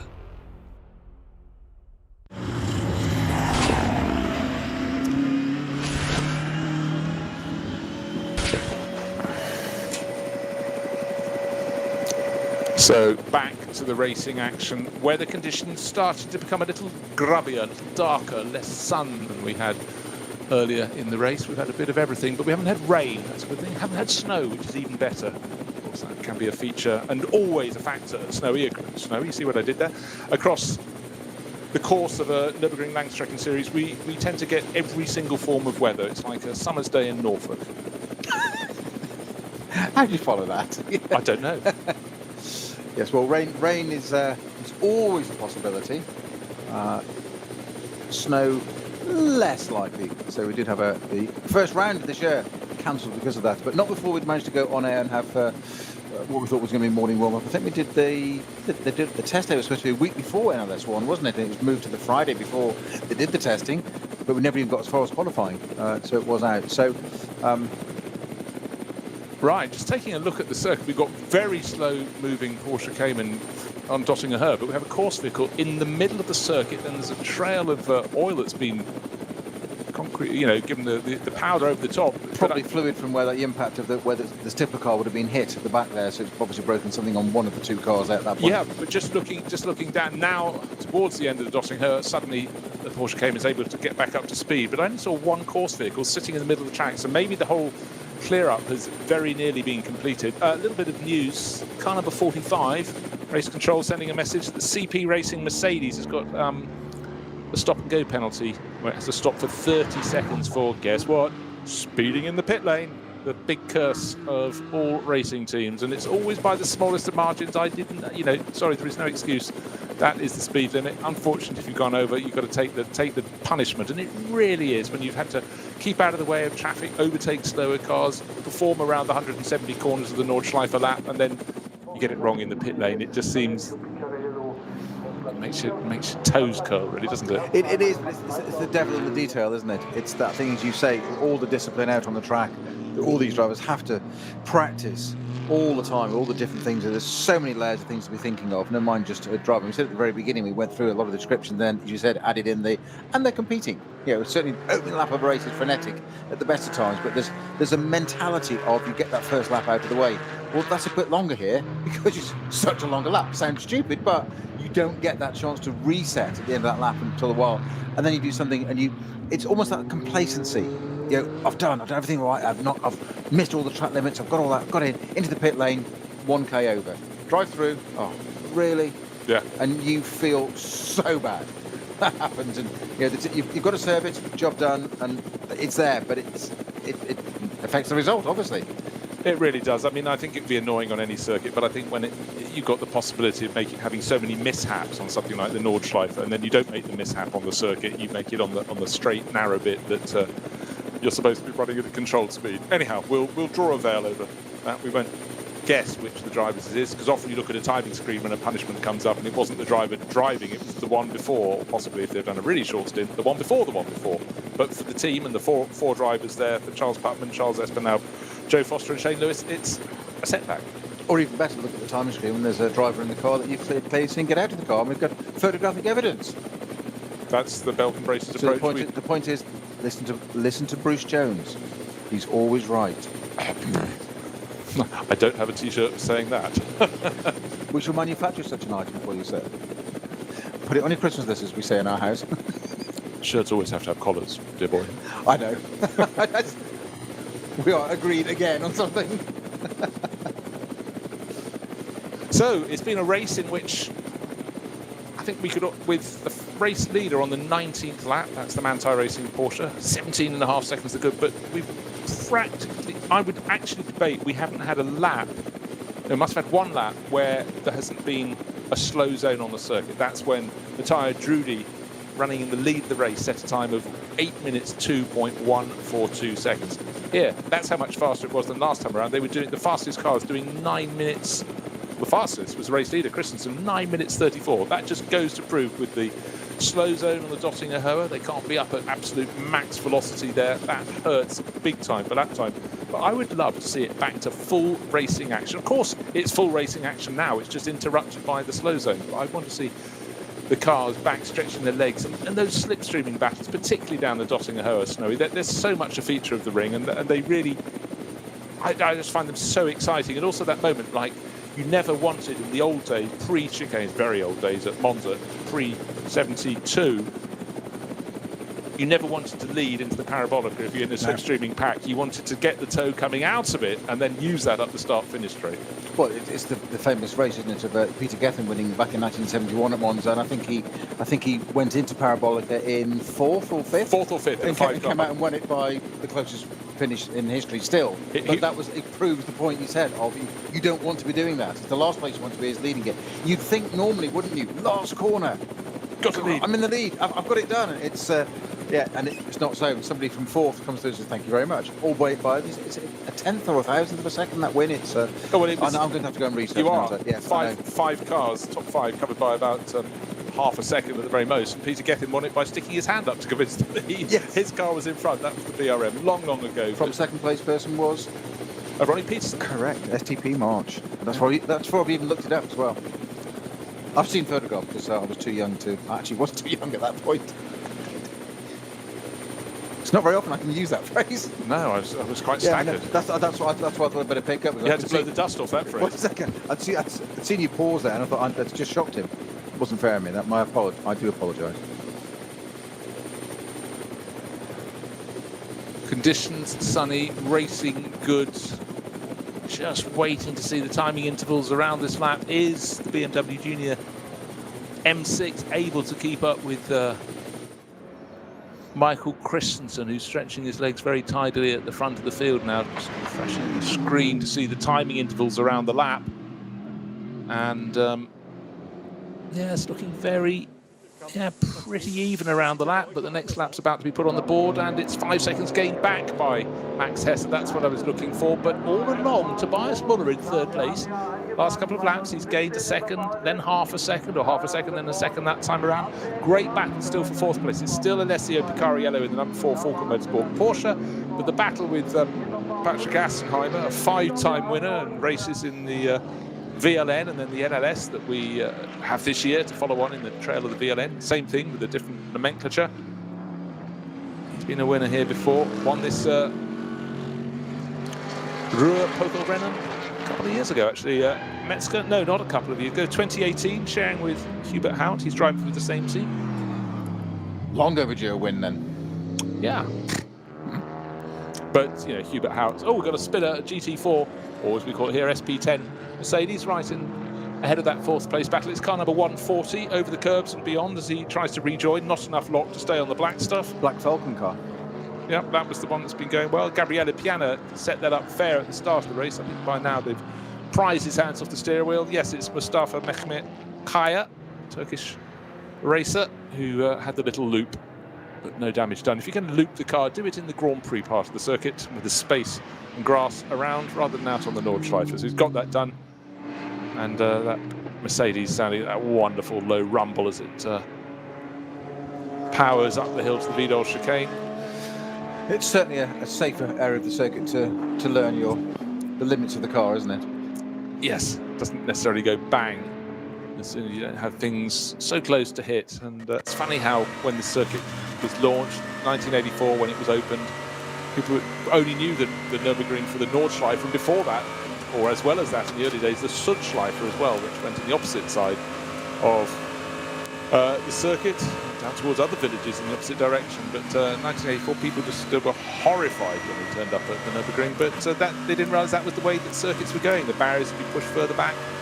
People commented you almost needed binoculars to see the cars. Absolute nonsense, but in comparison to when they'd been there probably in 1976, if that was their last visit, if they only go when Formula One's on. Of course, the cars were almost at their feet, but now it's absolutely accepted. But to me, the Nürburgring stands on its own as circuits in the world because of the part that most of the cars in this field are on at the moment, because the majority part of the circuit is the Nordschleife. It goes up, it goes down, it's got gradients, it's got scenery. It's fantastic, and that's why so many cars, 143, wanted to come and play in the 6-hour race today. And whilst it was entirely appropriate at the time, even though it was 1976 since the last Grand Prix was held here, not to have Formula One cars on this Nordschleife anymore, I'm glad it didn't disappear. And if anything, it probably did us, GT racing, a favour. I still think the idea of Group C cars around here, which ran up until the 80s, the early 80s. So imagine a Rothmans 962 Porsche around there. There's only 2 words I can say to that. Imagine that concept. Stand back. No. Yes, please.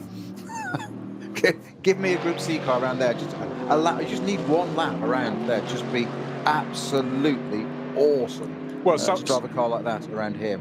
Some of the very best footage I've ever seen, I suppose it was in the early days of onboard cameras, was Derek Bell going around. It might have been a 962, it might have been a 956, but it was just eye-opening. And in those days, it was actually very rare to get onboard footage, and a real treat to see a circuit from a driver's viewpoint, from their eye line. It was just novel, wasn't it? Yeah. It was really novel. And then the fact it was around the Nordschleife, it just kept coming at you, thick and fast, or in Derek's case, quick and fast. It was just phenomenal. And bear in mind, there wasn't the motorsport TV was still a relative novice, but in those early days, you only had a handful of cameras around the Nordschleife, so you couldn't even link it together as a fan and picture how the corners were. And even if you've been attending as a fan for decades, you can't walk the whole way around the circuit, so you can't even go, okay, through the course of a sports car race or an event like this, 6 hours, I've got enough time to walk around the outside, up and down, find a spot for some beer and some lunch.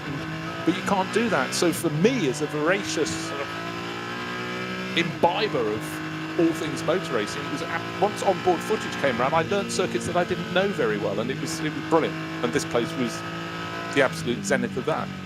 And there's the evidence of how technology and progress goes. Now we have simulators, and there's people that they don't even go and drive the circuit; they go and learn it first on a simulator, and you get that muscle memory, that mind map of it already.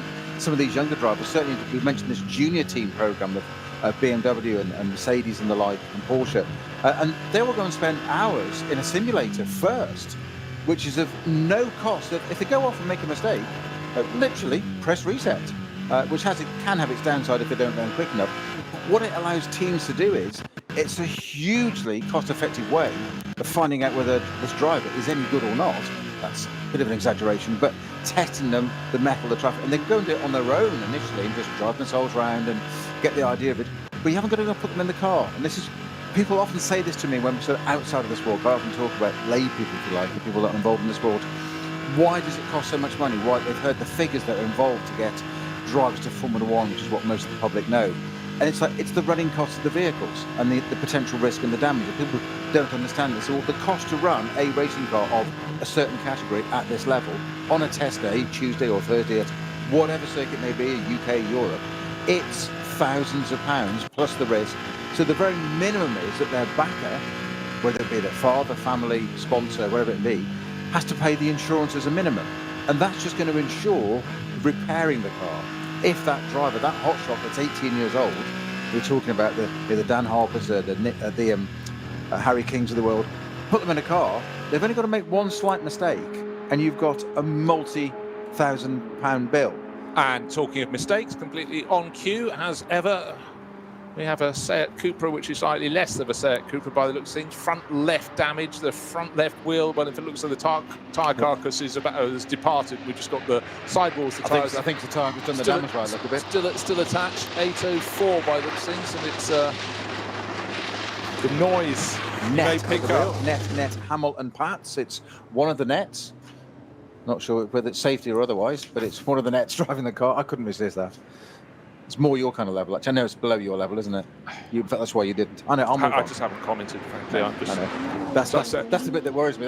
That's how I know it's serious when you haven't commented.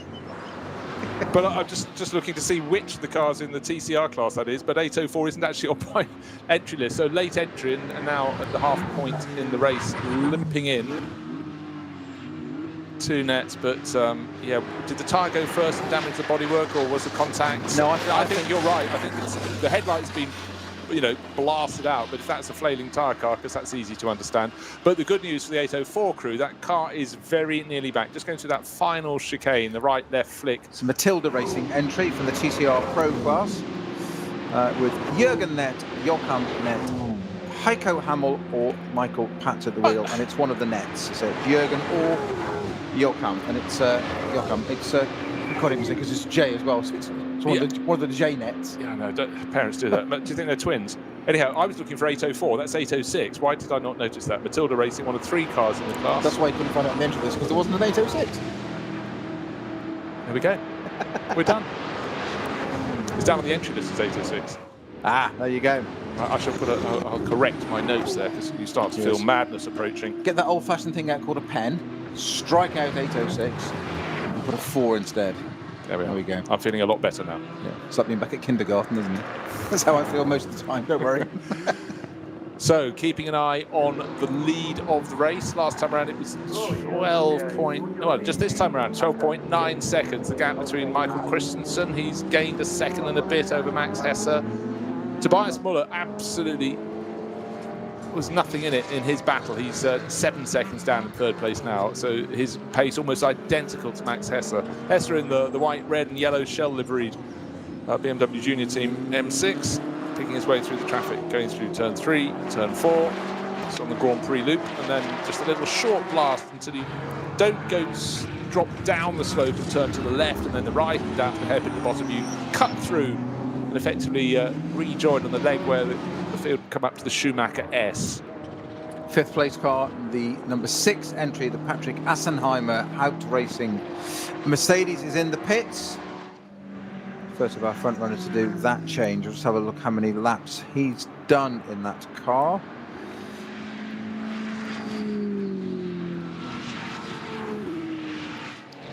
So I scroll back through. He's done another 7 laps. So that car did Herbert Haupt did a 7-lap stint. Started Michael Metzger a 5-lap stint, and Patrick Assenheimer has just done a 7-lap stint. And as you mentioned earlier, Bruce, it does appear to be that 7 laps just seems to be the number, doesn't it, for the moment? And just bear in mind, we've only just 5 minutes ago, in fact, not even that 4 minutes ago, tipped over the halfway point. Haven't we just? Now, at the halfway point, 8th place overall. SP Experimental is the BMW M4 GT3. The car, the order book, I think, is fairly full for next year. That'll be its full racing season, but this is its full racing debut. 6 hours to come out and play. Started the race down in 17th after qualifying. They didn't want to throw too many tyres at it in qualifying. It's about developing this car. Take a look at the times. Okay, they're slightly misleading because we have had the slow zones around the circuit, but just trying to see what Philippe Eng has done. Now moved up to 7th place. An 8-minute 41-second lap. That's faster than the race leader. It's faster than pretty much everybody. The only person who was faster in the last group was the driver in 4th place. Alessio Picariello did an 8-minute 39-second lap. So Picariello starting to drop Patrick Assenheimer. If you think back only a lap ago, Snowy, Assenheimer was what, a second down, very much on the tail of that second of the Falcon Motorsport Porsches, but this time around certainly Picariello's dropped him quite comprehensively. 8.5 seconds to good, and lapping as fast, nearly as fast, is Philippe Eng. He's the next one down the order. And don't forget, when the very first section of this race, when the track was still clear, Augustus Farfus set the fastest lap of the race for that car with an 8:05 compared to other people doing 8:06s, 8:07s. The whole thing was different because a lot less traffic and slow zones, etc. So it's not that Augustus Farfus is that many seconds quicker than Philippe Eng. It's just that's what the car could do. At the time, it set the fastest lap of the race on its debut. It's not bad. It's not bad. It may be beaten yet, but I'll be surprised if anything goes any quicker than that during the rest of this race. Yeah, I mean, and again, just throw it back to the fact we've had so few laps where there's been absolutely clear running, but certainly looking at the car, it looks more nimble than the M6. Maybe that's in my mind, just because I think the M6 is a larger car, but certainly it moves around the track with some alacrity. But maybe that's also Philippe Eng, just simply attacking. The 804 Seat Cupra back, well, is in the pit garage now, but that front left-hand corner, it's the sort of thing a teenage new driver has to apologise for a lot of time. A little bit of front-end damage on their Corsa. Yes. Yes. I think the reason you like the M6 is it's more age-appropriate for you. It could be. Maybe I've got longer legs. Now you've moved on from your 635, moved into a modern M6. I always liked the 3-litre CS, actually. I always thought that was a rather fine-looking car. Yes, I had a CSL. Don't go there. No. I knew someone else who owned one. He spent a lot of money he didn't have. So, just to reiterate, Michael Christensen for Manthey Racing, leading by nearly 13 seconds from the BMW Junior Team M6. And that's a car with 2 wins so far this year, whereas Christensen's car only won the opening round. And so, again, cream rises to the top. And for Falcon Motorsport, they've got their 2 Porsches in 3rd and 4th positions and lapping at decent speed. Patrick Assenheimer just dived into the pit, so he's blinked a lap or so earlier than his rivals. Maybe it's a special tactic from the Haupt Racing team. The last lap or so, he'd been dropping back from the tail of Alessio Picariello. Now, our leading cars have been setting 8 lap stints, so I was slightly wrong. correct. 7 You laps. said 7. I said 7 laps, my apologies. That was their 8 laps opening stint Yes. with the formation lap. Yeah, thank you. My apologies for that. So, yeah, Estra and Harper were in the leading cars that have now switched to Christensen and Hesse. They are currently on 5 laps apiece. Olsen also did a... Olsen also, what did they? Yes, I mean, the Falcon Motorsports car number 3 in third position. I thought you were yodeling. There's time yet. There's time yet. It's 2 hours, 52 minutes, don't worry. I'm building up to it. He did 8 laps as well. Muller in that car, the number 3 car, the Falcon Motorsports car now is at 7 laps, so they're about to lap off, owing us a pit stop. The 4th place car, I do like this, the 3rd and 4th place cars are 3 and 4. Makes it a lot easier, doesn't it? They are... Piccarello did 7 laps, Ragnar did 8. Piccarello in the car now with 5 laps already, a little way behind on that one. Interesting though, the number 6 car in 5th place, the Haupt Mercedes, that had 7, 5 laps, Haupt and Metzger, and Assenheimer now has 8 laps on the board in that car. So we're due some pit stops in the next... I was going to say the next few minutes. I've done it again, once again. The next few minutes, as in a couple of laps. Well, a couple of laps is virtually 15, 16 minutes away. Well, if it was 15 minutes, we're doing very well. Let's call it 16, 17 minutes out of fairness to them. But it's still a little way off yet. So you say, oh, they're due in any minute now. Well, they're not. They're due in any lap now, which is very different here. Yeah, you have to redo that for the Nürburgring every time, don't you? Yeah. Don't boil the kettle straight away. They'll take a little longer coming round. So one of the teams that has done a third pit stop is the Haupt Racing team, number 6 Mercedes. Patrick Assenheimer brought it in. Patrick seems to have gone back out in the car. He's a driver who's had 5 wins in this series over recent years, been a champion in it as well. But the car I really expected was that number 3 Porsche, the one that was the first to blink, that made its first pit stop after 5 racing laps. But then it did an 8-lap stint to take that out to 13, and if it does another 8-lap stint, that'll need to come in at the end of this lap. And then I would suggest Manthey Racing, that's leading the race, and the BMW Junior team, number 44 BMW, would do 1 further lap, I would think, possibly 2, but certainly if that number 3 Porsche doesn't come in with Tobias Muller for just a pit stop, don't expect a driver change, it's just a 2-driver lineup in that car. He might be on the fabled fumes if he goes for 1 lap further, but I think with 20 laps, 1 lap's on the board at the end of this lap, that would be sufficient to take him to his next pit stop. And then that would drop him down the order, but then he'll rise back up again.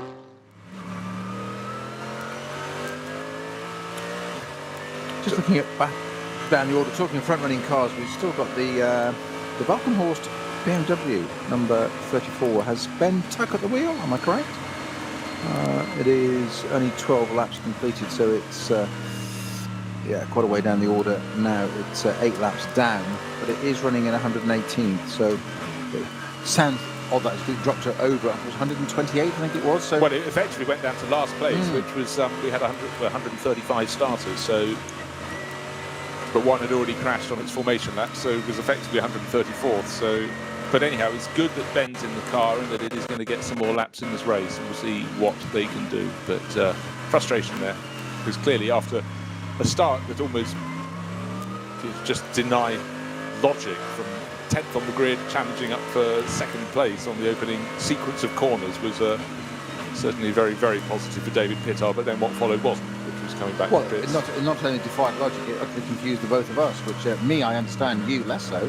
Because we actually got them the wrong way round. We thought it was the junior car. Yeah, it was Dan Harper who started in 1, 2, 3, 4, 5th place. That has certain logic. 5th, 2nd seemed logical, but I did say that it would be a one to watch on the first lap from the outside, literally the top 10. I didn't think it would get as far as 2nd, so it completely confused us. So there's his penance. He's serving his penance for that now, for confusing us at the first lap. First warning. Right, and as suggested, Tobias Muller has come in at the end of 21 laps. He's come in from 3rd place, but this was the car that made its first pit stop before everybody else made their first pit stop. By majority of them, they did it 2 laps later, but he's done a 5-lap stint, or that car's done a 5-lap stint, and then 2 8-lap stints. So clearly they've worked out there's got to be a short sequence for one of them. Did I see a red flag at the side of the circuit? Hold on a second, I'm just looking at the screens, riding around with the Get Speed. No, I saw yellow flags at Kesselchen on the left-hand side, which is approaching up to Klostertal. All right. The rise up to the... it's yellow lights on a safety car. So sorry, I just glanced from one screen to another. flatbed truck on circuit, or a more unimog towing a flatbed, so that almost suggests to me that's a barrier repair that's going to be undertaken. You normally get the unimog with the trailer carrying bodywork panels around for that. Yeah, so on the right-hand side, you've got the Kesselchan is the very fast left-hander, and it's don't underestimate how much the track rises here as you climb all the way up through that very fast section up to Klostertal, and then that very hard brake and right-hander and sweep up to the Caracciola Carousel. Again, such an integral part of this circuit that it is in the NLS logo. That's exactly what it is. That's the shape of the logo.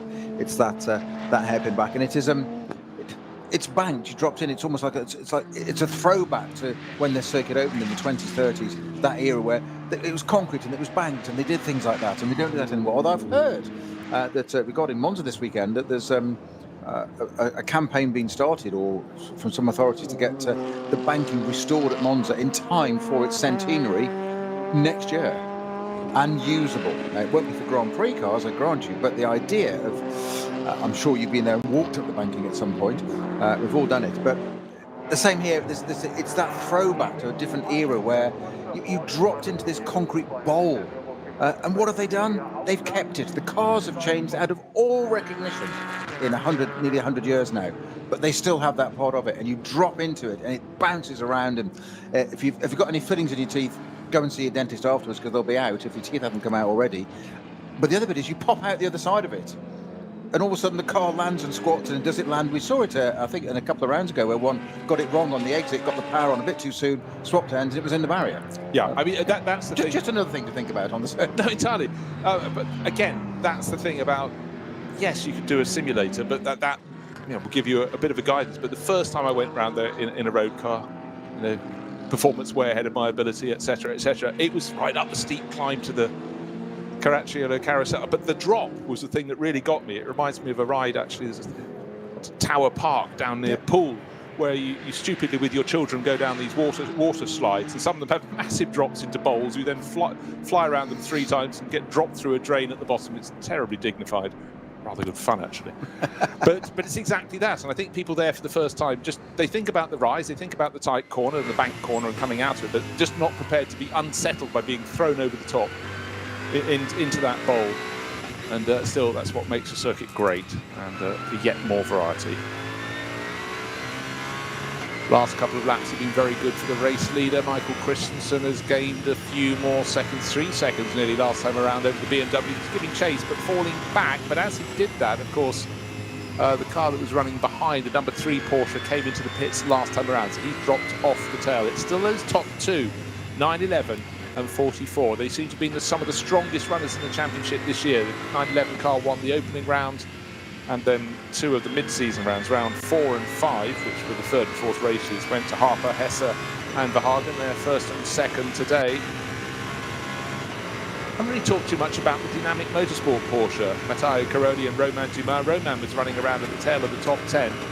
They don't have as much experience, not Romain, I'm talking about dynamic motorsport with their Porsche of the Nürburgring Nordschleife. There's a lot of their rivals. Great to have them on board. We've seen them have particular success in GT World Challenge in recent years.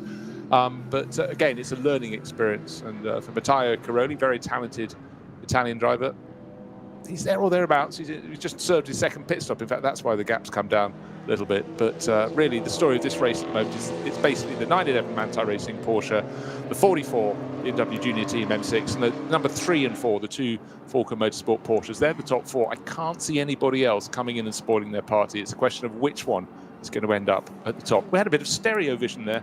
2 BMW, very like 325i, sitting up on flatbed trucks, both being delivered back to the pit lane at the same time. Both rather white, both rather broken. Not in terms of bodywork damage that we can see, but just simply something is awry at one end of the car or the other. So they look as though they're out of the race.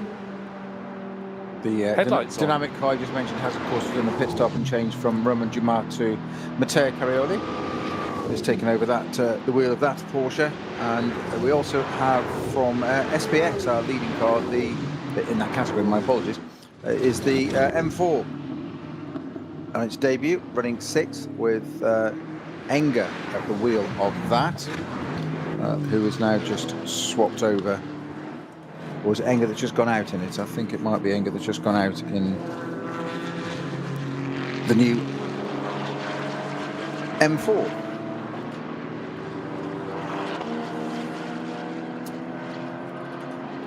We'll see a lot more of the M4 in the years ahead, but for BMW, it's been slightly frustrating. Wanted to get it out in the NLS earlier in the year, took part in practice, didn't get to go out in the race, so they lost that track time. But people watching around the world, because a lot of them really fancy a crack with the latest BMW in the GT3 category. We call it SP9 here in the NLS, but the real attraction to all of this is the sheer number of cars that these manufacturers can sell, because GT racing in the GT3 category is growing and growing. You can see the sort of approval of it around the globe, and there's a certain attractiveness to the fact that if you've got a car and a team around Europe in particular, there's so many championships you could enter. If you fancy you're running a Mercedes team, you think, I've got to have something to keep Raffaele Marciello interested at weekends, so you put him out in one championship one weekend, one in another, and so on for the Audi crews and the Porsche crews. And for these drivers, their calendar could be completely full. And for a lot of them, well, what else are racing drivers supposed to do at weekends?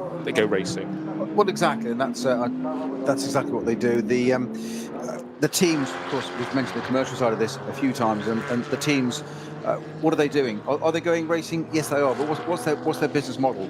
They're selling seats. They're selling seat time. So if you've got something that can go multi-series, it's a commodity. It's just what's the most appropriate is it's got to be competitive, it's got to be front running, it's got to attract the right people with the right kind of budgets, of course. But if you can do, as we've had Creventic last weekend, NLS this weekend, something else, provided you can turn the car around in the time or have sufficient time to do that, then you can do it, and that suddenly becomes a viable commercial proposition for a team to run the car, put it out there, run it around it again.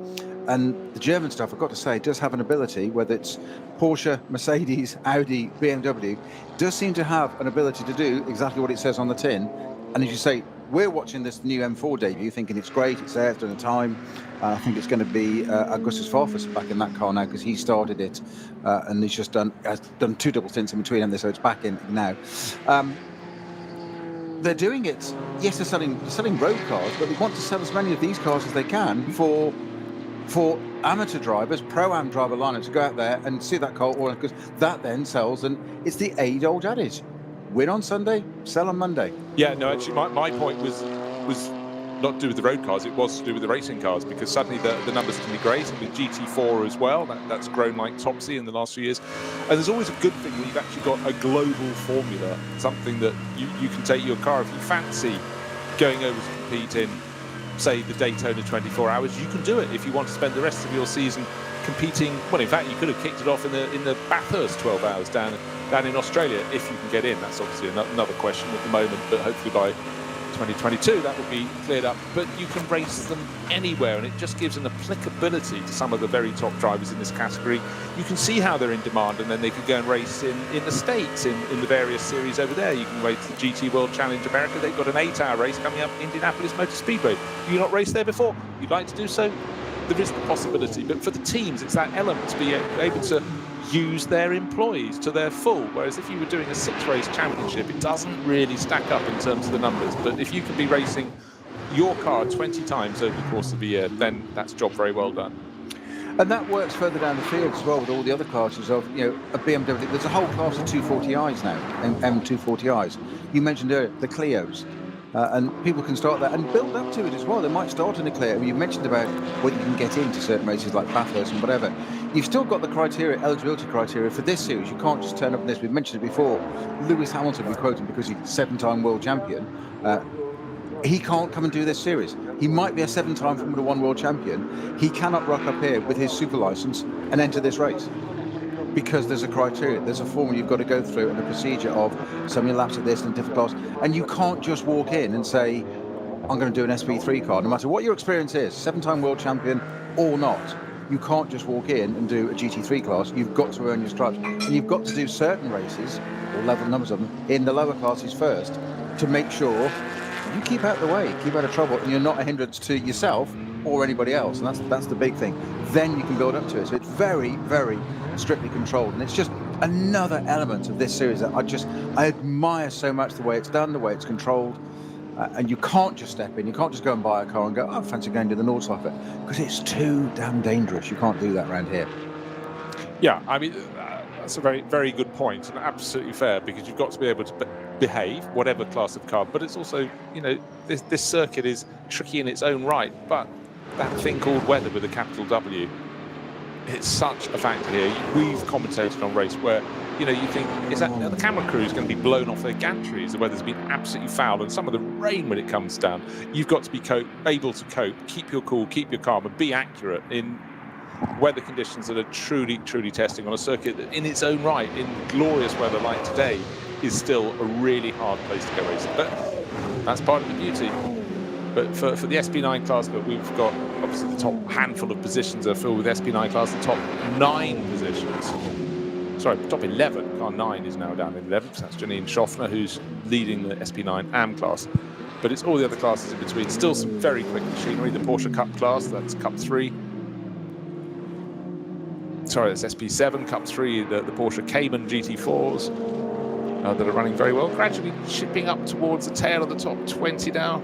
Car 960 leading that class. It's sort of been worked its way up the order and through the order in that class. Who's at the wheel of the number 960 at the moment? Let's see, leading the Cup 3 class. At the moment, it is Max Kronberg. Yeah, leading the 21st position overall, several places up ahead of 976 in class. Right, again, we're just having these flurries of runners coming through the pits. One of the teams that's made a pit stop recently, got its 3rd pit stop done. Patrick Assenheimer on board. Is the number 6 Mercedes crew for the Howe Racing Team. Bilstein sponsorship, yellow with the light blue tops to its wings, flanking colours down the side of the car, and the tail end of the car, blue underneath as well. Custard yellow, as we call it in these quarters. Lapping at actually pretty decent pace at the moment, but again, very early in its stint time. We've got a code, what was a 120? It's now a 60 at Schwalbenschwanz with the, I think it's car number 57, if I'm correct. That's, well, if I'm correct in it being the number 57, the number 57 car is most certainly the Black Falcon Identica 911 GT3 car. That's from the SP7 category. And it's falling down the order, so that would be correct. It was leading the class in 20th position overall, and it's now fallen down to 22nd, and I think we'll drop more. Where was that? Schwalbenschwanz. Just onto the beginning of the first left-hander. It's a double apex, well, double corner, a double left. It's at the beginning of that, and it's. I think it may have been removed itself. It's to my best information, which is thank you, Time Certain Clock on Twitter coming in with that. It's stopped. It doesn't suggest that it's had an accident at this stage, but it's certainly not moving. That is a code 60 there at Schwalbenschwanz. Mercifully, it's on the way in. The reason I say that is that allows them to go through the second part of it and pick up speed again to get that all-important run out onto the Dottinger Hohe. That's just the driver bit in me wanted to say that. No, it's just like, exactly. So, Janine Schaffner into the pits. That's the 3rd pit stop on the board. It looks like she's staying on for the next stint because her co-driver, Boris Krantz, I think, has just walked around the front of the car and he hasn't got a helmet on. I'm quite good like that, you know. And in fact, the car... You've done this before, haven't you? It was probably someone from another team just taking a look at the car, walking past. But if you just happen to... Sometimes you look at the screens when you're covering races like this, they're pushing it back in the garage. But what they're actually doing is just pushing the car at 45 degrees. It makes more space in the pit lane. Swing the nose around so it's not pointing straight down the pit lane. But when you start a race with 135 cars, space is at a premium. So they can't have the cars all just parked parallel in front of their garages in the pit lane. And teams know that, but it almost always catches me out. I think, they're swinging it around. But they're not swinging it around very far at all.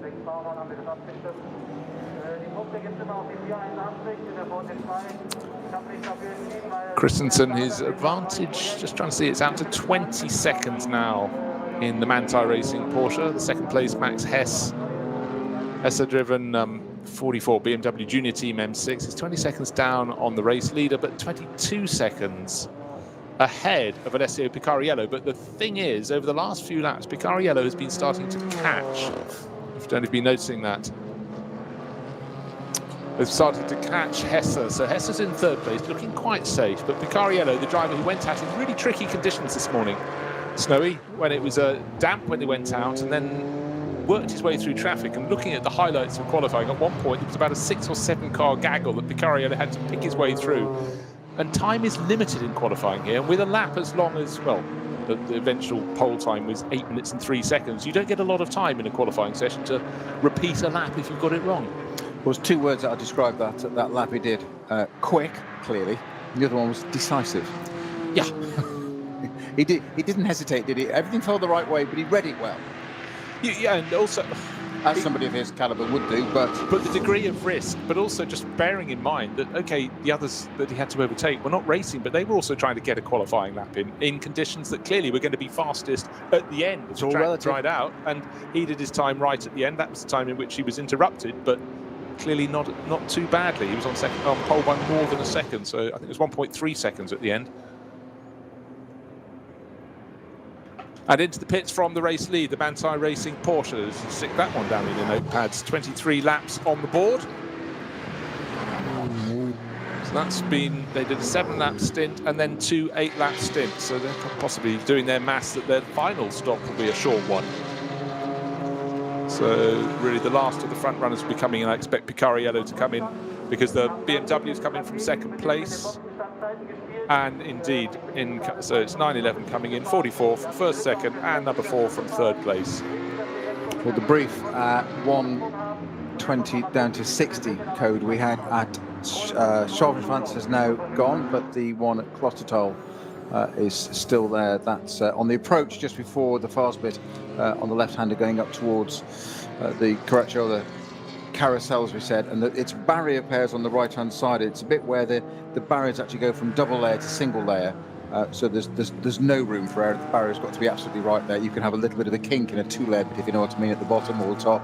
It's not the end of the world, probably not ideal, but when there's 1 layer, you'd want it to be right, because it's also just about one of the fastest parts of the circuit. You don't want to be going off there and the barrier not being entirely full of integrity, shall we say. First time I went to Le Mans and drove down the Mulsanne Straight in the road car, I'll add, I thought must be getting on the Mulsanne Straight, and I thought, oh, I am, because the barriers were so low you could hardly see them. It was just quite extraordinary. And again, it's that treat when you can get out on a circuit and actually drive it. And of course, Nürburgring, Nordschleife. I don't know how many cars I see around the UK and around Europe with the little Nürburgring sticker, the little, you know, it's sort of almost the ultimate boast, isn't it? Put it on, those that know will know. They won't know your lap time, unfortunately. But well, that's always the other bit. Yes, it was I was there rather than I was fast. Yes. I've been there and I've done it. But fair play, absolutely, and that's what it's there for. And you can go and do this. You can go and drive the Nürburgring. They really do have a unique approach to this. It's a circuit that, in many ways, time should have left behind. Yet they've adapted it, and that's part of that process again of the adapting to it, the learning, getting the ring license and all that. They've adapted. They said, no, we're not going to lose this. It's going to be maintained. It's going to be here, and that's how we're going to do it. And you're going to make sure that the drivers have a certain standard, etc., etc. Going back to think of, Lewis Hamilton, F1 drivers can't come up and do this. Although I would like to see an F1 car around here. It would probably never happen in our day, will it? Probably not be allowed to do it. I was just having a little think. I bet Tim Gray knows the last person to drive a Formula 1 car around the Nordschleife. I have a feeling it was probably someone like, sort of half an inkling, Nick Heidfeld went out in something like a BMW Williams. It would have been a BMW Williams. Actually, more likely. But again, that would have been really, really something very special to see. That research we're going to do earlier, the Peter Gethin Monza win. Yes. Back in 1971. 0.01. 0.01. So the 100th. 0.6 covering the top 5. Yeah. Yes. Who was third? I'm not looking at the screen. Okay, let's think. Who else was in that group? We've established Gethin and Peterson. Who was François Sever was in that group. I think he came third. He was third. He was third, 4th and 5th. I think there was another BRM. So was there another BRM? Go on. I'm touching you now. Oh, well, hold on. Mike Hailwood. In the Surtees? Correct. And Howden Ganley. Ganley, sorry, Howden, I should have got that one. I was having a quick scroll back through. Didn't think it was George Eaton. I thought you were going to say Archie Scott Brown now. What a finish. If ever you take a look at that, and in fact, if you think that was crazy, you should have seen the Formula 3 races in the late 60s. I didn't, I'd hasten to add that, but I remember talking to the inimitable Pico Troberg, the effervescent Swedish racer, about a race there in Formula 3, and he almost couldn't stop laughing as he recounted the story, and it even seems as though he didn't believe that he'd taken part in such madness, because they weren't in 5-car groups, they were in sort of a dozen cars. Each time they arrived at the corner, it was like the exploding of a bomb. It was quite extraordinary. Oh, a couple of BMWs running in fine order around the circuit. In the background of the shot, there was a car pulling off, I think, at the side of the circuit. Yes, at the exit of turn 2, a driver just didn't really turn very much to the left, but it was a case of a car driving off rather than anyone sort of crashing off the circuit. So I suppose as the 240i Racing Cup cars went past, that was a sensible bit of, not of avoidance, but if your car's gone lame, take it off the circuits. That was very well done. Didn't see what it was, though. Red and black and heading for the undergrowth. And you were right regarding Nick Heidfeld. It was a BMW Sauber. In 2007? 2007. Of course, we were talking about Porsches earlier and the Group C cars. Stefan Beloff has set the fastest ever lap of the Nordschleife, of course, not including the arena part. It would have been just the Nordschleife in those days. Just a bit of interruption for you, though. The red and black car I saw, couldn't see it at speed, but I identified it was a Subaru BRZ. Tim Schrick at the wheel, sharing with Lucien Gavris. So that's pulled off way below the face. So, right, sorry, far more excited than the car pulling off. No, not at all. It's the event we're commentating on. You're absolutely right, Bruce. I'm just going to you were talking about Porsches, 962 or 956. It was a 956, the earlier iteration. Fastest lap ever set at the Nordschleife in 1983. Stefan Beloff. Are you sitting down for this? 6 minutes 11.3. Yes. Just as you so often say, absorb. Just think about that. And it's just been the anniversary, not that I like to celebrate, of his demise at Spa-Francorchamps. He was an exceptional talent. And I think also what year was that? Was that 85? Yes, it was 85. Yes. And that same year, Rolf Stommelin was killed as well. So, a driver who had almost equal promise when he got into Formula 1 didn't ever quite happen for him, but he was mighty. And in fact, it's one of those things where you think of a driver, then you look at his earlier record, go, God, you were good, really, really good. And Rolf, the breaks didn't happen for him in Formula 1. He died. But, I mean, the world was at the feet of Stefan Beloff. They always talk in Formula 1 terms of the great driver, the legendary Ayrton Senna put himself on the map. The 1984 Monaco Grand Prix in the pouring rain, catching Alain Prost, and it being counted back a lap. Therefore, he would have won it. Yes. I've always felt in that one, never mind what Senna did, yes, he got that second, but Beloff that day, I think, was on could literally walk on water. And I'm saying that in the same sentence as Ayrton Senna. Admittedly, he was in a Tolman, not in a decent car. It was quite extraordinary. But I always thought Stefan Beloff, sadly, it was only a year later and he was killed at Spa. Yeah, it was extraordinary. Mind you, of course, that year, hold on, was it 84 or 85 that Tyrrell lost all their points? I think it was 1984.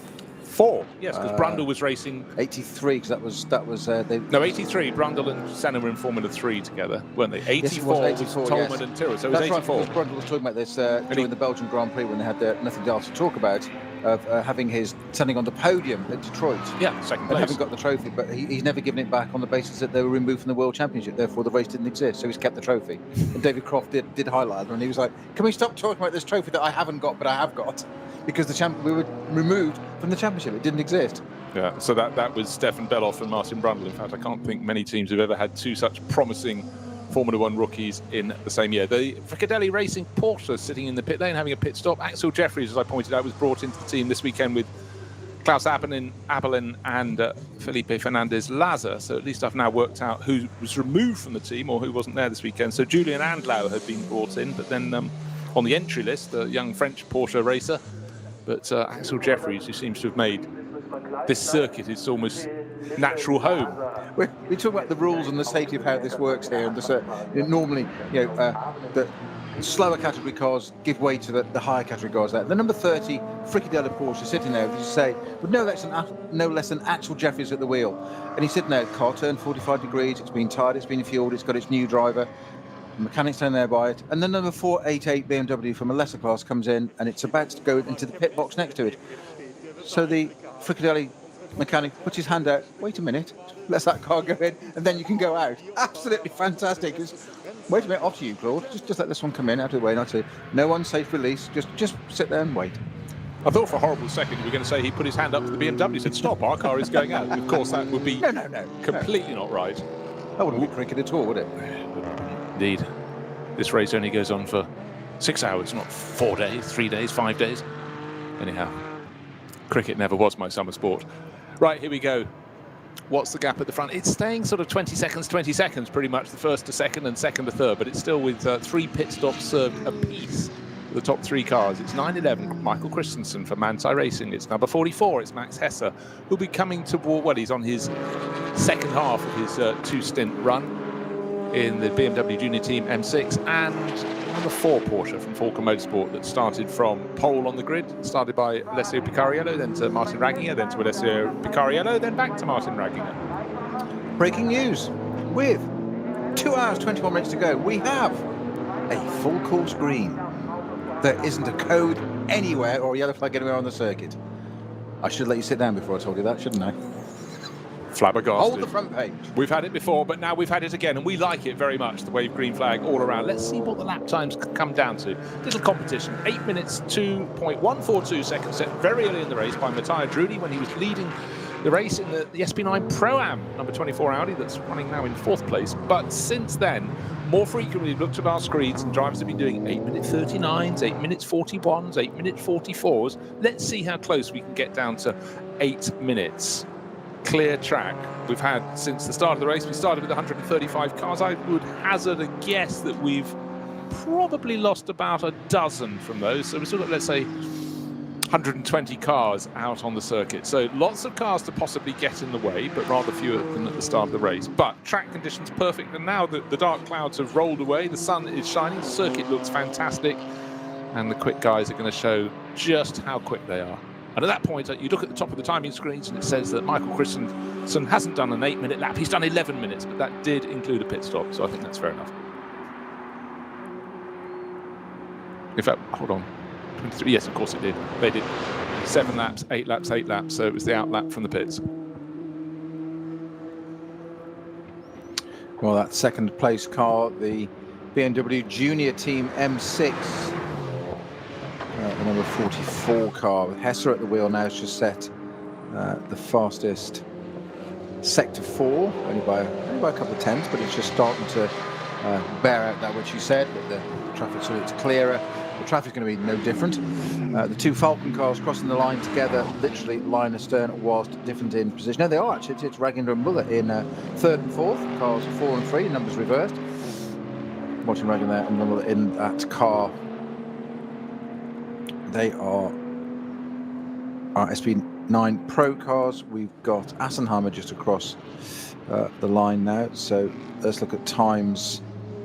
A little way off yet. Of course, the top 3 cars set 11-minute pit stops, as you said on the last lap, because all 3 have pitted. So we need that one to shake out. That's the first of those Falcon cars. So the second place one hasn't yet pitted. That owes us a pit stop. The Muller number 3, the second of the 2 Falcon cars, I mean. Yeah, so nose to tail, but the number 3 car will be the first of those that duo to pit. But 8 minutes 4 now, an 8 minute, that was Patrick Assenheimer. So first proof that with a wave green flag, green top conditions, we can get very close to the pole time in much better conditions right now. But 8 minutes 8. Not when you get a code 60 at Dottingham. We had our moment, and some people managed in that 8 minutes to get it all right, but Dottingham, eh? Yep. Currently, no vehicle on display, just an intervention vehicle there, but nothing actually displayed for the car. It's halfway along the Well, hopefully that's just going back to a gap in the barriers and will be withdrawing. And if it's moving under its own power, then of course that shouldn't take too long. Might be the next minute, and it depends where the drivers are in the top class cars, where around on the lap they are as to whether they can make it pay. It's actually showing the number 57 car behind the barriers already, so you may be right, it may already be out of station. That's the Black Falcon car again. Yeah, they went from the lead of the class and it dropped down. So, conditions set fair, 20 seconds between first and second place. Michael Christensen from Max Hesse, but with the wave green flags all around the circuit, we're starting to see some very quick laps indeed.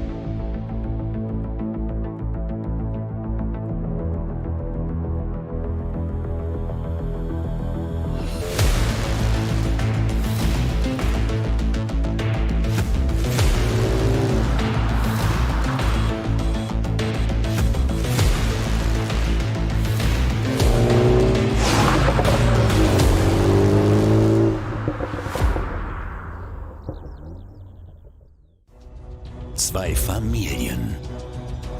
40 Jahre Firmengeschichte. Unsere Produkte entstehen zu 100% in Deutschland. Mit Herzblut und Hingabe. Wir schaffen den Technologietransfer von der Rennstrecke auf die Straße. Handwerkskunst, Erfahrung für diesen einen Moment. Das ist die Nürburgring Langstreckenserie. Das ist H&R. Performance made in Germany. Sicher ans Ziel. Auf allen Straßen, bei jedem Wetter. Mit den zuverlässigen Sommerreifen von Falken. Jetzt Falkenreifen kaufen und Tankgutschein sichern. Weitere Informationen auf tankgutschein.falkenreifen.de. Falkenreifen.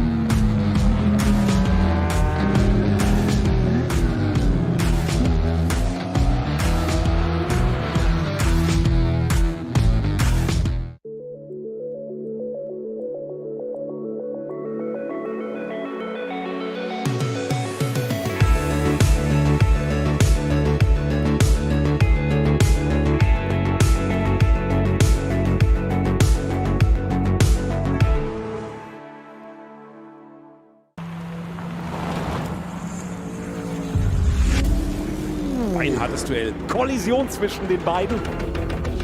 Damit ist das der Führungswechsel zu dritt nebeneinander. Maximale Reaktion. Da brennt der Falken-Porsche. Drama. Das Auto hat einen längeren Boxenstopp. Vorsicht. Und hier kommt der Gesamtsieger. Der ROWE NLS Rückspiegel am Sonntag um 18:30 Uhr auf diesem Kanal.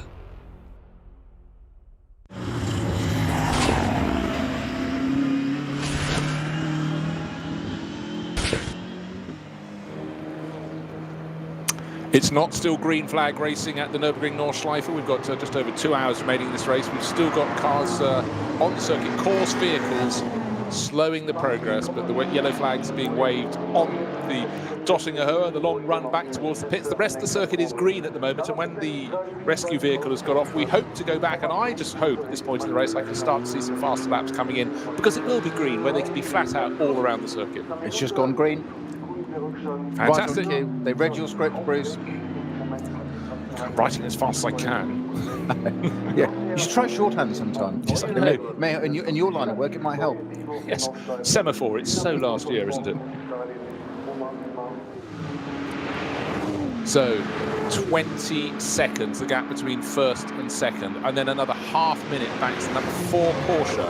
So it's the 911 Manthey Racing Porsche, the number 44 BMW M6, third place and fourth place, 4 and 3, the 2 Falken Motorsport Porsches. Fifth place is the number 6 Helm Racing Team Mercedes. 6th place. It's really worked its way gradually up the order. The Dynamic Motorsport Porsche crew, Matteo Caroli at the wheel at the moment. And then number 35, that's one of the Walkenhorst Motorsport BMWs at the wheel at the moment, is Jörg Müller, smiling Jörg in 7th place. Then the first of the SP9 Pro-Am runners, and it's car 24. Started from 3rd on the grid, started by Matteo Drudi, driven very well, then Patrick Kolb, then Lorenzo Rocco di Torrepaglia, and then back now into the hands of Kolb. That's 8th position overall, just ahead of the car we've been watching with great interest. It's in 9th position at the moment. It's been SPX, it's not SP9, it's the experimental class, equivalent performance, but it's the new BMW M4 GT3 making its race debut. That's very special, real accolade for the Nürburgring Nordschleife. And then we have the Fricadelli Porsche in the Pro-Am class of SP9 in 10th, and the leading runner in SP9 Am by a minute and a quarter is Janine Schaffner, 11th place overall, so still having a good run. She's had a good old stint, and then it'd be back to Moritz Krantz, one would suggest, to take it towards the end of the race. She may do the final stint, so I think Moritz will get in for at least a couple of stints. You mentioned, Bruce, that the prospects of cars with a bit of green flag running, what sort of time's going to get down to? Well, the second place car, number 44, driven by Max Hesse. This is the BMW Junior team with Daniel Harper starting that car, Neil Verhagen and Max Hesse. Max Hesse at the wheel now. It's just popped in, not an 8:40 or a 30 or a 20 or even 10. He's just tucking in 8:05.1. Just to say, green flag, we can do it. That's how much, which is also the flip side of this, is the safety aspect of this. That's how much it slows down the circuit for Code 60's Code 1 around the circuit. Yeah.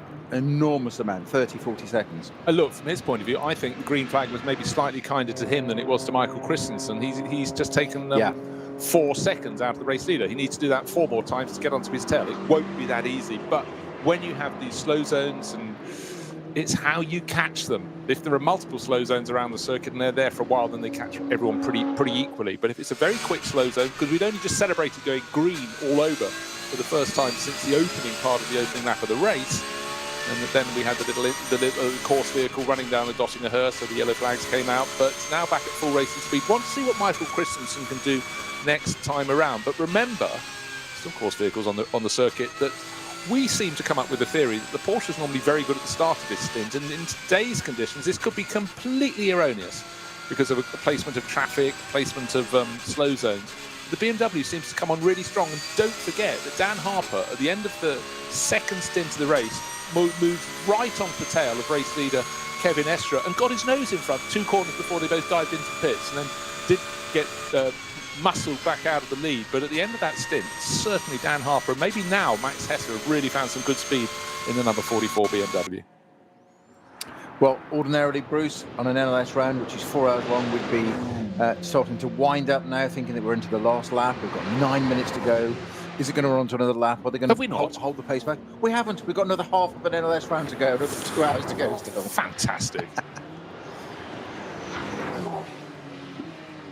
So, plenty more to focus on. For the teams, it's also a way of dividing the hours, dividing their stints. The stints will be pretty much as long as they were before, but again, you often have, let's say, 3 regular stints and a shorter one. It's when you drop in the shorter one. And just remember, the car that's running in 4th place at the moment was the one that did the short stint first. They only did 5 laps on their opening stint in the race. The vast majority of the rivals in the SP9 class did 7 laps. So in some ways, they sort of have to give that back at the end of the race, but certainly shuffled the pack.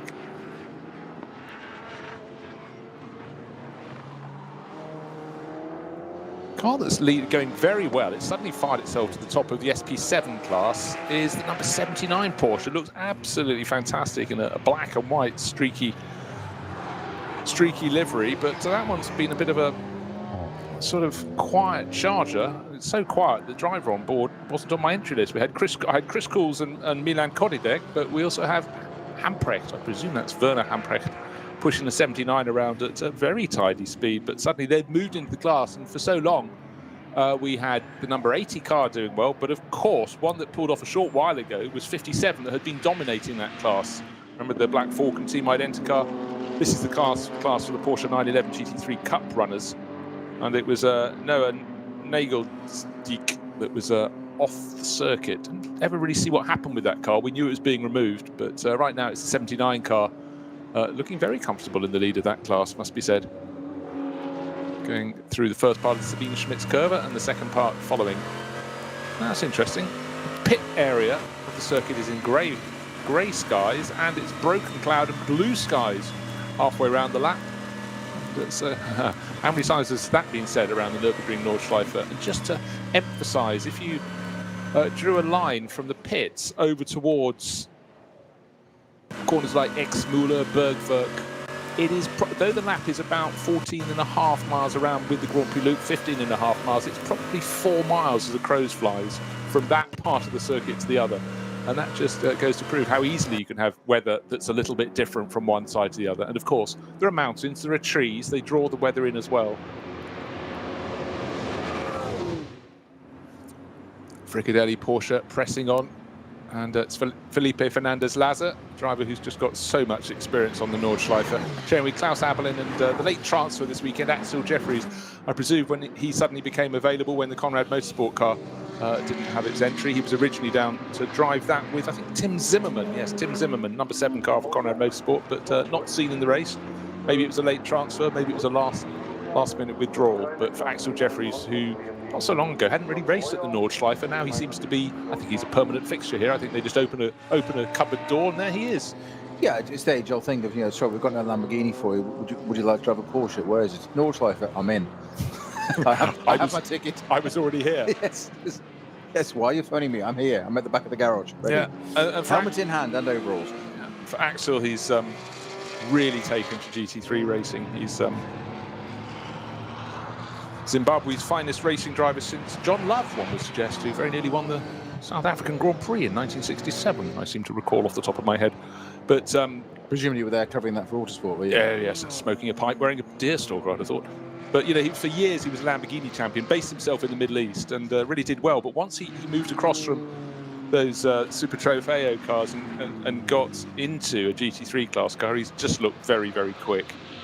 And raced for the crazy team Mad Panda Motorsport last year and came second in the GT World Challenge in the Silver Cup class. But he seems to be in ever more demand, and certainly whenever you see him interviewed, he's very, very enthusiastic. And ever since he started racing in the Nürburgring Nordschleife, he's haven't seen him put a foot wrong so far. So he's certainly really, really risen to the mark over the past couple of years. But in the grey area of the circuit, approaching the end of the lap, coming up to that final right-left twist onto the start-finish straight. Another lap completed by Michael Christensen, another car overtaken, 2 cars overtaken, but they're diving into the pits, and he most certainly is not. How good is his lap going to be? Last time he did an 8-minute 9-second lap. The flag is green. 8-minute 1.897, new fastest lap of the race, as it happened. So no longer is Matthias Drudy. We're only talking small margins, a quarter of a second quicker than Drudy managed, but that was right at the start of the race. But it's great to see really what these cars can do. It's so difficult when you're commentating to find laps and masks. You think someone's gained an advantage. No, they've just simply been blocked by a slow zone. That's how they lost 5 seconds. Right, next one across. Oh, it's even faster. Max Hesse, 8 minutes 0.997. Let's call it 8 minutes and 1 second between friends. So he's second fast. He's fastest of all. He's 15.6 seconds down on the race leaders. That's been a better lap. He's gained, well, another second. Last time around, he gained 4 seconds. So what's happened there is Christensen didn't get the break with the green flags. This time he has, sets the fastest lap of the race. It's immediately toppled. I want to see what Martin Ragginger can do. He should be about another 20 seconds down in 3rd place in the number 4 Falken Motorsport Porsche, waiting for that to cross the start-finish line. Now he goes through 8 minutes 10. Well, that's why he's fallen back. He's fallen back quite comprehensively on that lap. He's now 44 seconds down on Hesse. Not so long ago, he was about 22, 23. So it really has been a case of the BMW coming on stronger and stronger towards the end of its stint this time around, as it did in the end of the 2nd stint of this race. In the context of a sub 8 minute lap, I was going to use the phrase, it's only a matter of time. Then I realised how corny that sounded. But it is only a matter of time before that gets established. You would say there, 8:01, 8. It's just it's there. I didn't mean that to sound quite as cheesy as it did. Sounded fabulous, Peter. Okay. There speaks Bruce Jones, my agent. Any work, just book it through Bruce. Yes.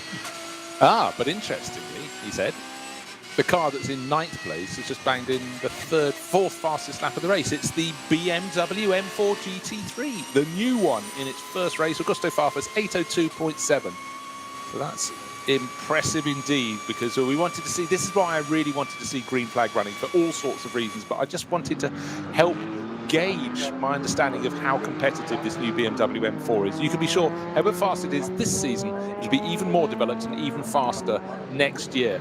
But I do hope it's going to be in the remaining races of this year's NLS, a chance to see it develop yet more. And that's why they enter it in these races, and particularly in this one, the 6-hour race. Plenty of time to chip away, to develop, not to tweak as you go. You've got your setup at the start of the race and you race with that for the duration, but take whatever's thrown at it in terms of weather, in terms of track conditions, instead of traffic conditions. But certainly so far, as it works its way into the top 10, it started 17th. There haven't been that many trips and fumbles in the top class cars, so places have been gained. And in Augusto Farfus and Philipp Eng, they've got two drivers who can absolutely deliver. But it's going to be a bit of a climb to advance a great deal further, because Snowy, they're more than half a minute down on the car that's running in next up the road, which is the number 24 Lion Speed Audi that started third. So yeah, the car that started third is ahead of the one that started 17th, but you know what I'm saying, it's still a bit of an ask to catch up. But that's what they're doing, little by little, closing in. Good job they've got 2 hours to go then. It's plenty of time. Plenty of time to make it up. Well, I think they may.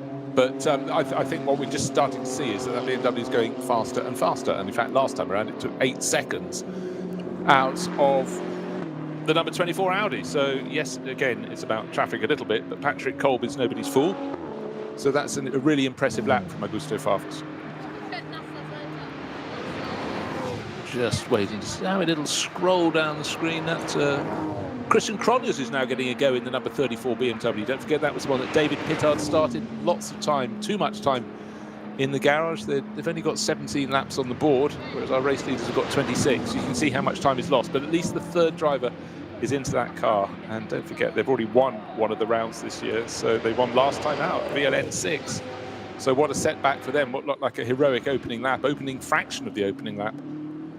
All went very wrong indeed, and that pit stop and then subsequent extra time spent repairing the number 34 Walkenhorst Motorsport BMW M6 has cost them dear, but we can start to see some quick times coming out of them. Not unfortunately with a code 60 at X-Muller for the 717 BMW 325i from V4 class. That is off at the right-hand side of there. I'm not sure whether that's accident or just parked at the side, but that's the Langer and Lot driven entry. Now again, see the 57 Porsche that we reported having been recovered from the track is sitting in the sort of area for broken cars on the outside of the circuit at the Sabine Schmitz curve. It's effectively the pit lane at the entrance to specifically for Nürburgring Nordschleife section. You couldn't see the damage at the front end of the car. We debate actually, we do have yet to find out what was arrived with that car. Didn't see any accident damage.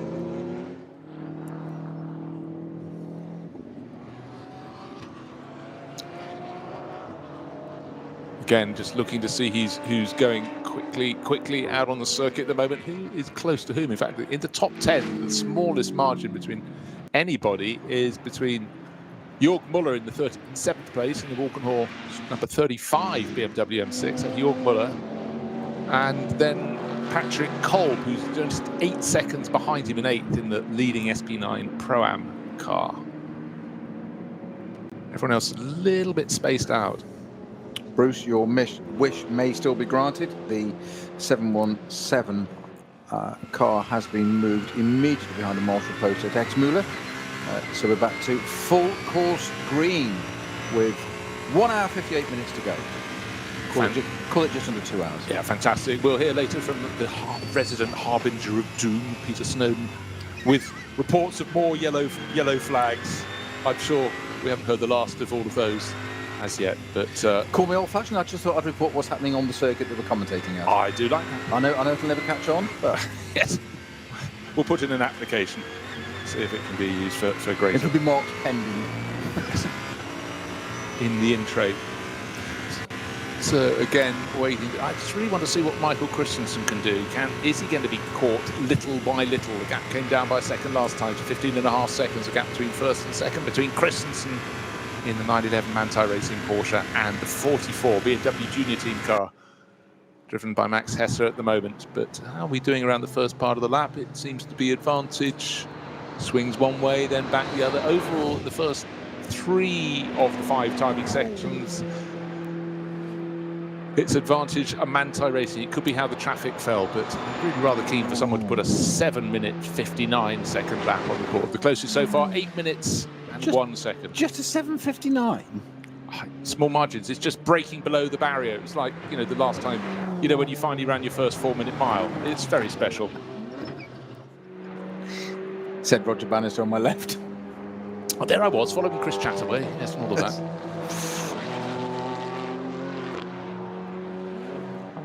1952.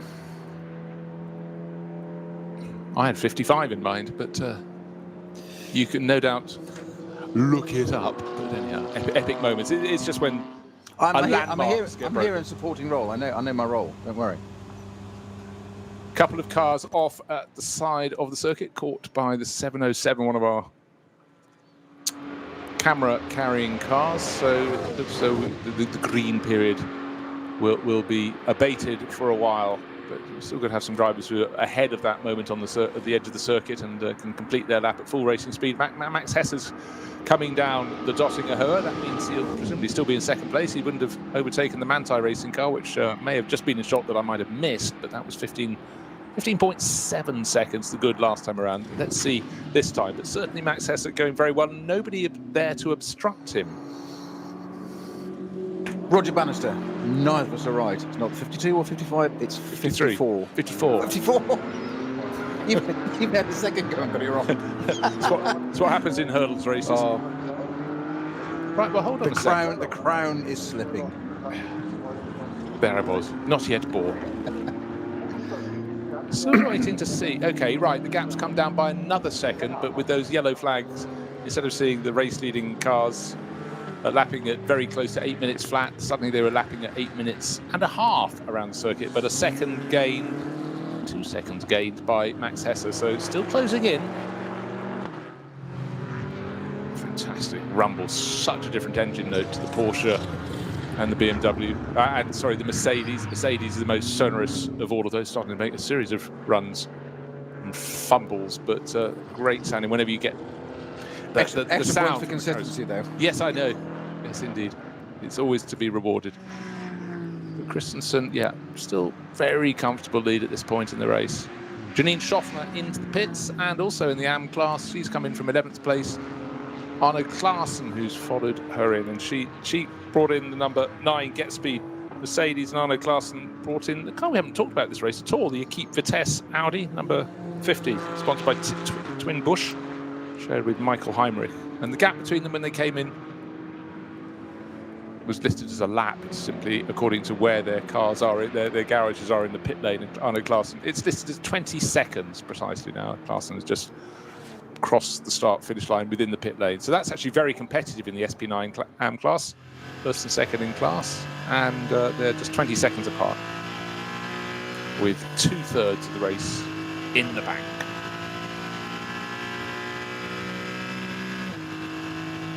Matteo Caroli, also has just come into the pits as well. He's kind of a lap ahead of them.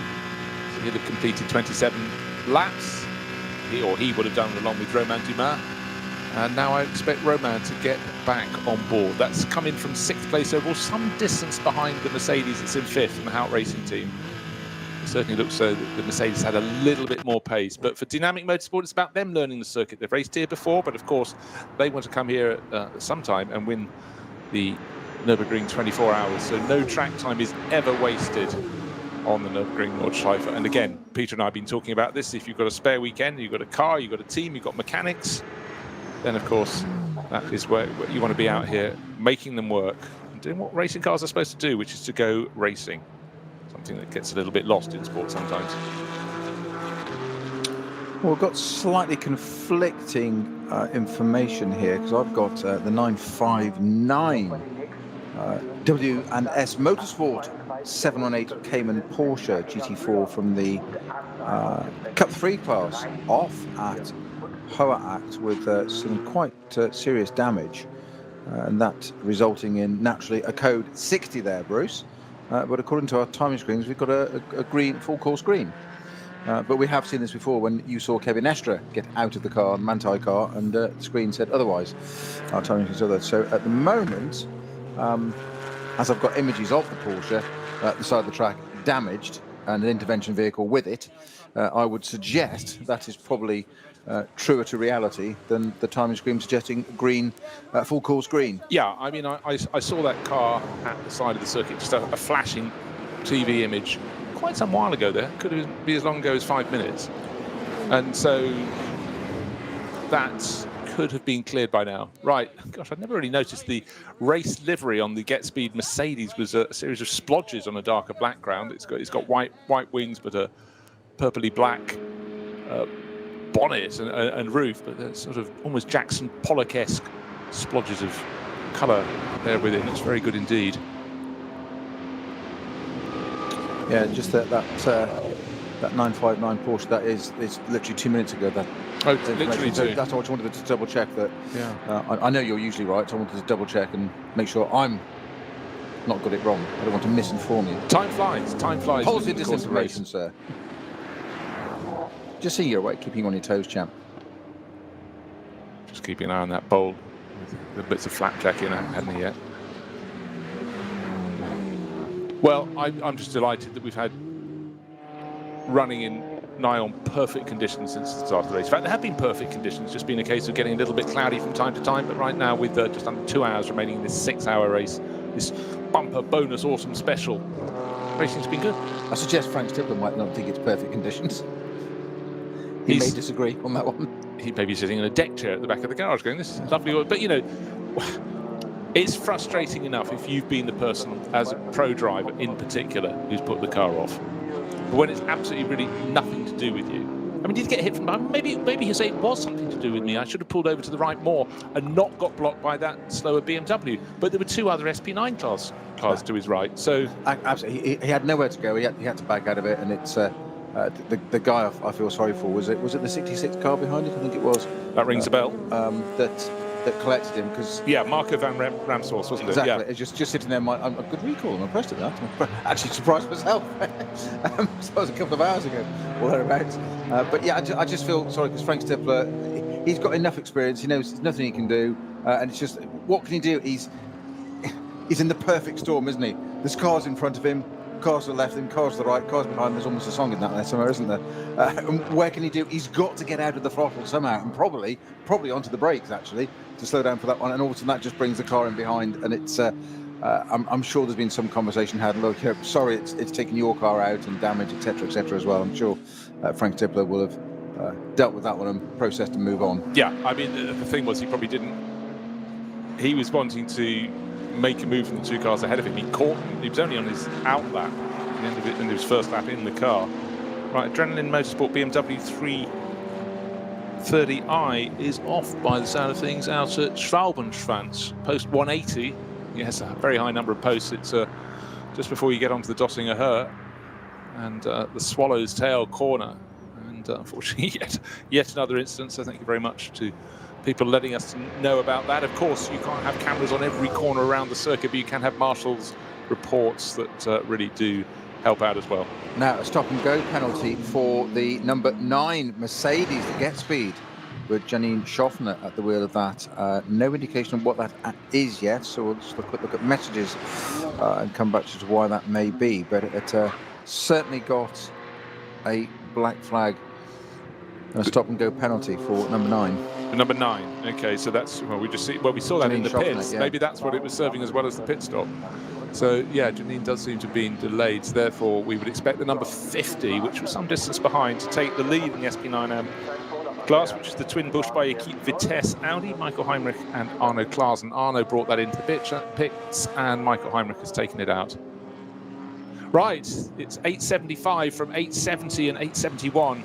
All big numbers, but it's the Cup 5. It's the BMW M2 CS racing class. So leading that class at the moment, the 875 crew from FK Performance. They've moved towards the top of the class. It's Mark Ehre, Moritz Oberheim and Nico Otto. So there at the top, theirs is the yellow BMW M2 CS with the green and grey flashes on there, grey roof. Not a regular colour one finds in motor racing, is it? Yellow with grey combination, but actually the green sits off the nose rather nicely indeed in the light. Stoltz and back sponsorship for them. Again, presentation of the cars right from the top of the field, right to the tail. Just so impressive these days. We could start talking about wrapping again, but it might confuse some of the younger listeners. I think your musical ambitions and aspirations should be kept privately, off-air conversations. Sometimes they just sort of slip out. I know, but you just need to be more disciplined.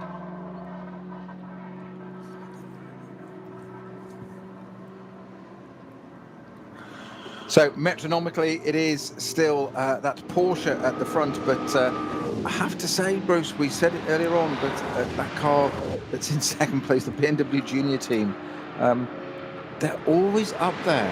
They've won 2 of these NLS rounds already this year, the normal 4-hour distance.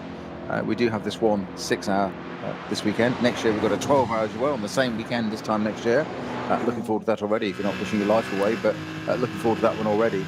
And of course then we have the qualifying 6-hour race here, usually springtime, ahead of the 24-hour event, which isn't an NLS round, but it's effectively an NLS 24-hour. I know they don't see it that way, but we do. It's effectively a 24-hour of an NLS round, and it's usual teams doing that. And it's a lot of the teams, a couple of rounds before that, we get suddenly an influx of teams doing their prep, doing their data acquisition, ready for that 24-hour. It's still the big one, isn't it? Oh, it's enormous, the Nürburgring 24 hours, but also you get the mix of car changes. There are more cars in the top class. Instead of having what we had this weekend, was it 14 cars in the SP9 category? In fact, including the Pram and Am, 19 cars were listed on the entry list. Not all of them quite made the start, but you've then got, 40, 50 cars in that top category. You've still got the mix of cars that go down, but not as far, of course, as the Dacia Logan that competes in the NLS in such production form. It wouldn't be quite so safe to have that out with that many cars in the top class running around.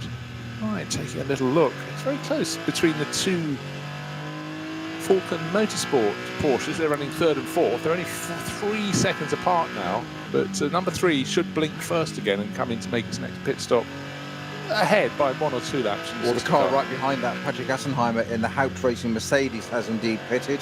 This is number 6 car from 5th place. That's sitting right behind the 2 Falcon Motorsport cars. Porsche it is at the top. Manthey BMW Junior team in the M6 in between a brace of Porsches, the 2 Falcon entries driven by Martin Ragginger and Muller, and we now have Patrick Assenheimer in the Haupt car into the pits. That's going to promote Romain Dumas for a short minute dynamic Porsche back into 5th potential, though probably not. No, he's a lap down.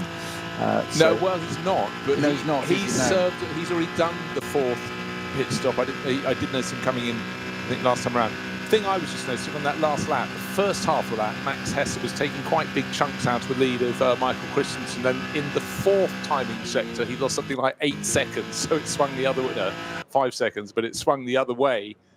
And they're now 17 seconds apart. So the work of the last couple of laps has been thrown away by, not by Max Hesse, but for Max Hesse. Again, just how the cookie crumbles, where the slow zones were around the circuit. But still the fastest lap of the race set by Hesse, 8 minutes flat, well, almost 8 minutes flat, 8 minutes 0 seconds, 0.997. So super quick indeed. Quarter of a second faster than the next. No, 9/10 of a second faster than Christensen, who was a quarter of a second faster than that very early quick lap set by Matthias Drudy. Fantastic autumn sunshine out over the circuit at the moment, and we'll keep that to the finish if we possibly could. Looks great on the photos, doesn't it? It does. I require that as well. I do think things should be in an attractive setting wherever possible. Okay, just quickly looking at any messages from the... We mentioned this one a short while ago, the stop-and-go penalty for car 165. Yeah, that was a minimum pit stop, wasn't it? Short pit stop time, yeah. I thought it was someone else. I was scrolling back to see if anybody else had had one in recent history. The trouble is you can go into the sort of down the rabbit hole of examining lots of things on timing screens if you click on them and go into the back catalogue. But really, in so many ways, one needs to keep your eyes on what's happening out on the circuit. And that little battle is really getting quite interesting between the number 4 Porsche that started in pole position, Martin Ragginger. He's got clear track ahead of him, and Tobias Muller in the sister car, who's just 3 seconds down. Almost need a rear view mirror image to see how close has that gap opened or closed between Ragginger and Muller. Opening part of the lap, the advantage has been swings one way and then the other, but if anything, I would suggest Muller's slightly got the better of the middle sector of the lap and may be able to close in a little bit. So third and fourth, but having started first and second, they want a little bit more than third and fourth with Falken Motorsport. But at least this year, you see, they can concentrate on just running one make of car. They've got the two Porsches, whereas in previous years they had a Porsche and a BMW to just complicate matters up and down the pit lane. Right, Atzenheimer's car has exited the pit lane, so Manuel Metzger is back on board. That's the Hout Racing team number 6 Mercedes. Back out, well, it came in from 5th. Will it be behind the Cairoli car that's now in the hands of Dumas, which is the Dynamic Motorsport Porsche? I'm not quite so sure that it will be, because there was quite a tidy advantage for the Dumas car ahead of Muller. Looking down through the classes in SP9 Pro-Am, it's still, as it has been since the first lap of the race, number 24 Lion Speed by Car Collection Motorsport. That's Patrick Colbert wheel. They're 8th overall, but they're fair. They're getting on for a minute clear of second place car in the class, which is the Klaus Abelen driver at the moment, which is Felipe Fernandez-Laza, and Axel Jeffries, who got out a short while ago. That's the Frigadelli Porsche. They're second in the SP9 Pro-Am Cup class. And car 25, haven't talked too much about their entry in this race. It's the Huber Motorsport Porsche, Philip Neuffer, Achim Tyson, and the driver who started it is back on board at the moment, Klaus Rader. They're running in 12th place, 11th place overall now, 3rd in the Pro-Am class. So we talked a few moments ago about the speeds involved in marshals working at the side of the track, and the fastest part of the circuit, Kasselchen, that's had quite a lot of barrier repairs and attention there. We've just been privileged to a little bit of onboard with number 4 Falken Motorsport. Porsche driven by Martin Ragger, and all across from Bergwerk up through Kasselchen, all the way up to Caracciola Carousel. Through traffic, passing slower cars, he's modulating a 20k difference in speed between 240 and 220 k's through traffic with his teammate just behind. We're talking about the levels of concentration to do that, Bruce. You said at the beginning, as you said, oh, forget the competitive element. They've got all this to learn about the circuit. Damn, circuits changed at the beginning. You know, light and shade, quite literally under the trees. It's suddenly dark. That's gone now because the lights changed. But all that, and here they are sitting through traffic. Call it, take the mean average, 230 kilometres. There, just blatting through traffic. They're not lifting. They're picking a gap and going for it. It's bewildering, absolutely bewildering, and fantastic to witness. Well, entirely so. Really beautifully described there. It is that moment that you're not riding your luck, you're sort of making your luck to an extent, but it's the precision, the focus, the accuracy that is just so extraordinary. And that's why drivers like Martin Ragginger are employed at this level, because the teams want to win, and particularly Falken Motorsport. They've used this series over the years to promote their racing tyres. And the fact we have the full array, the whole gamut of weather, if you will, across the course of sometimes just one race, but normally across a whole season, is why it's so valued by Falken. They want to sell racing tyres. They want to sell their road tyres off the back of the success of the racing tyres, and that's why this championship is one they do. Actually, just saw a little mistake on the screen. One of the Porsche Cup class cars eyeing up the number 1 Rink and licensed BMW, the champion. And I think just missed the breaking point coming up into the very end of the lap, clattered a curb, and you think these small things. There they were, the only 2 cars for about 400 metres, and one very nearly dropped. That's the class leader now in the hands of Kodidek, number 79, class leader in SP7. So it could be quite a big result, thrown away out of the window with just one little moment in perfect conditions of inattention. What they describe as a bunny hop, isn't it? The car happens to be black and it's got a yellow rear wing, so it's almost like a highlighter line, quite literally highlighting as the car dances around. Is that bunny hop? I've got a bright yellow rear wing and that's my marker. That's what we're doing. The flip side of that, travelling through at the pace of the front-running cars, and you're saying the Falken boys selling the tyres, etc., and that's what they're here for. The flip side of that as well is also a credit to I keep wanting to refer to them as back markers, I'm not sure that's the best phrase, but the other class competitors, the other layers of this, but also to the officials, we've mentioned a few times, of this discipline of earning the licence to run here.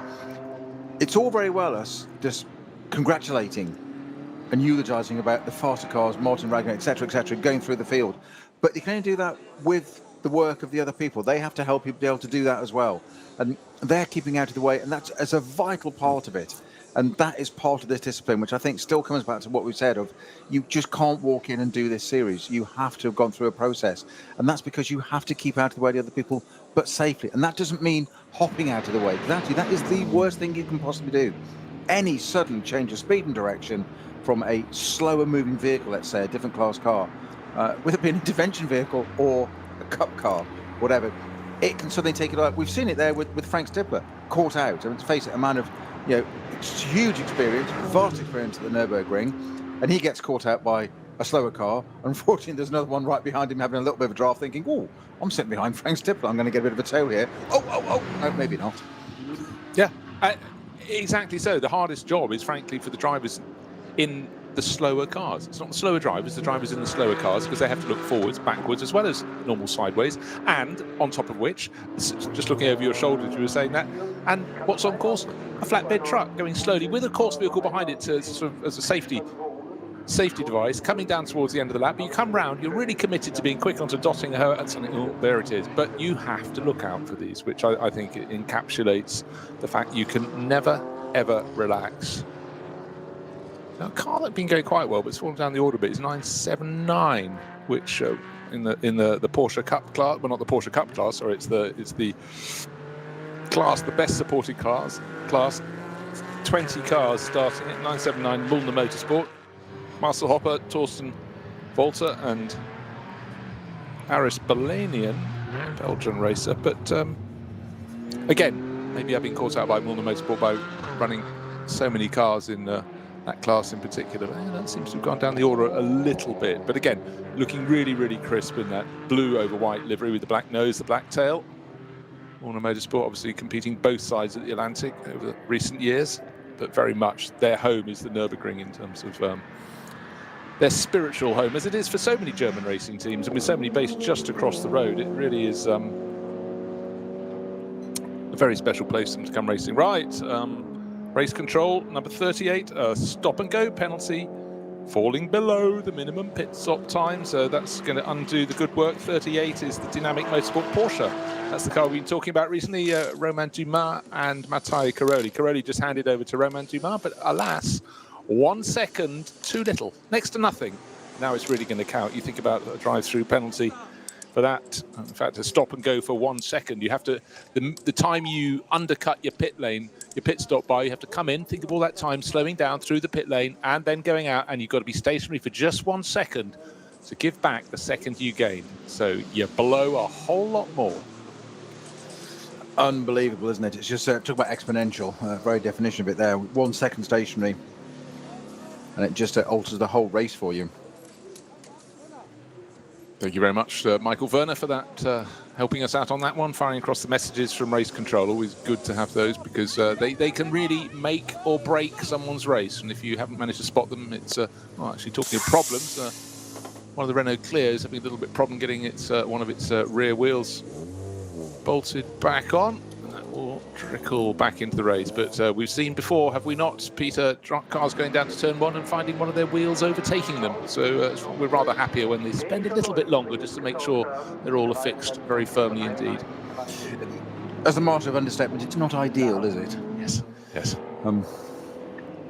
Suboptimal, as some people call it. So, right, the number 3 Porsche came in last time round. Don't forget that was getting very close to the tail of Martin Ragginger, the sister car. They're only 3 and a bit seconds apart, but we knew the number 3 owed us its next pit stop sometime soon, because that was the one that was first to blink, the first one to make its first pit stop, as much as 2 laps ahead of the bulk of the other SP9 runners in that first stint at the start of the race.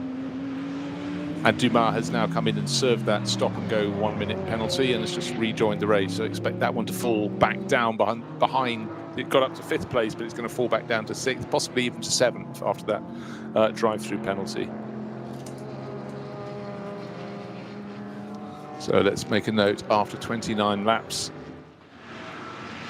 in came number 3 plus 38. Drive through. There we go. These things can really, really spoil a race. But for Manthey Racing, leading the race by 16 seconds, no problems at all in the number 911 Porsche. might be a next time, or it may be the one beyond. Let's think about this. They did a 7 lap and then 2 8 laps. That's 23. Yeah, if they do another 8 lap, they could be, yes, this lap and one further lap until it comes in from the lead of the race. And whatever they will do will be copied by the BMW Junior team with Max Hesse. He's been doing a really good stint, but I suggest now, maybe traffic, maybe not, but middle part of the second of the 5 timing sectors always is an advantage. That's the early part of the Nordschleife, so down to Hatzenbach and that section. Always very, very good for the BMW M6, gaining another second on the race leaders. But then the middle part of the lap, it seems fairly even Stevens between the pair of them. But no real response at the moment from the number 4 Martin Ragginger-driven Porsche. That's nearly another 53 seconds back in 3rd place. So just over a minute, nearly 1 minute 10 seconds covers the top 3. And by Nordschleife standards, that is really quite a gap. But by Nordschleife standards, we've normally ended this race and part way into the celebrations. We're normally about half an hour ago had the checkered flag come out, but this time around it's 6 hours rather than the regular 4. If you're only planning to allocate us 4 hours, please give us a couple more hours of your time to watch and listen to this racing action, because I think this could be quite an exciting finish in this one. And is the number 3 crew still in the hunt or not after the fact they've put their 4th pit stop in? It's certainly building up to it, isn't it, Bruce? And of course, we've got the pit stop aggregator element to come in fairly shortly. It's on the cusp. It's being prepared. It's being unfolded, taken out of Bruce's leather briefcase. He's got the iron out and got all the creases out of it. It is a very old copy. Oh, that was me. Just be careful on the edges. Just be careful on the edges there, don't burn it. It's suitably thin. I think it just aged the amount of times you've ironed it. So it looks like papyrus. It's vellum. Right. What Peter alludes to, and I might test him on the intervals in a second. The time of your last stop, pit stop time. It depends. The minimum pit stop time depends how close to the end of the race you can do it.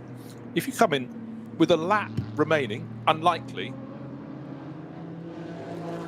Sorry, with a minute remaining in the race, not a lap. I was going to say a minute. Yeah. 178. I'm reading to.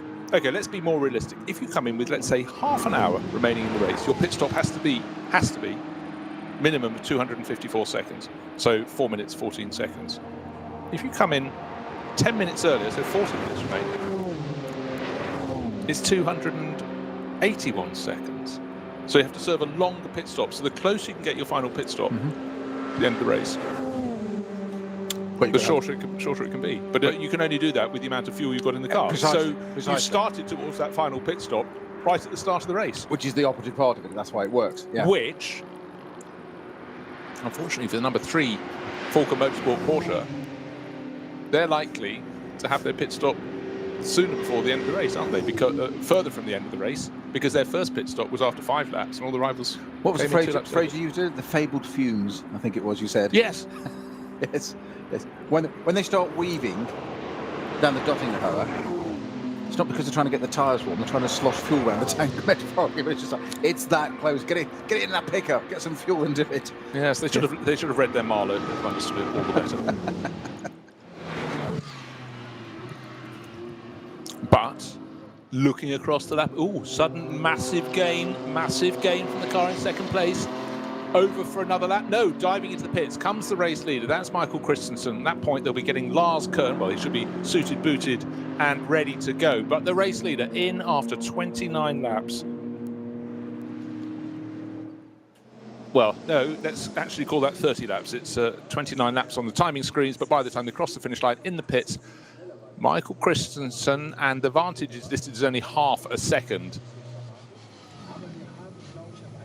Did Max Hesse go on for a further lap? Max Hesse, I think, have to double check, but Max Hesse is listed as still being out on the circuit, not in pit in, but it could be in the next few seconds. Remember, the gap was about 16 seconds, so look at the top of the timing screens. I didn't see Hesse continue for a further lap, but maybe he has, and if he's done so, he's crossed the start-finish line. We can't see him in the pit, so he's gone on for one further lap. So 9:11 is in after 30 laps, and that means, with a big roll of the dice, and this could count towards the final pit stop being shorter, is the BMW Junior team has gone on for one further lap. That means, say the lap is 9 minutes. You can hear the cogs whirring in my head, can't you? But 9 minutes difference for the final pit stop. Could be, sake of example, Hess definitely continued. 23. Bruce, It could be as much as about 20, 23 seconds. So that is a lot to play with. Have they got enough fuel on board to do so? In fact, is that Lars Kern who's got in, or have we got Kevin Estra back on board? I think Kevin Estra's going to go back into this car. Just for the visual, we've got Hess is at the second part of the Sabine Schmitz curve, about to go onto the Hatzenbach, onto the Nordschleife, whereas the Manthey car is still sitting into the pits. But the third place car, the first of the Falcon Motorsports Porsches, is in as well. So we've got Martin Ragginger, number 4, in third position, into the pits as well. Still some that damage taped up on that Manthey car from that earlier impact when something popped into the back of it, but it doesn't seem to anything damaged other than bodywork. Mercifully. Unusual at this point in the race, well, A, for them to still be racing, because it normally ends after 4 hours, but for the cars to actually look so clean. We're so accustomed to seeing cars looking absolutely filthy racing around the Nordschleife, whether just dirt off the circuit, but normally it's because there's been a rain at some point in the race and cars have kicked dirt onto the circuit, blown up into the face of the cars, or been sprayed from the car in front onto the nose. But the car's looking remarkably clean. A bit of bug action, but actually looking great, particularly the Manthey Racing Porsche. But what sort of pace are we going to get from Max Hess around this lap? Or has he got enough fuel on board? There's always a question you have to ask yourself. So 30 laps on board. So let's just think about this. The Manthey Racing Porsche did 7 laps, followed by 8. That takes you to 15 laps at 23. So 7, 8, 8, 7 has been their sequence in terms of lap times. Is this inspired, or was there a problem that brought them in earlier than they would have planned? I would have expected them to go do another 8-lap stint there. I was slightly caught on the hop when that came in. But Max Hess of the BMW Junior team continues in the lead of this race, and hopefully will come in next time around. So yeah, just Christensen and Estra. Lars Kern appears to be removed from the entry list alongside the 911 car. He was down on the initial entry list, but quite often it's sort of decided on the day, almost not as a whim, but they've decided how they want to split this race. And we were talking early on, weren't we, Peter, about, I said to you, if you were a team manager, how would you split your drivers around a 6-hour race? And we saw that quite a lot of the very quickest crew just had the 2, and I think we basically agreed that that would be the better way to go, particularly in circumstances where the track conditions are looking fairly level, fairly balanced. Yeah, well, we have got Kevin Estra back into that Manthey car. He is at the pit out now and waiting to see if there's a change in the Falcon car. I'll be amazed if there wasn't with Martin Ragginger. I'll be very surprised if we didn't do a driver change on that. But the BMW Junior team, with just under an hour and a half to go, looking good at the moment at the top of the order. Of course, they owe us a pit stop on that one, so that's going to change. I would imagine. So it's Picarello back in the number 4 Falcon car, pole sitter. He won't be happy being down in third, will he?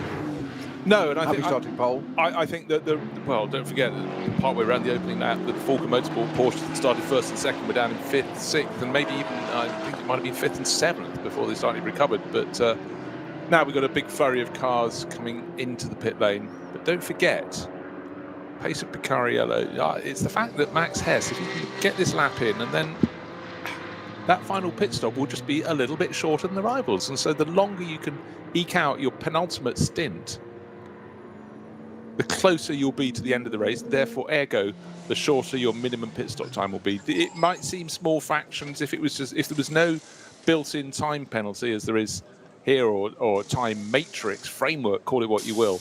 Then, of course, it doesn't really matter when you serve your pit stops. You just do it according to quite simply how much fuel you have in the car, tyre life, etc., etc. But this is another twist in the tail. We haven't got to the tail yet. We've got an hour and 23 minutes remaining. But right now, with beautiful autumnal sunshine and a rare view from the end of the lap back down Zottinger, the long run back towards the pits, we've got flags being waved at the circuits, and they're good flags. They're green flags, and this has been a rare thing in this, the 6th round of the NLS for 2021. Green flag running. Right, can we get below 8 minutes, he said, covering up the fact he very nearly said VLN back then. It's Throwback Saturday, if there's such a thing, yes. Might be thwarted by the fact that 851 Porsche Cayman and, my apologies, 851 is an Opel Astra, and the 949 Porsche Cayman GT4 have managed to connect with one another. But that's possibly not going to cause a code 60 just yet, but I'm just going to have a look at that as we discuss that, Drew. But there's certainly got intervention vehicles up at ROWE ADAC, the famously highest part of the circuit. I've got an intervention vehicle there, but I can't see for what car. But I'm also slightly concerned, Bruce, that we have a very slowly travelling, which may only cause yellow flags, but we have a very slow 911 Porsche number 25, which is now stopped, I'm guessing, on the approach to Flanzgarden. Not really where you want to find a Porsche parked on the left-hand side. Don't wish to be the harbinger of doom, as you've labelled me for this already. I know there's a hashtag Blame Snowy campaign that goes on. Thank you, Mr. Bradley, for that one from a couple of years ago. No need to jump on the bandwagon, Bruce. You can just pass over that one. But there is the number 25. That's the Huber Motorsports 911 from the SP9 Pro-Am class, is stationary on the left-hand side approaching Flanzgarden. So it's managed to get its way down through Brunchen. It was being very, very slow all the way through, but it seems to, I think it started at Wipperman, actually. I think, as in going slowly, but it seems to have, whatever malady it has, assuming it hasn't run out of fuel, it has seemed to limp on a bit, but it has now stopped at Flanzgarden. Right, look, so it's the penultimate stint for the race leading, the Pro-Am race leading Audi that started third on the grid. It came in from, I think, 7th place, car number 24, the line speed by Car Collection Motorsport Audi. And I was sort of expecting, as Patrick Kolb got out, to see Matteo Drudi coming in, but they've got one more pit stop to serve, and so Drudi would go in to do that last stint. He did the first stint, and it's Rocco on board at the moment, so he's back out to lead the class. And second in the SP9 Pro-Am class, a couple of positions further back, is the Fricatelli Porsche. Third in the Pro-Am class, actually fallen down the order a little bit, but with the drive-through penalty, don't forget, was the CP Racing Mercedes. 15th overall, but in the pits at the moment.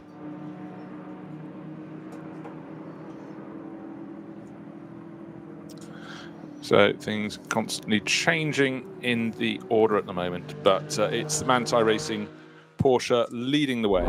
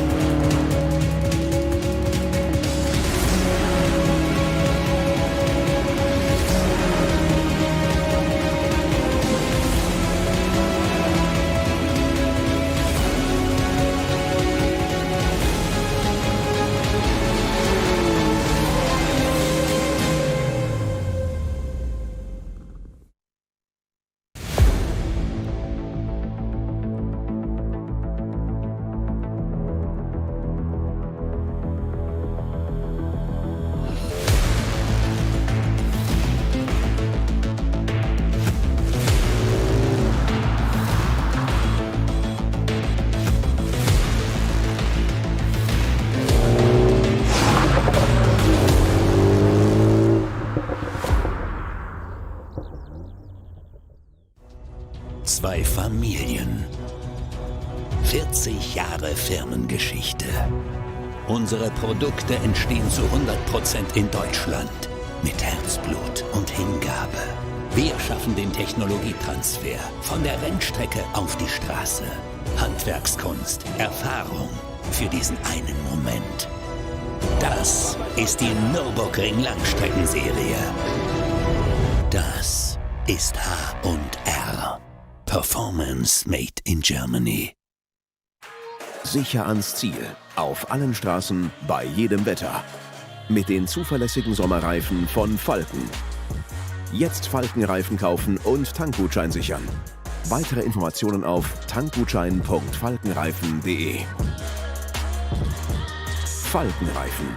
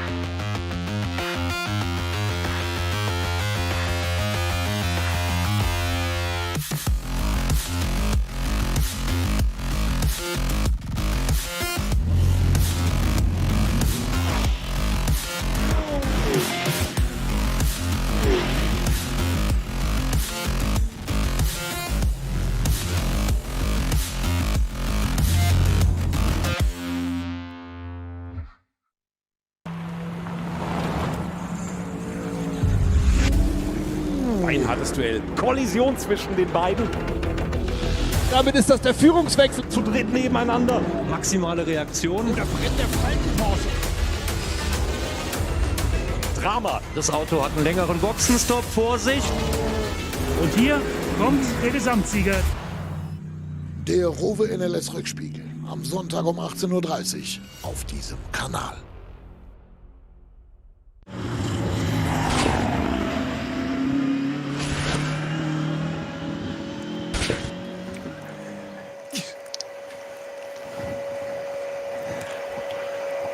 Looking down the Dottinger Her, looking to see which car is it going to be. Is it going to be, well, it's Neil Verhagen who's just gone out of the pits, or will it be Kevin Estre who took over a lap before in the Manthey Racing Porsche who's in front? The clever money surely has to be this time around on it still being the Manthey Racing car. But when it comes to the final pit stops, the next time they call in the pits in this 6-hour race, yes, not the regular 4 hours, a 6-hour race, the 44 BMW from the BMW Junior team will have a shorter final pit stop, and it could be by the very similar margin to the gap between the two cars now. So they could come out almost nose to tail. It's going to be a mathematician's delight. Paul Truswell, knock yourself out.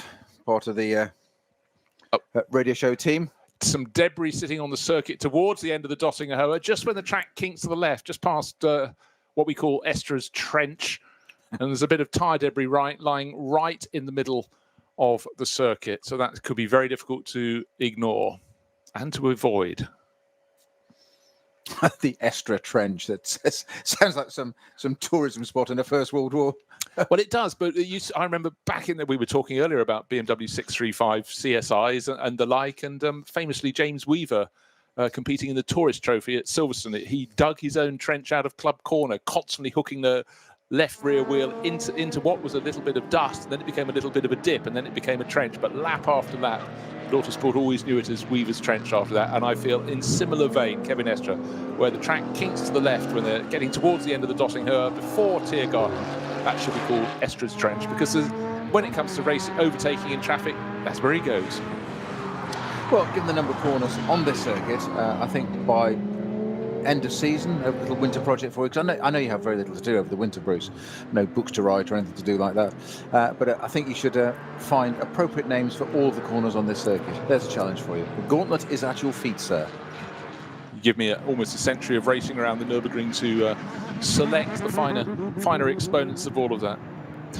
Even on the Grand Prix section of the circuit where there's space aplenty, one of the GT4 Mercedes hooking a rear wheel, trying to dig his own trench. Okay, you can have that corner, I see. It was as if they were listening to us, wasn't it? Oh, this is what we're supposed to do. The commentators at radio show are saying that's what we've got to do, so that's what I'm doing. Dropped a wheel to one side. Let's see who it is who's very kindly done that for us.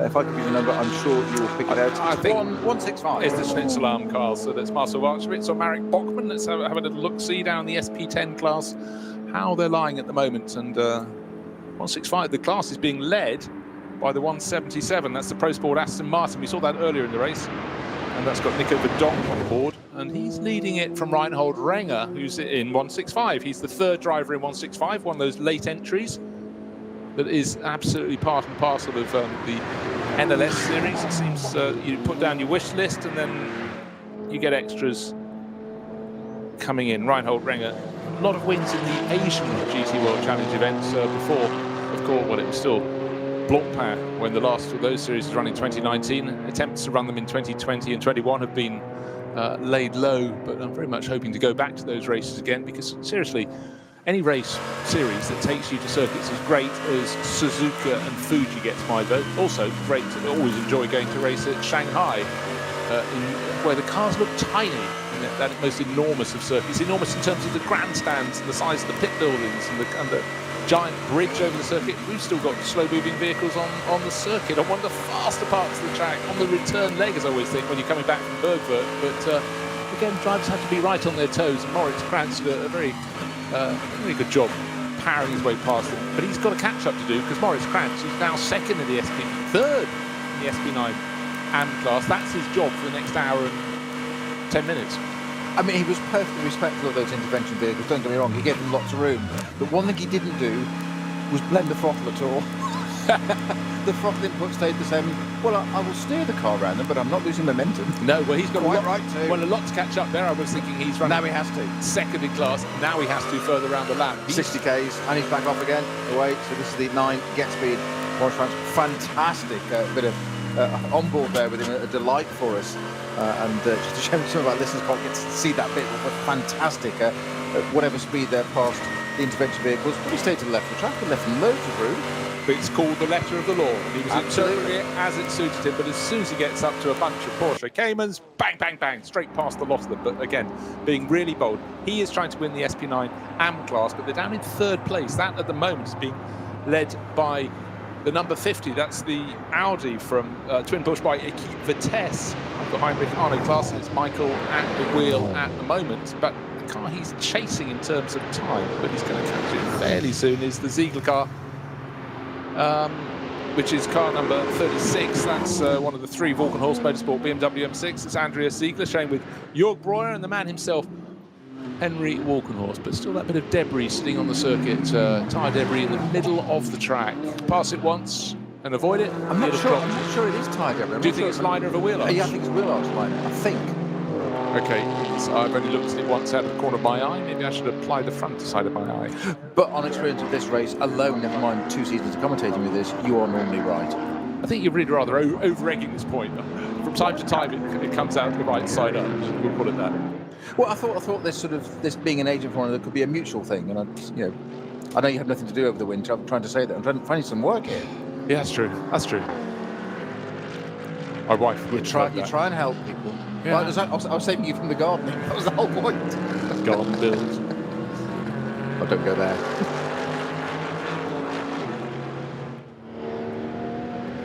Right, just looking to see how those cars are going around the lap. Is it Verhagen ahead of Estra or vice versa? Looking for a sight of it 2/3 the way around the lap.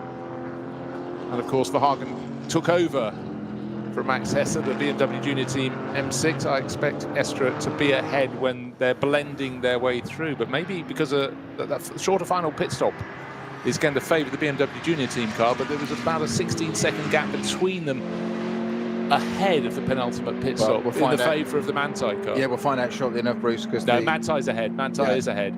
Trying to see the chance. The only chance that would have flipped around was if the traffic was very, very generous for the one remaining lap that Max Hesse did before he came in to make that pit stop. 4 pit stops down for both of those cars.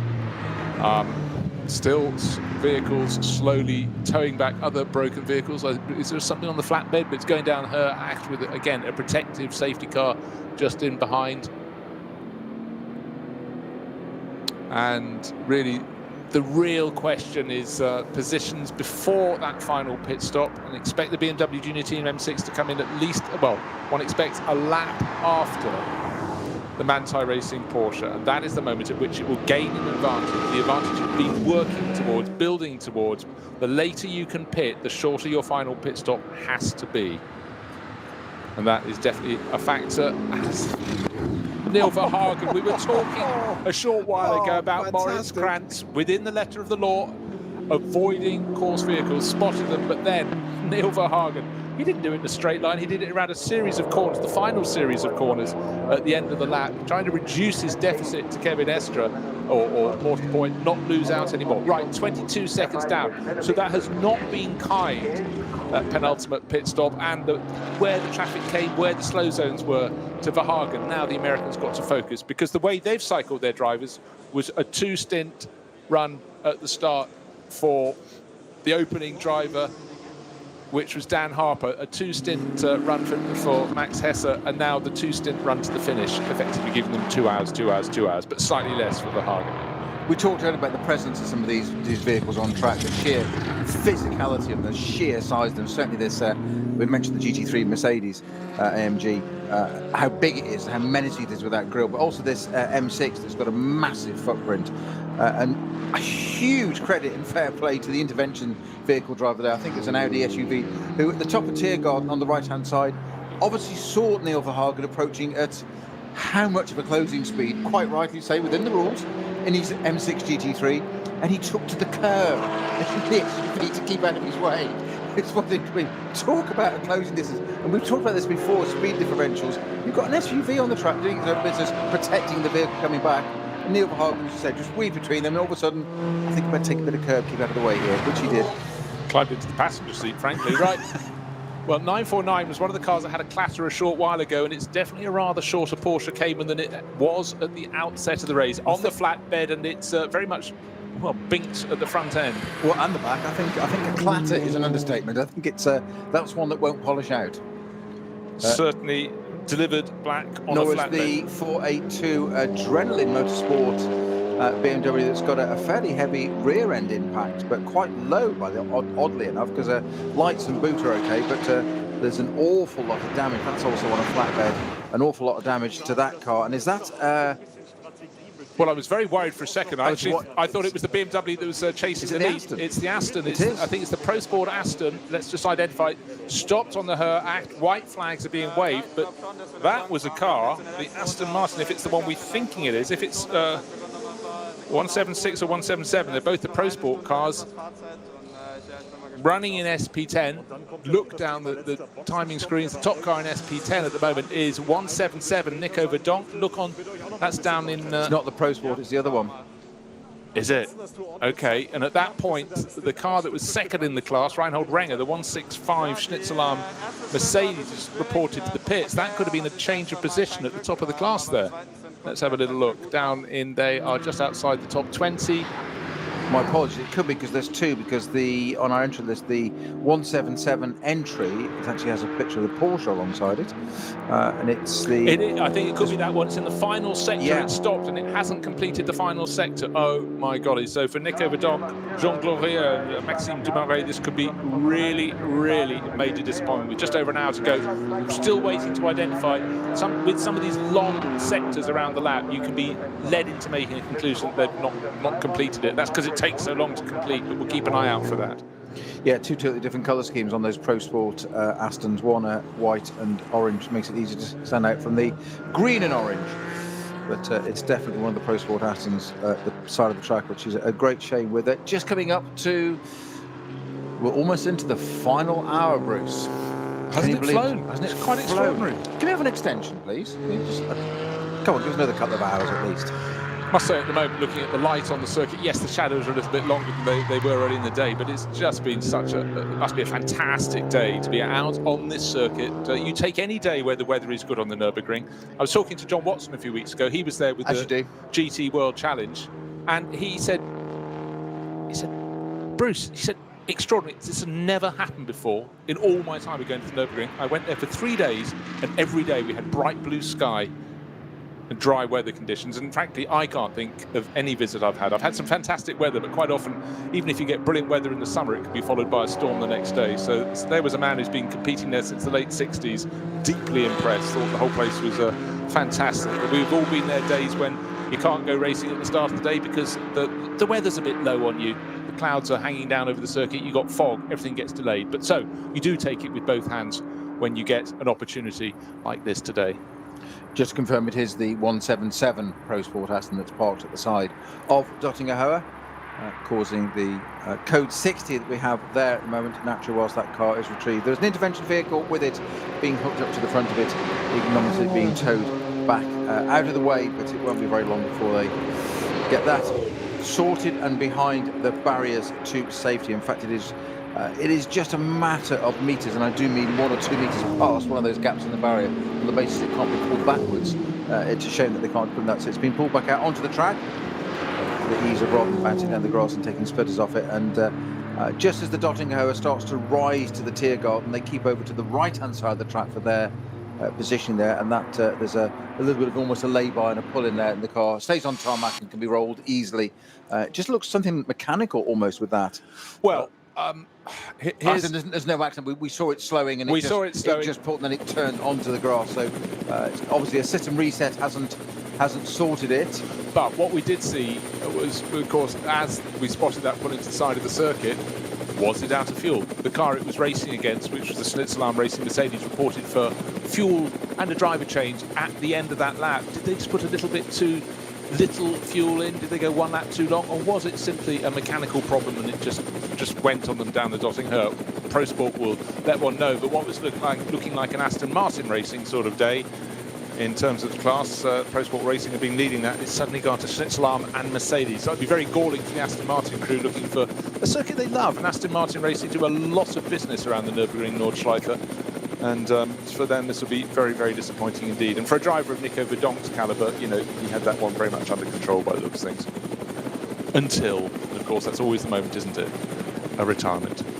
So, slow zones around the circuit. The last pit stop very much went the way of the race leader. They came in from a 16-second advantage. The Manthey Racing Porsche ahead of the BMW Junior Team M6, and after the last pit stops, it went out to 22, 23 seconds advantage. But, just going to say it again, when it comes to the final pit stops, if there is a lap later, if BMW can go a lap longer, which it ought to be able to do, its final pit stop will be appreciably shorter. So the Manthey Racing car cannot afford to back off at all. It's got to eke every second it can find as we go into this final hour of the race. Just 11 seconds to go, then we flick past 5 hours. And for the Aston Martin advantage from Pro Sport Racing, such disappointment for Dumoulin, Gloria and Nico Verdonk. And when I say Dumoulin, in this car it's Maxime. In the sister car in 176, it's Guido Dumoulin, just to separate the pair of them. However, on the upside, it is being towed on its wheels back to the pit, so it does look exactly as you said, something mechanical, electrical, i.e. totally undamaged. That car is possibly being returned to the pits by the intervention vehicle. This is the 177 Pro Sport Aston Martin, which will reappear in the pits very shortly, and hopefully we'll get an idea whether that's going to return. There is an hour to go, we just floated under, so it is worth recovering. There's another hour's worth of data to collect, but we will see. Slow zones we have currently at Brunchen and leading into Flantgarden. It's just clearing after Flantgarden.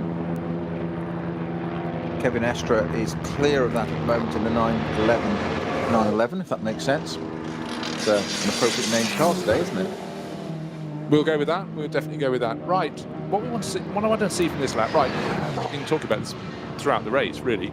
I want to see green flag running because I want to see what sort of pace Neil Verhagen can get down to. The American racer, as soon as he came out, it was another interrupted session for him. Right, 22.6 seconds down on a race leader, Kevin Estre. They both have done slow laps this time around. In fact, Kevin Estre waiting for his time to come up. At the end of 33 laps, 9 minutes flat, 9 minutes 2. Yeah, that's clearly not assisted by slow zones around the circuit. Those should be clearing, and if they can clear, then it'll be a better lap for the chasing Neil Verhagen. But in true outright pace, only way to really judge their speed at any point in the race is to have a green flag, because a lap this long, one driver can get hit by a slow zone, the other might get away with it. But I sense the gap has gone out from, yes it has, it's gone from 22 and a bit seconds to 27.4 seconds. Verhagen's really going to have to put the pedal down, but they've got a different pit stop strategy. They have indeed. And it could be, let's see, 20. Could be the decider. Well, no, absolutely could. So Verhagen's just got to keep chipping away, but he cannot afford to lose many seconds around this next lap. He's just lost 5 seconds or 4 seconds on one lap. Might not have all been his moment, but what he wants to do is settle down at full racing speed. He doesn't want these slow zones. He wants to get into the zone that his teammates, Dan Harper, who started off so spectacularly, Max Hesse did some fantastic laps mid-race. He wants to get out there and put the speed down there, but let's see, 2029.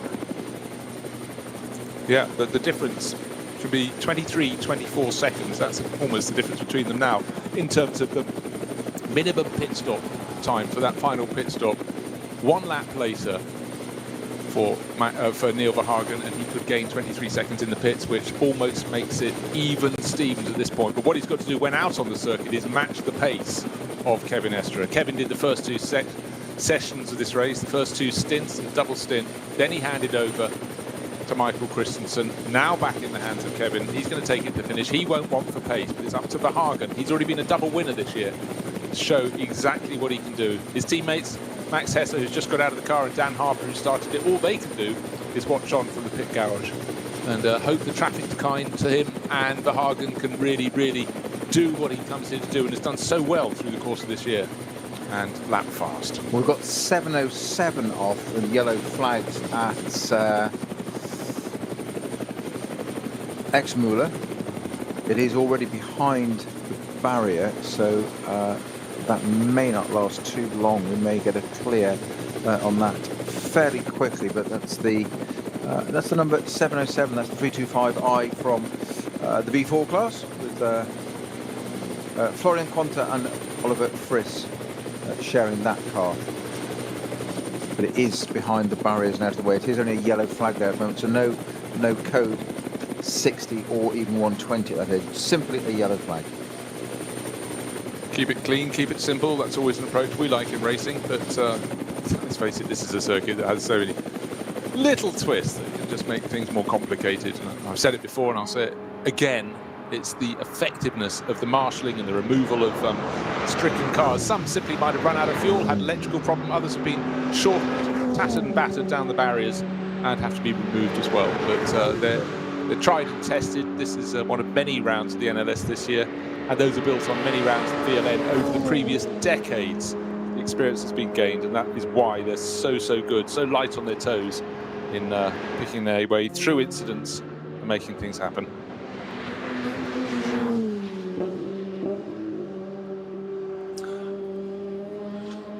Now, always have to look where the number one crew is in the race. Where are they in class? They're on screen charging around, and this is Brink and Lyson, who've just won so much in this championship over the years. They don't race in the top class, they race somewhat down the order. They're 74th overall, but you know what?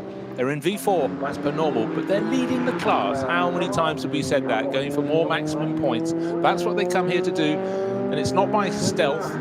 With Rink on board at the moment, they're doing it in terms of speed. Harder to pick up, but they certainly do the job.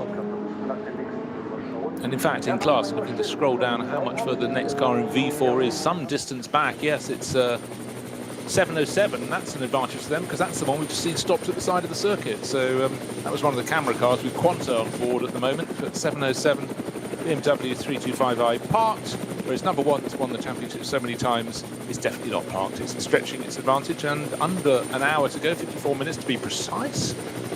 Is it going to be the terms of the young guns? Is it going to be the BMW Junior team again? And just to reiterate, you've got Neil Verhagen at the wheel at the moment. He only turned 20 back in February, young American, came over to Europe quite a few years ago now, came over in 2017, but he had several years in Formula Renault. It was only last year he crossed across the GT3s, or actually SP8T class, so they're not so quick as this, but he's really stepped up this year, done a great job, sharing with another 20-year-old, Dan Harper. I have to just have a little double check what birth date is for Max Hess. Good grief, he's only just turned 20 in July. So 3 20-year-olds in this car. That is really deeply impressive. When they say junior team, they really mean it. Yes, because sometimes you find that juniors have sort of rather grown up and they're not on their first beard. But still got our tweets coming in to at RSL Studio. Thank you, Alan Prosser, or at Lanzarote Camel. He apologises that says, sorry, I've been unfaithful again. I went away to watch the cars without roofs. I have no idea what that means, so we'll just go gloss over that. But he has made a very valid point that we mentioned the damage of the two cars coming in on low loaders and flatbeds, the low damage of the Porsche and the back of the BMW. If I commented on it, remember that the BMW had low-level real damage, and of course it came in very low at the front, and the two came in together. So a very valid point there. He's also made the point that Aston Martin is still in capitals powered by Mercedes. Well, Alan, all I can say to that is that you're making no friends here with an Aston Martin fan.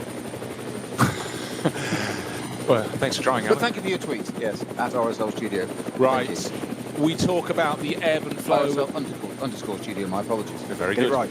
We've talked about the ebb and flow of traffic and incidents, and Neil Verhagen, 27 seconds down on the race leader. Has the race leader been delayed? Because quite honestly, at the moment, it's every time you look at poor Neil Verhagen in the junior team BMW, he is delayed. Right, the reason for that, there is looks like more barrier repair. Yes, barriers on the back of a trailer pulled behind the Unimog, a safety car protecting that, but through quite a stretch of the circuit. Trying to work out where this is at the moment.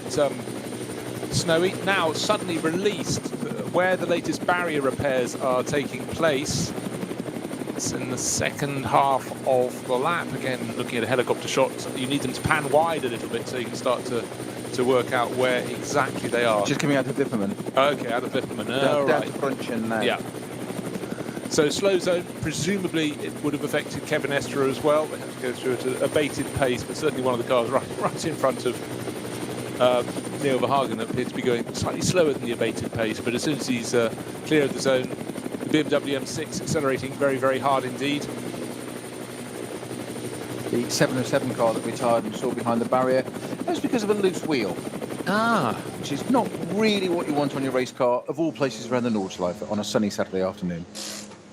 I'm guessing. I surmise. It's sun in my eyes. So just waiting for the next timing interval, the next completion of a lap to see if Kevin Estre gained on that lap in the lead in the Manthey Racing Porsche, which he has to do because that final pit stop is going to be shorter for the chasing Neil Verhagen car, the 44 BMW M6. But that was 27.4 seconds down over the start-finish line last time.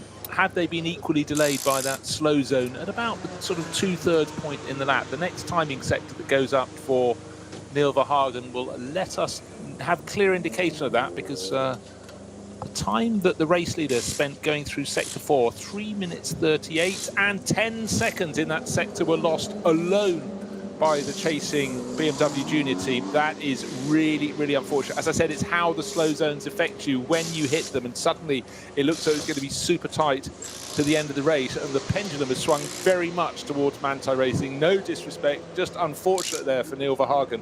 Maybe it'll swing back the other way, but definitely that pendulum of fortune and doom has moved towards Manthey Racing. Of course, Doom does drive one of our cars in the 24-hour quite often. He does. That's another story. We've still not got to the bottom of his real name there. But I wonder which corner he could have. Or which side of the pendulum. I wonder which way he swings. Probably not to the positive side.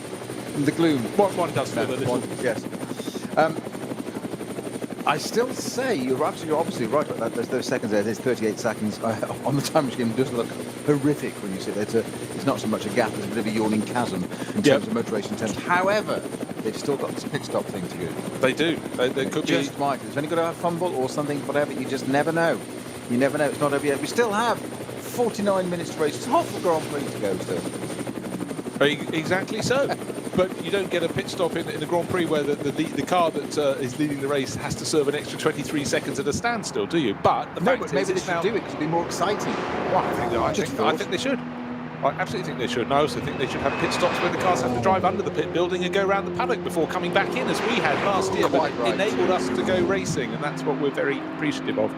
The Green Langstrecken series, you always like a series you're involved in, like to blow their trumpet, but they truly deserved it, because it's not like certain World Championship where you've got 20 cars coming out to play. We were still having fields even then in the pandemic of 120 cars, and it was about managing them, and manage them they did.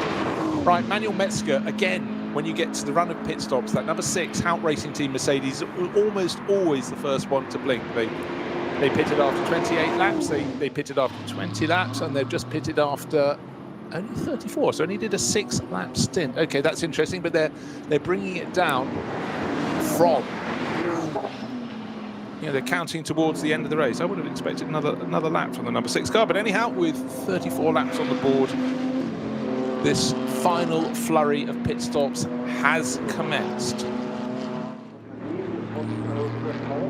And at this point, we're just going to have what we haven't mentioned particularly of late, the number 4 Falcon Motorsport Porsches. We remember started on pole, Alessio Picariello. He's 32 seconds down behind Neil Verhagen's BMW. Don't expect he can claw that much of that back. He gained 4.5 seconds last time around, but again, it was where did you find the slow zones? It's always a question in the NLS races. The car that got the shark's teeth this time around was the 920 KTM Crossbow. That's leading the class. Cup X, Reinhard Koffler. He is just absolutely fantastic in anything that's KTM shaped. I've watched him over the years, particularly in GT4 racing. And in this sort of much more futuristic, it really is a Mako shark-nosed car. So much sleeker. The first few Crossbows were quite sort of bluff in many ways, but this one, much sleeker looking car. And Reinhard Koffler, he can just make them fly and wake it clear in the Cup X class. It looks like it's been designed now, isn't it? Rather than sort of, that's what we'll do. We make 2-wheel things. Let's make a 4-wheel thing. It now looks more like a like a complete car. It does indeed, and it looks like it's got more purposes in life than it had when it was launched. Right, Matteo Caroli wearing a tribute to Sabine Schmitz on his helmet, sitting on board. Oh, in fact, it's Romain Dumas brought it in, but I think it's Cairoli going back into the Dynamic Motorsport Porsche, white, blue and black, sitting in the pit lane. This was the one that had to serve a drive-through penalty, or drive and stop for a very short period of time. It was 1 second it had to serve, and they underdid their minimum pit stop time. This time they'll be counting and adding an extra second just in case, because you hand back the second, but with the time you lose coming in and out of the pit lane to serve that 1 second at a standstill for undercutting your pit stop by just 1 second last time around, it's huge. The fact is that's coming out possibly even in 6th place. Came in from 6th and may have got out in 6th place, but the final pit stop is done. Cairoli back into the race, or he's taken over from Romain Dumas. So really is the master and the pupil, but Cairoli, I would suggest, has got more years as a pupil now than he needs. He's standing on his own 2 feet. And that's again another one of these things that changes throughout these NLS races and seasons. We've mentioned the Pro-Am. It's the proclave of the amateur driver getting started. They can start in lower categories, lower classes, even in this series or elsewhere. But as they build up, and then all of a sudden, let's say they've done all that, and they've got the ring license, they get to the Nürburgring, they get to do this on a regular basis, sitting alongside your pro. And then the whole idea of the pro is, it isn't just about the pro doing the fast lap times in the car, it's about bringing on that amateur driver. And one of the pro's jobs is to make sure that gap is closed and closed and closed, because they want a better result all the time. You don't want a 5, 6, 7 second lap gap between yourself, even around here. So that's one of the pro's job. It isn't just about pedaling that chassis around really quickly and saying, get out of it, door shut, my job done. It's then sitting and going through the data and bringing that driver on. And as you say, Cairoli, an absolute perfect example. All of a sudden, he's got that experience, and all of a sudden, we've pegged them as a while for being, oh, he's the amateur in the car. Say what you say. Then you start to look at the lap times and go, not so much an amateur when you started, were you? Yeah, no, but Cairoli is a Porsche junior driver, but the thing about it, when you've got a pro and an AM, which they don't in that car, is the fact that when you get your AM, as you're saying, up to speed, it's not just that they've improved on the time, it's also you can then start to set up the car a bit more how the pro wants it, because the AM can manage a more aggressive car. And so in some ways the pro is pegged back while things are kept soft and comfortable, but once the AM is getting more up to speed, you can then really the whole team moves up another level. I always feel that. Sometimes you see it and sometimes it doesn't happen. You know, it's never a given. You know, a lot of AMs come into this with ambitions and with the money to finance it, but not all of them can be the ultimately talented drivers they all hope to become. But with the best tuition, they will improve to wherever they can go. But there's no given as to how high up the tree that will be. Oh no, nothing can replace seat time. But at the end of the day, you've got to have that talent, and you've got to be able to unlock it. And that is where the skill lies with a real pro driver. If your AM has got the talent, it's just unlocking it and getting them to use it correctly in that car for the better result. And you know, as you work through it, confidence is so important. And it doesn't matter whether you're competing in the top class or the slowest cars in the field. It's about getting the maximum out of winning your class.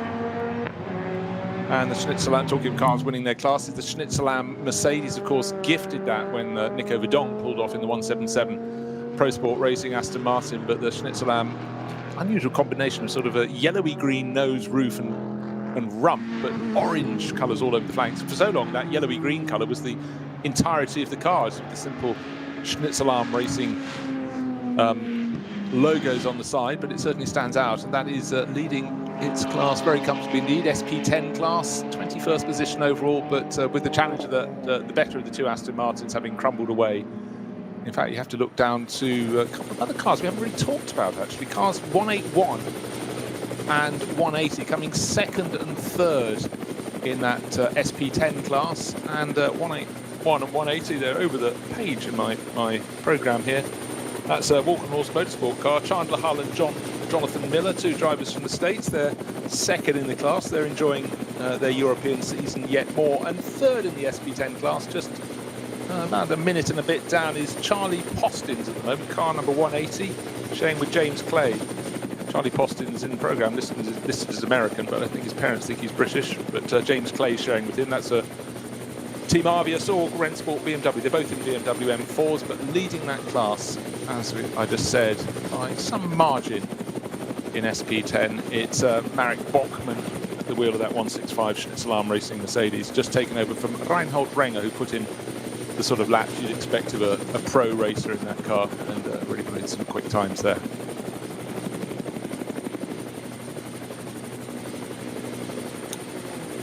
Just waiting to see the gap between first and second. Through the first few sectors of the lap, it's fairly even. Stevens, maybe slight gain for the chasing Neil Verhagen at the end of the lap. Oh, very slight gain. It was about a 0.15 of a second. So that sort of gap is not going to be enough if it's coming down at that pace. Because I think at the final pit stop, the BMW have to stop for 23 seconds less than the race leading car. But with a gap to the race leading car of 38 seconds, that maths is quite simple. A few laps ago, a 10-second gain because of slow zones affecting the second place BMW, and Manthey Racing, well, they'll take the advantage however it comes. And with Kevin Estre, well, it'll be one thing if the BMW can get on his tail, but quite another for Kevin to open the door and let him through. Don't think that'll be happening towards the end of the race.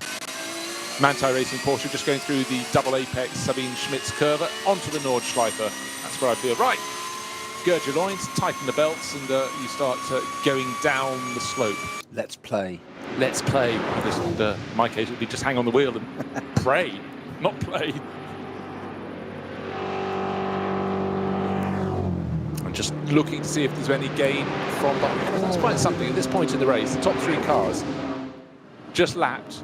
Listen to this. 8 minutes 22.5 for Kevin Estre, 8 minutes 22.4 for Neil Verhagen, 8 minutes 22.9 for Alessio Picariello. So the first three cars, half a second in terms of lap speed, covering them around the course of that lap. In fact, not even quite half a second. So a very, very impressive pace. In fourth place, Dennis Olsen in the second of the Falken Motorsport Porsches, lapping 8 minutes 23.4. So very, very close in terms of pace. The rest somewhat further behind, it must be said. Well, it's all very well having the impressive pace and matching it all, but that's not going to reduce any gaps, is it? 38 seconds, and unfortunately we need to see Neil Verhagen taking some chunk out of that, and I just don't think it's going to happen now. I know we've got that pit stop strategy change to go. We have just under 40 minutes to go, Bruce, which is going to put us into an interval. Oh, he's going to go to his aggregator. It's just here under the laptop. So that's okay. I still need that. You memorised it. Yes, I did. I've got all sorts of notes here. All sorts of love letters and all things flying across the desk here. So this is assuming if it, of course, applies to this being a 6-hour race.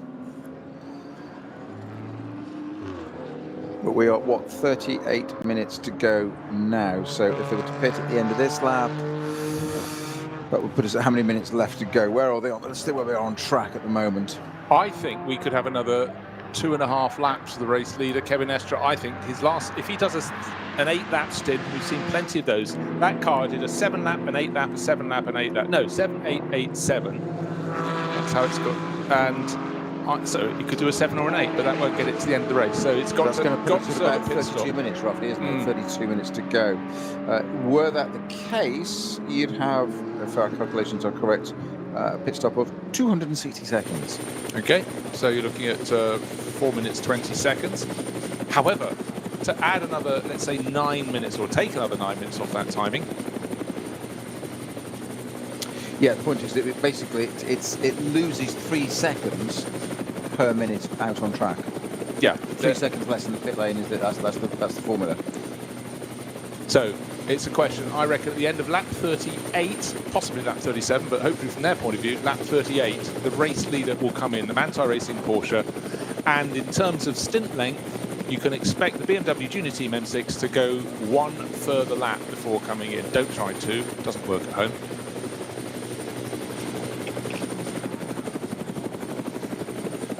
And I fear for Falken Motorsport that third and fourth will be the best they can hope for in this race, barring incident up ahead. Because those top 3 cars, as I pointed out last time around, matched their pace to within half a second between the top 3 runners. So no advantage being gained in any direction at all around the first part of this lap. In fact, I tell you what, if you're Max Verhagen, you'll be slightly frustrated, because though he's gained in the second sector, he lost almost a whole second in the first of the 5 sectors around the lap. Then he's gained another half second back. So again, it's going to be very, very close indeed. But the BMW Junior Team are wanting more seconds to come their way. They really wanted a couple of seconds a lap being added or being taken away from the race lead. That would get them towards the zone when it comes to this final pit stop. Their final pit stop, their minimum pit stop time should be shorter. But it looks as though that really the pendulum did start to swing towards Manthey Racing. Was it just a slow zone? One feels it was, and it really just seemed to catch the BMW Junior team unfairly in one sector alone. Remember, 10 seconds were lost by the chasing BMW. You can't claw that back, or can you? Let's see. 36 minutes remain. 6 hours of racing. Normally we have 4. We'll be treating you with 2 extra this weekend at the Nürburgring Nordschleife, and the weather has played its part as well. It's our summer bonus to you. It's terribly kind. 3 hours extra. How about that? Have your liberty. Or spend it watching Wisely. and listening with us. Spend it wisely. Right, SP9 Pro-Am, it's still the number 24 Lion Speed Audi, Lion Speed with car collection. That's in 7th place overall. The second car in class is Fricadelli Porsche in 3rd. In the class is the CP Racing Mercedes. Unfortunately, we really talked about that largely, not for 2 things. One, which is a good thing because we like its race livery, and the bad thing was unfortunately they had to serve extra time in the pits due to, I believe it was pit lane speeding. Now, front-running cars going through another slow zone. It's still the barrier repairs. Okay, that's going to catch them equally. This is a long repair, but if the chasing car, if that slow zone could be cleared between the leading car that's 38 seconds up the track and the chasing BMW Junior Team M6 coming through, that is the moment at which that may gain or recover a lot of the time that it's lost. But looking very, very tricky indeed. It's about not making mistakes, but in many ways, I don't know. If you're the race leading car, do you want it to be full green, or are you quite happy to have these slow zones? But what you just don't want is for a slow zone to be removed. You serve the time going slowly through it, and the chasing car does not. And that is really what Neil Verhagen will be hoping for. I think you just answered your own question there to the leading car. Do you want it that? No, you want it clean, crisp rules, no variables that may disadvantage you and play into your competitors' hands. That's what you want. Clean, open, green flag racing, full course green. Get on with it. The rest of it's down to you then. There's no outside influence. Right, I'm just trying to see who have done things. Now we're suddenly getting a few more cars making their 5th pit stop. We've had the Cairoli Dumas car, but in behind, the Walkenhorst Motorsport number 35. Von Bolen's brought that in. Augusto Farfus is just in the pits now for a 5th pit stop in the M4 GT3. It's got up to 7th place, may drop back a position, actually may not. They've been having very good pace, but you'd expect that right now. Neil Verhagen cannot afford to lose a moment anywhere. The Fricadelli Porsche out on the circuit keeps out of his way, but only just out of his way. But they're both of them having a bit of a wobble coming onto the Dottinger Höhe, and they're side by side. And the Fricadelli Porsche number 30 is running 10th overall. It will be past Klaus Abelin, whose factory, his team base is literally across the road from the circuit, almost passing it right now as they're halfway down the Dottinger Höhe in the Moist Path industrial zone, but lights ablaze, but at least that's passed. It doesn't look as though any particular time was lost by Neil Verhagen there.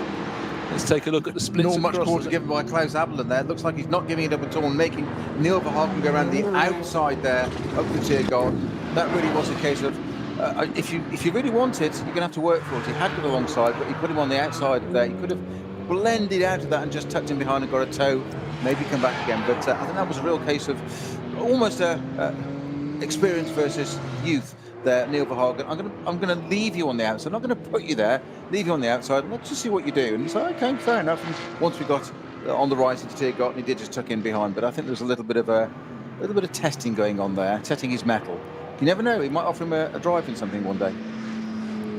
Yeah, he may, and I'm just looking, yeah, it looks like it's been another decent lap, 8-minute 20-second lap for Kevin Estre. I think that's slightly faster than Neil Verhagen has been able to do, just waiting for confirmation of that. 36 on the boards. Estre has not come in for a pit stop. I don't expect him in for perhaps another 2 laps, but he's picking his way through the traffic, waiting and waiting and waiting for Neil Verhagen to cross the start-finish line, because Estre is now going through the second part of the Sabine Schmidt's curve, so he's onto the Nordschleife, still waiting for the timing screens to flick over to say that Verhagen has completed another lap, because maybe it's just having a little bit of a glitch, because I would have thought that distance from the start-finish line, well, it's gone out to nearly 41 seconds, so 2.5 seconds gained. It's going the wrong way for the BMW Junior team. Yes, they're going to have the shorter final pit stop, but I think this drive in the closing stage of the race. What have we got left? 31 minutes. Is looking very, very good for Manthey Racing, for Kevin Estre, and the driver who's enjoying it enormously from the pit lane, Michael Christensen.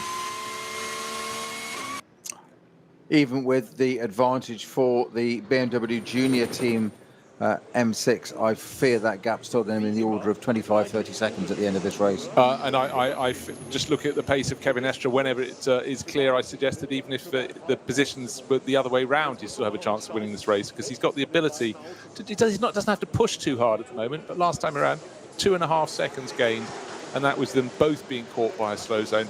When it goes to green flag racing, I still expect Estre to be quicker, so it doesn't really matter. It's because Estre hasn't got any push left, because he used it all up on the first lap.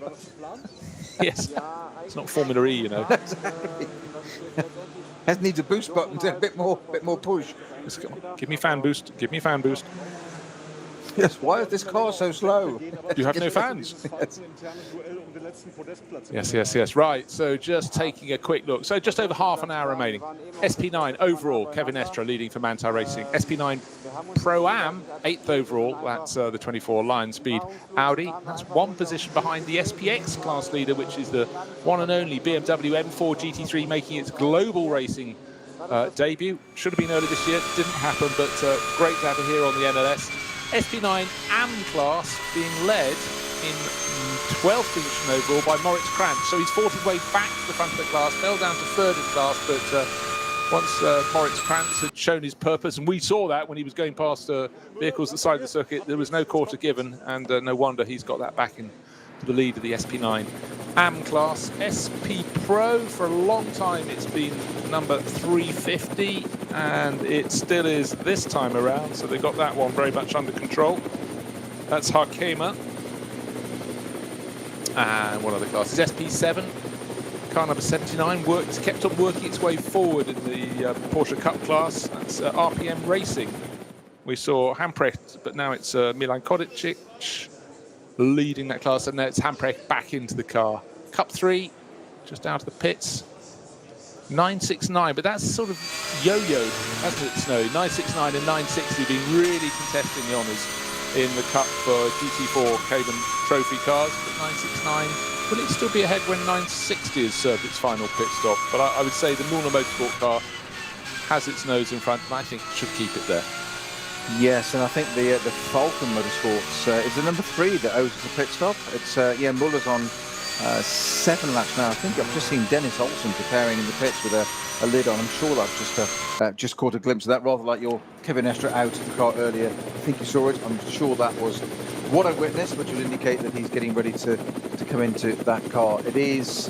I still think it's hugely impressive. I know it's just popped into the pits now. The number 55 car, Augustus Farfus, in the SPX category as an experimental. First time out from that car. It's never going to be a winner out of, well, very rarely, highly unlikely, all the odds against you, whatever cliches you want to use. Unlikely that your car's going to be that good out of the box, but it's just pitting from 7th overall. That's its pace. Its fastest lap of the race is an 8:02, and the fastest lap of the race is an 8-minute dead, as we know what, 8-minute 00997. Ironic for a BMW. It's got 997 there in its timing. But that's the Neil Verhagen driven currently BMW Junior M6 has got the fastest lap of the race, but hugely impressive that the 7th place car, the new M4, it's up there, it's in the top 10 with 30 minutes to go, and it's setting good times. It's just been it bodes well, doesn't it? You are looking at the future of BMW Motorsport. Well, exciting times for all sports car brands, and of course many of these mates. In fact, only in the past week did we have the past couple of days BMW announced it was coming to play in the World Endurance Championship with the LMH and LMDH prototypes as the costs were driven down.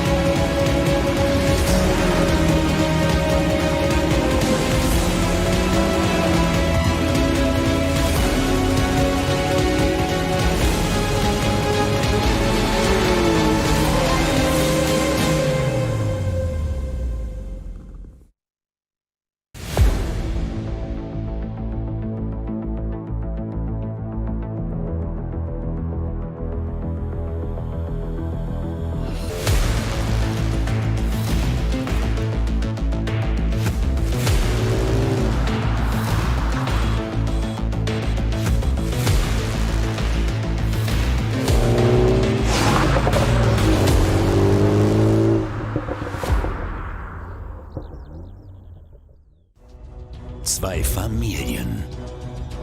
40 Jahre Firmengeschichte. Unsere Produkte entstehen zu 100% in Deutschland. Mit Herzblut und Hingabe. Wir schaffen den Technologietransfer von der Rennstrecke auf die Straße. Handwerkskunst, Erfahrung für diesen einen Moment. Das ist die Nürburgring Langstreckenserie. Das ist H&R. Performance made in Germany. Sicher ans Ziel. Auf allen Straßen, bei jedem Wetter. Mit den zuverlässigen Sommerreifen von Falken. Jetzt Falkenreifen kaufen und Tankgutschein sichern. Weitere Informationen auf tankgutschein.falkenreifen.de. Falkenreifen.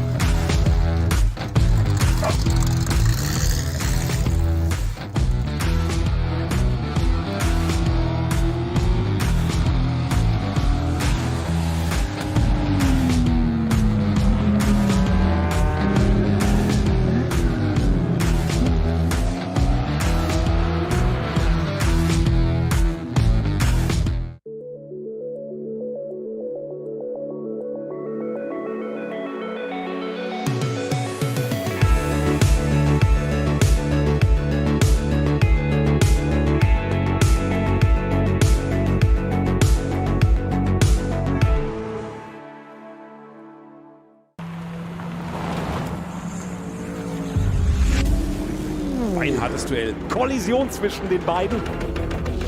Damit ist das der Führungswechsel zu dritt nebeneinander. Maximale Reaktion. Da brennt der Falken-Porsche. Drama. Das Auto hat einen längeren Boxenstopp. Vorsicht. Und hier kommt der Gesamtsieger. Der ROWE NLS Rückspiegel am Sonntag um 18:30 Uhr auf diesem Kanal.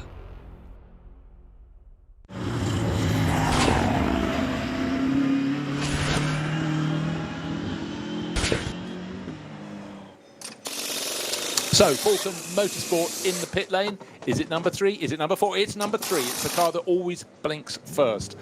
And so it's Tobias Muller out. And by my reckoning, that should be teammate on board, which should be Dennis Olsen. You saw him wandering around with his helmet on a short while ago. So they've come in after, get this, 37 laps. And we think there's going to be a massive flurry after 38 laps. And then, perhaps, after 39 laps will come the BMW Junior team. That's car number 44. But we think the extra time, or the reduced minimum time it will have to serve in the pit lane, they may gain 23 seconds, but they're running at the moment more like 40 seconds, maybe slightly more, down on the race-leading Manthey Racing Porsche. That ought to be enough for that to resume in the lead of the race. But it's got to be Dennis Olsen at the wheel of that car, because Tobias Muller has just done a triple stint, an 8 lap, followed by 7 laps. The difference is in the times on that. His best on his first 8 lap stint was an 8:44, followed by an 8:07, and then followed by an 8:21. And that just goes to show what happens all these code 60s around the circuit. By my reckoning, I think we've had less than an hour of green flag running in this entire race. Yes, and what we're taking there is you could have green flag for 8 minutes of a 9-minute lap, but you still get the yellow time, the slow zones that have affected. We've had so few of those. Fastest lap of the race was set about an hour ago now, when we finally had this enormous, fabulous flurry. I think it was only the second green flag lap of the race.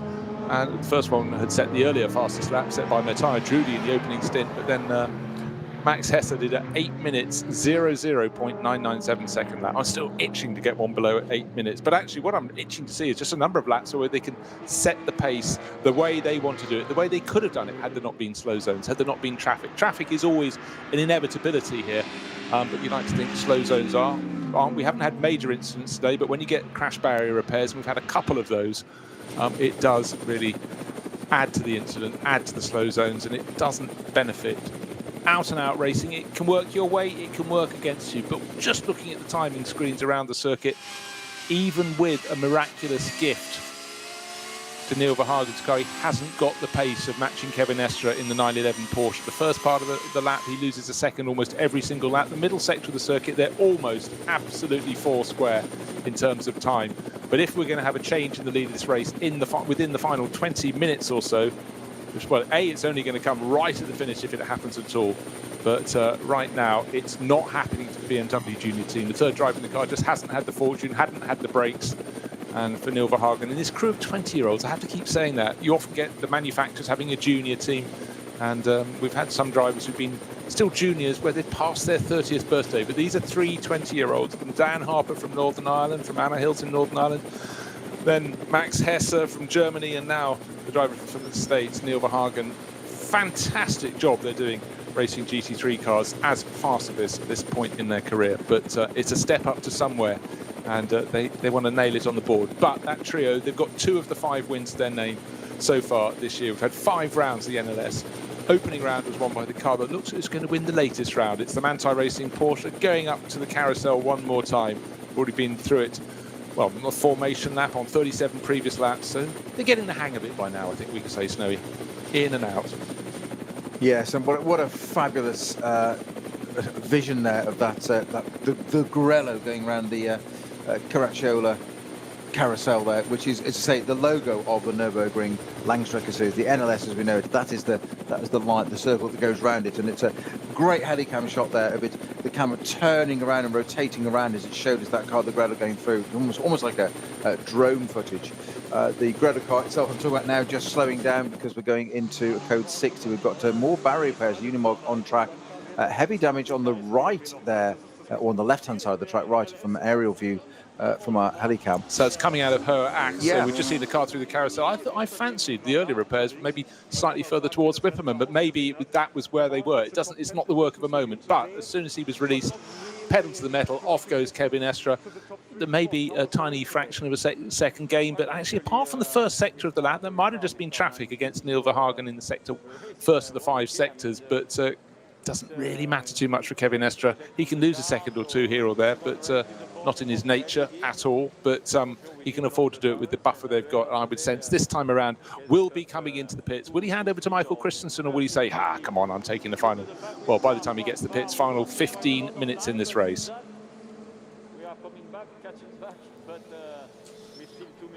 Any other changes coming our way? No, it's looking all quite cool, calm, collected. Very few cars in class actually at this stage in the race running enormously close to each other in the overall class battles. Early on we had some fantastic little tussles. I dare say if I scroll down towards the BMW Cup class, the C2 CS racing, there's 35 seconds between the runners in that. It's been an unusual race. We often get to the finish with next to nothing. I'm sure if I go down, there are enough classes to scroll down, I might find a lead class battle, but it tends to be at this point in this weekend's racing, in this Saturday race, this 6-hour race, is that the battles in class that are close are not the ones for the lead. I think a lot of the teams have just either struck lucky today, or more to the point, others have struck unlucky, got caught up in incidents and removed some of the front runners in the slower classes. I'm not talking slower in terms of drivers, I'm talking slower in pace of the cars. But that's part of the parcel here, isn't it, Snowy? Different class cars, they have their own battles.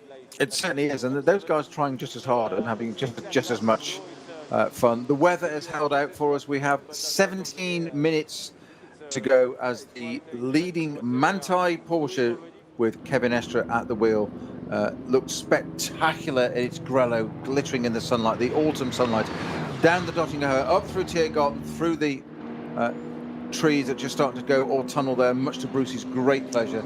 It's a slight break. Bruce is off just writing a few more verses of poetry about his trees and the various hues. And as I say that, it dives in from Tiergarten straight into a pit. So our race leader, Kevin Estre, brings the Manthey Porsche into the pits. Is he going to stay aboard? Is he going to hand over? We have 16 minutes left to go. So how long does he need to be stationary for, according to our calculations? Well, let me tell you. Right. go. You haven't remembered this. I'm quite disappointed. 218 seconds. I wasn't given a chance to have remembered it. I brought the sheet. Oh, my ball. My ball. It's okay. a control thing. Someone's tired. Someone hasn't finished commentating for the day either. I was just thinking that, actually, yes. Still, there's lemon drizzle cake to come. Is there?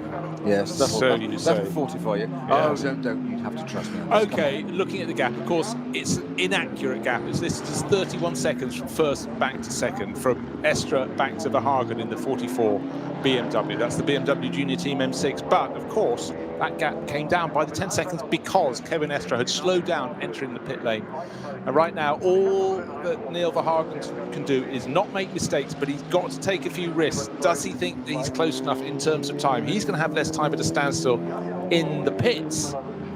But can he claw back a few seconds that could make all of the difference on the track? I feel it's possibly a mountain too hard, too high to climb. But all he can do is press on. The team will keep him abreast of the situation. But if he comes in with 8 minutes to go, he will serve a pit stop that is 25 seconds shorter than the Manthey Racing car. You never know. Third place car, Piccarello, is also into the pits. The other Falcon car, number 4, that is in the pits now. That will probably, I think, I see Piccarello stay on board that car, I suspect. I shall check on what he's done in terms of distance on that.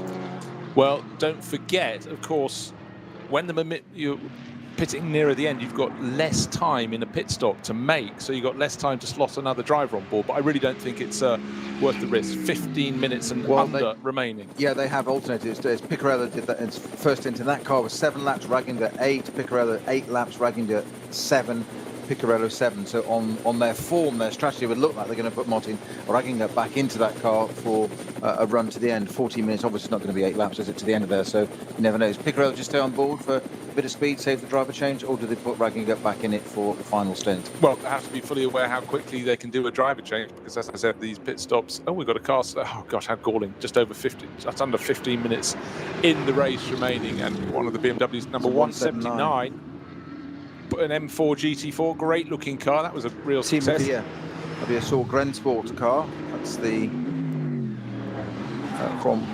it's an M4 GT4 from the SP10 category with its hazards on. So good to see a BMW with all its indicators working in unison.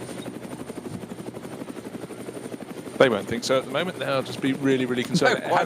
Exactly, a right rear puncture by the looks of things, but no puncture at the moment. Thank goodness we're not wishing one at all on the chasing BMW Junior Team car. 2 wins in the bag already out of 5 rounds, leading the championship in the SP9 class at least, but not leading the race. And it looks like they're not going to do so. They've had their time at the front of the race, but Kevin Estra up front served his final pit stop, and this time around expect the BMW Junior Team car, the M6, number 44, to come and make its pit stop.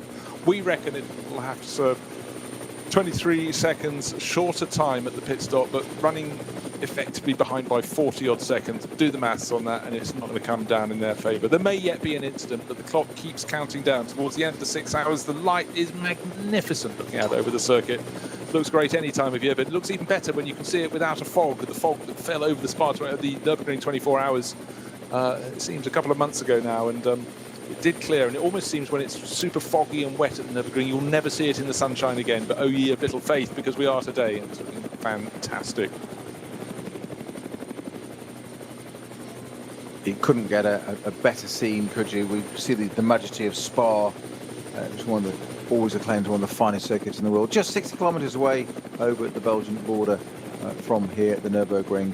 It's something to do with the area. We'll say that's got its mini microclimate, and that's being very lucky to go to Spa 6 Hour historic meeting a few years now, and that's always held in sort of late September, usually the week after Goodwood, and it always looks fantastic there.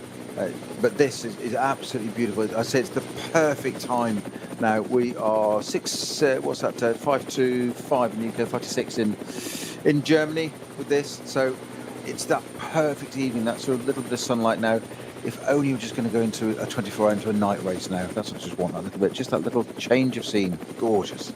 You know, over the years, I mean, over the decades, travelling across to the Nürburgring, I always used to go in spring or in autumn. I very seldom used to go there in summer because, of course, it just seemed to work that way. Of course, I went there for the Grand Prix on the modern circuit back in the late 90s, early 20s. But to me, I always think about just the glory of when the sun does come out, almost when you don't expect it around the Nürburgring circuit. Of course, the Nürburgring 24 hours, I used to go there a lot in summer, but I always used to get rotten weather. It just seemed to go with it. But so it is great to see it in full sunshine and certainly enjoy it the most. Would be Manthey Racing surely safe in the lead of this race. Look, we've got 11 minutes remaining. We had 6 hours on the clock when we started this, sitting on an advantage I think will still be around 15 seconds off that final pit stop. Still a very sizable margin, I would think. Well, after the vastly changeable conditions we had during qualifying, where it really was quite wet, and enough to produce a little bit of spray even at the beginning of that, and that the added layer that brought in of tyre decisions and choices and what they do, and we said we saw that with a few of the teams, that hand cut slicks, some not doing it, some intermediates, just being careful, etc. The new team, as in the new car, or BMW running the new car, the number 55 M4, its race debut, choosing to be kept careful, opt on the side of caution, not run the hand cut slick in qualifying, don't risk it. They had one issue in test day just before its debut a few months back, so let's not repeat that. They sat there. Car that had been second overall in qualifying at one point dropped down to 17th. That car's still doing very well, thank you very much, on its debut. Where is it now? In the top 10, exactly. Augustus Farfus with it in P10 at the moment. Set a very respectable lap time on its debut, but they've all had to think about it. And I honestly, at the start of this race, I would have thought it would not have been at all surprised to see some rain. 50-50, I thought. I really did. I didn't think it would stay like this, let alone become this beautiful autumnal weather and sunshine. Absolutely fantastic to see, and giving us such amazing scenes as we go into the final 10 minutes, Bruce. There we go. Nearly done. Nearly done, but the last 2 hours, absolutely right, Snowy. It's been glorious weather. Before it was alternating sunshine, going grey. Will there be rain? I spotted a little bit of rain on the lens of the helicam. Don't claim a credit for that, but it was there to be seen. But the last 2 hours, it's become a cracking day. But for Manthey Racing, surely this one is now in the bag. Served its final pit stop, 5 pit stops done, out for the final stint, under 10 minutes remaining, still waiting for this time around for Neil Verhagen to come in for what will be a real splash and dash. Or have they got enough on board to do it without making one more pit stop? Drum roll, maybe a trumpet fanfare, but I think we're a bit ahead of ourselves on that one. Surely it will have to come in, because it pitted last on lap 31. 8 laps have been the longest stint. You talked about the fact, but a car slowing on the Dottinger Hoa. TCR, by the look of it, one of the aquamarine coloured TCR cars. Assenheimer's car now in the hands. It's number 6 out racing car. Manuel Metzger, is going past at full racing speed. So is Neil Verhagen. Hasn't affected either of them. No overtaking, but that was fine. Plenty of space for them to get past. But you just feel... Now, this is going to be key, Bruce, because the Neil Verhagen is bringing the BMW Junior Team M6 up into the Tiergarten very, very shortly, with 8 minutes left on the clock, so there's less than a lap time-wise. They're doing just on the borderline. He is just in the left, in the right, into the final left of Tiergarten. Is he going to go into the pits or not? The BMW is lining up. He is straight into the pits with 8 minutes to go. The second place car, Neil Verhagen, brings the Junior Team M6 on what must be one of its last races in this iteration, this platform, into the pits. It really is what we thought. We just thought, had he possibly got it out there? Kevin Estre, Manthey Racing is going to resume the lead. It's so close. I really thought that BMW might just surprise us there and go past it. It blended past the pits there. I wouldn't have been at all surprised. It didn't. It's on vapours. It's in the pits. We haven't seen any nine lap stints in this race. So the Manthey Racing Porsche goes past as the Verhagen car is at a standstill in the pit lane, resumes the lead of the race. But and don't forget, we had slow zones and you had to count back from 6 hours. And as you pointed out, a lap time is about 8 minutes and a fraction. And that car came in with 8 minutes and a fraction. It could have swung their way into the pits, out of the pits, super short pit stop. It only had to be at a standstill for a very short period of time, much shorter than the Manthey Racing car, but the gap was just too much. Had there been one more slow zone, they might have eked enough to get just saved enough fuel to stretch to a 9-lap stint. But imagine the embarrassment and the championship points that would be lost, because if they hadn't finished this final lap, if they'd pulled off around the circuit with the tank dry, then then they really would have suffered. They wouldn't have got any points whatsoever. You have to finish to get points. So they couldn't afford to gamble too much. They're leading their class overall in the championship, not on the track today. That's getting in the way of Manthey Racing. It was ifs and buts, but you can feel you've got a handle on the race, how many laps you're going to do. But when you get these slow zones and it drops your lap pace down, suddenly you may do 1 lap fewer. Doing the maths on that, it could have come to them. It didn't just, but it could have done. It was a factor. Well, we saw it in a race earlier last year, didn't we, with the Octane 126 Ferrari that ran, and it was leading and going on to the final lap, but it had to go on to fuel saving, and the Audis came by and did a 1-2, and it finished on the podium. Great result, but it was leading going on to that last lap. Kevin Estre it is, though, in the Manthey Porsche that majestically sweeps onto the Nordschleife for the last time through the newly renamed Sabine Schmitz curve, the double left-hander onto the Nordschleife, the very narrow close wall bit, down through the Hatzenbach, where it gets even narrower, the roller coaster as it starts that glorious Nordschleife. It is in on our screen, obviously, a second place car, because we know that the leading car on our screen has pitted. Of course, that's Neil Verhagen in the BMW Junior Team M6. I think he stayed aboard that car. I don't think I saw a driver change there. It would be slightly odd to do a driver change at that late in the stage. It was a very definition of a splash and dash. It was for that. But it's still a stupendous effort. But it's not over yet. You just never know. There's a long way to go. It's a 25-kilometre lap. There could be a good 20 kilometres of this to go. It's only just started the Nordschleife. I know he's threading his way through it, not doubting any of the abilities of Kevin Estre there, but he's still got to get the job done. We've seen what can happen with other cars, bits of traffic in the way. But Kevin Estre, all he's got to do now is thread the Grano around for another 15 to 20 kilometres, and it's going to be job done for VLN, I called it VLN, I've pulled on to NLS 7, 6-hour race. Well, you know, that's a classic case. You just thought the job was done. You just relaxed a little bit and you slip back. I've done it. Rather me that made the mistake than Kevin Estre, hey? Yes, exactly. But, you know, good point. On the final lap, it's on a normal circuit. It's about 5 kilometres. It's about 3 miles. Here, it goes on and on and on. So, but think if you decided to take the risk, if you were Verhagen and BMW Junior Team, they thought, you know what, I think we can squeak an extra lap. No one else has managed it, but we've had enough slow zones for us to save a bit of fuel. Let's go for it. How long would that lap feel? You're leading the race. You're ahead of the Manthey Racing car. That's got enough fuel to get the finish. It's just served a pit stop. It's hunting you down. You're holding on. How much do I press the throttle? What pace can I... Oh, hold on. It's going like, oh dear, we're cruising. Oh, we've got a bit more. We're coming back into the race. It would be absolutely agonising. It was the right decision not to risk it. Sensory overload. You listen to every hesitation, every bump, every click. Is that normal? Does it always do that ahead? Is it? And you almost talk yourself into it. The self-fulfilling prophecy, which you don't want. But Manthey it is at the moment. Kevin Estre. It is, I think, going to be Porsche at the very front. At the moment, it looks magnificent on our screen because it's the wrong way round, because it got Neil Verhagen leading. So obviously, it won't trip over until these cars come back over again. But Porsches, Manthey, Falcon and Dynamic, all going to be in the top 5.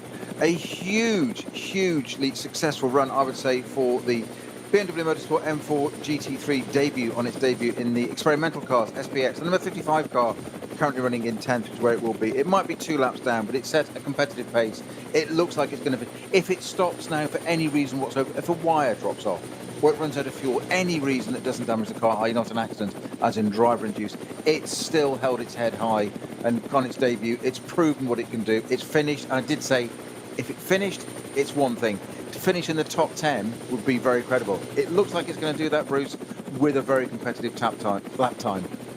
It's a tick in the box. It's ticking many boxes indeed. One thinks a car could be developed and just popped onto the track. Absolute nonsense. And if you want a track to test the car, to really prove what it can do in all sorts of corner types, track conditions, whatever you want to throw at it, you come to the Nürburgring Nordschleife. No wonder manufacturers not even involved in racing bring their cars here to get a feel for them. So the Manthey Racing Porsche leading the way. It's got a little bit of traffic. It's actually got the number 9 Mercedes that gets speed car tucked in behind it. Moritz Krantz will finish a lap down, but he's going to stick to its tail. Moritz is definitely fast enough to keep up or thereabouts with the race leader. He's very strong in the opening stint of the race. I think he ran as high as 3rd position in the early reckoning, but for the Manthey Racing Porsche, no risks need to be taken.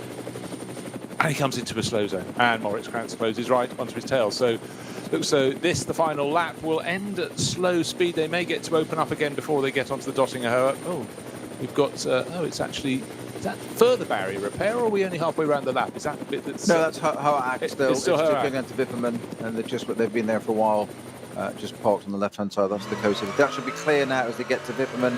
Indeed, they will go. Maurice Krantz gets the chance. Does Kevin Estre let him come by? Absolutely not. He could just let him go by and unlap himself, but he doesn't. No, thank you very much. I'm the race leader. I'm about to win this race. Well, don't mind. But also, it's, you don't want to get off the racing line. You might go out and hit a bit of tyre debris or whatever that could affect you. It affects your mind, and it's. He wants to win the race. He's going to win the race. Going past the little GT Tyres Golf there, no problem at all. Gets past that, no trouble. But for Maurice Krantz, he just wants to show I can run with the fastest drivers in the field. He's racing for Get Speed Performance, and for Mercedes, it hasn't been a great Mercedes year in the championship so far, but he's been putting in some good runs. Now, a few more back markers to be negotiated, but in Estre style, gets past ASAP. Maurice Krantz follows him through. But really the big question is second place.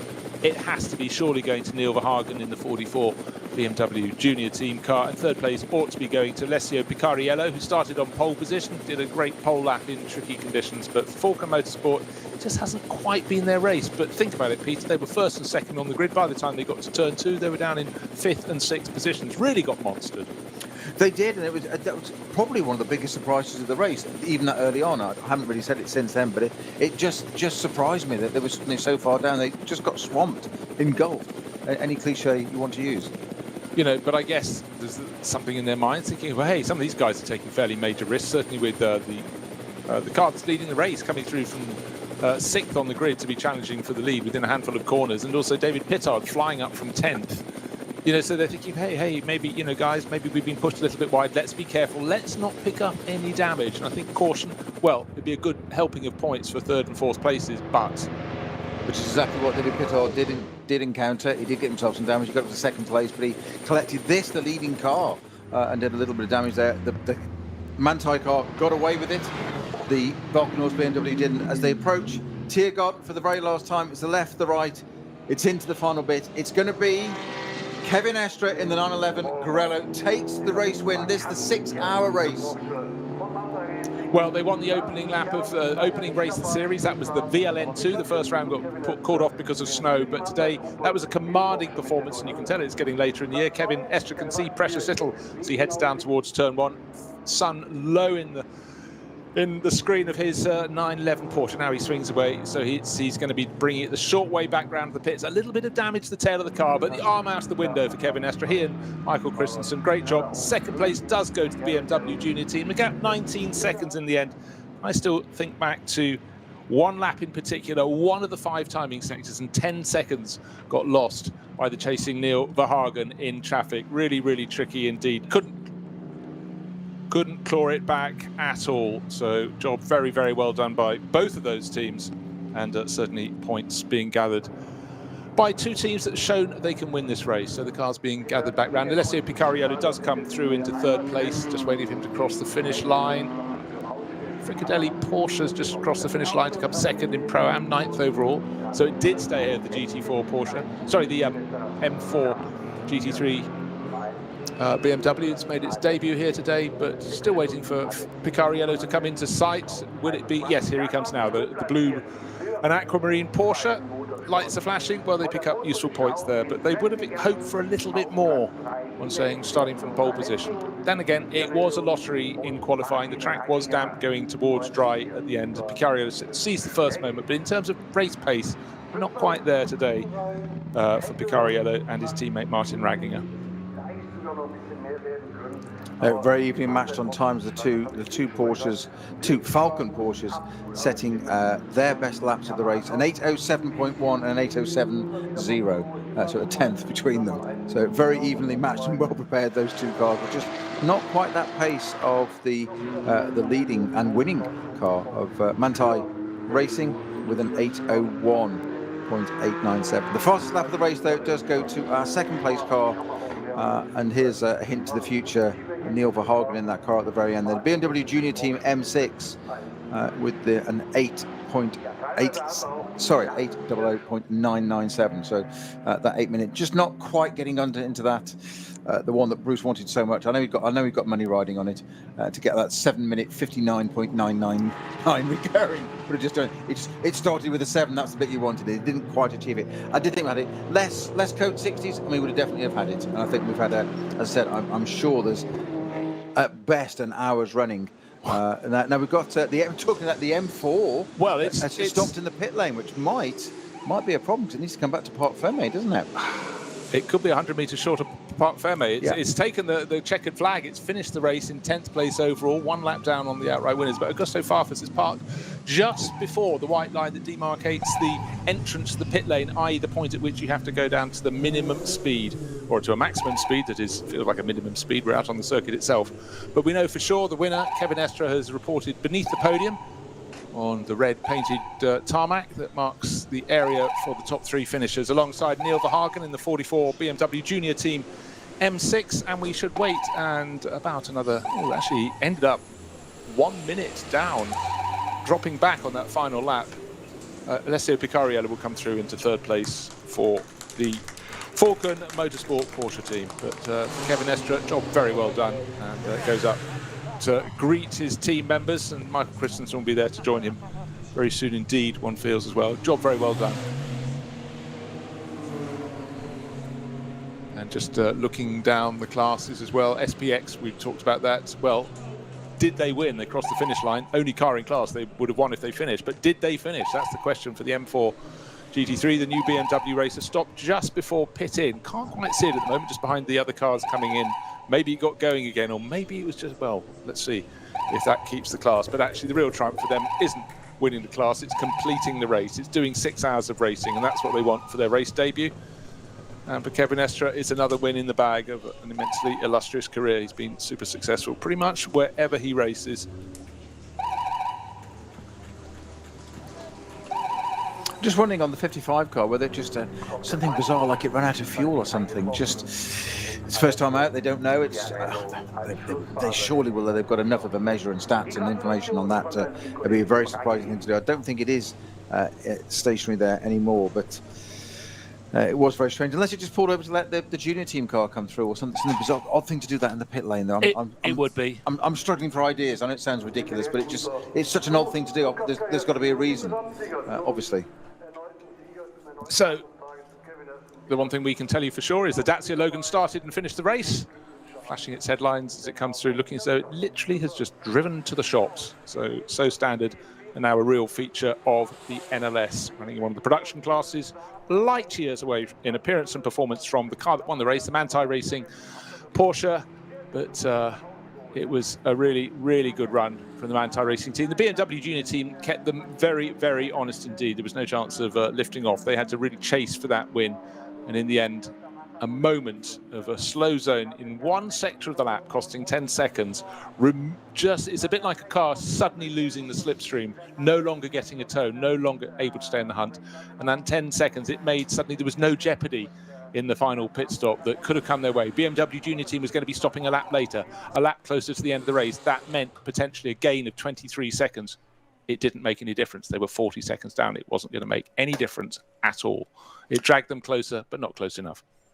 Just thinking, if the 55 M4 was there already in the pit lane as our leaders came through and went to their podium positions, does that mean he'd come in and actually stopped in the pit lane already, therefore hadn't actually taken the line? That is a very good point. Well made. Just a thought. Just a thought. But it's there already. That's yes. why cars have come apart.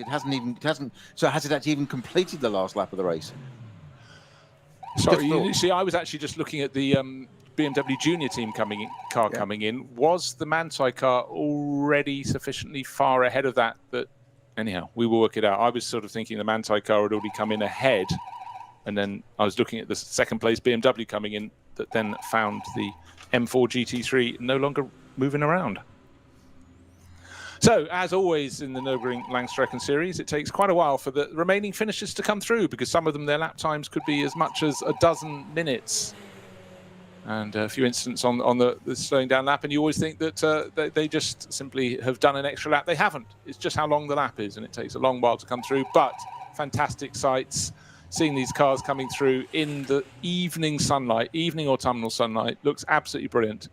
And the line speed by Car Collection Motorsport. Audi completes its lap, its race, and wins the Pro-Am class of SP9. That's the top class here in the Nürburgring Langstrecken series, and I think it's been a very good day out all around. Greatly enjoyed. A few little incidents, Snowy, but nothing really too untoward when you set off with a field of 135 cars on a circuit that is a real tricky treat on which to go racing. Yeah, you never want to trivialise any kind of incident, as long as people are okay, marshals, drivers included, whatever, and mechanics, even in the pit lane, things happen, errant wheels, etc. But as you say, it's been a race full of minor incidents. So I'm sure some of the bills aren't quite so minor. I think the biggest one that caused the shortest code 60 ever was actually the Frank Stifler one, even though it was probably the biggest impact of the race. But it had it all the way through, didn't it? And we had everything. We had overtaking at the beginning. We had incidents. But we just seemed to have those pesky code 60s kept. And it did change the pace of the race. I know that sounds really obvious thing to say, but just when it looked like it was going to be a flow any time, there was a code 60 somewhere, and particularly up at Kasselchen for ages, repairing the barrier on the right-hand side. I think it was just 2 cars that had rattled down that. But as we said, 2 cars come together, you get 1, 2, 3 rebounds off. All of a sudden, you've got 6, 7 impacts, 5, 6, 7 impacts. And that's a runner barrier, and it's a lot to do there. That's why that took so long. So we had such a long time of code 60 there. Otherwise, I mean, what a fantastic race. I did think that the BMW Junior team were in with a chance there. I just wondered if it could do that extra lap. It couldn't quite. It wasn't really a big surprise that it couldn't. But I did want just for the pure entertainment, for the tension of it, for it to go past the pits, Neil Verhagen, and go, right, they're going to risk it for a biscuit and try another lap and just see what it did. But you just say the tensions and the pressures inside that car. I put my foot down. Is that a slower reaction than normal? Is it not? Is it gasping? Is it pulling up rubbish out of the bottom of the tank? Metaphorically, it didn't do it. They did the right thing. They came in and they settled for second place. A great drive for them, but Manthey yet again. It's those Porsches. Just look at it there. There's a BMW Junior in the middle there, pit lane, flanked 1 and 3 Porsches from different teams. Yeah, and I think for the 3 20-year-olds of the BMW Junior team, when you're taking on a driver at the top of his game like Kevin Estre, like Michael Christensen, who never puts a wheel wrong, you've got to be something super special. They're the people you have to aim at. They've aimed at them, and today it didn't work, but the experience gained, it cannot be underestimated. When you're a young driver, you're trying to gain experience. You're also trying not to put a wheel wrong. You're hoping to get a works drive in the future. It's a really, really difficult ask, but I think they did a great job. Yeah, they did. I think the team that surprised me the most, they are third there now, but with the Falcon Porsches that were, pole position right up there, and I just thought they didn't fade, but you said that they were swamped on the first lap, the first few corners, and as you quite rightly highlighted, Bruce, it was you don't win it on the first corner. There were some very, very brave manoeuvres there on that first few corners. We've mentioned it a couple of times there. Kevin Estre started P6. And went up to 2, 3 straight away. Went on to win the race. So that one paid off.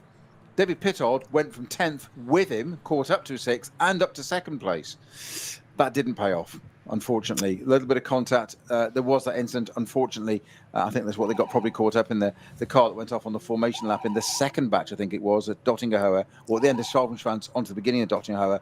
I think that probably caused that one for David Pittard. But it's one of those things. Who'd have thought that on the end of the first lap? The car that goes off in the formation lap, that's got to be just shattering all the work and effort that's gone into that. But David Pittard, I've gone from 10th to 2nd. I've done 8 places. We said he does that. He has a habit of it. And he caught up with the other guy that's always liked to do it, Mr. Estre. And it just caused that problem that just kept evolving throughout the race, and basically that Volkenhaus number 34 car it never really got back into the swing of it, despite my best predictions. Well, you urged it on. It didn't happen, but I just think that perhaps the grid positions, as they can be in a short qualifying, particularly one on a track that's changing conditions, they can be slightly artificial. Great job done by Alessio Ruhr-Pokal-Rennen. But let's take a look at run through the top 10 finishers. Manthey Racing won by 19.6 seconds. That's the 911 Porsche ahead of the BMW Junior Team M6 of Harper, Hesse and Verhagen. They in turn had a full minute clear of Martin Ragginger and Alessio Picariello in the first of the two Falcon Motorsport Porsches. They were third and fourth. Dennis Olsen and Tobias Muller in fourth place. Then Romain Dumas and Matteo Caroli, including a drive-through penalty, came home in fifth in the Dynamic Motorsport Porsche.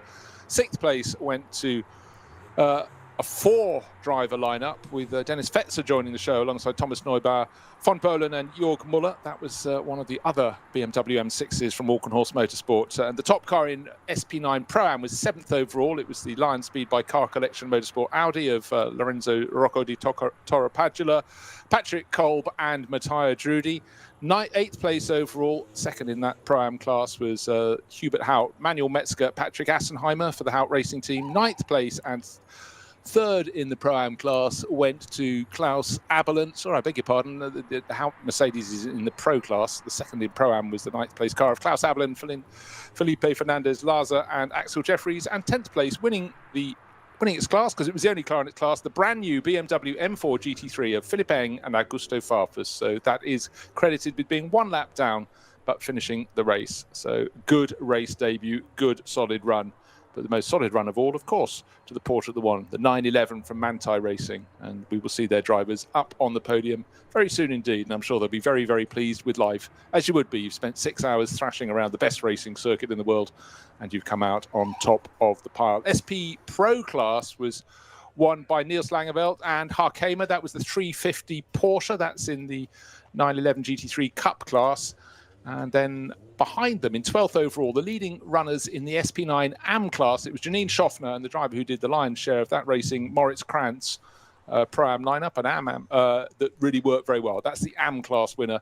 Then Cup X, it was a KTM Crossbow, one of those very busy cars, 4 drivers showing the 6 hours. We get quite a lot of that when you get a 6-hour race. Often we have just 3 runners, but they took victory in that in 13th place overall. Then Walkenhorst, that's Henry Walkenhorst, the team boss, Jörg Breuer, and Andreas Ziegler coming home second in SP9 AM. So good run for them, 14th place overall.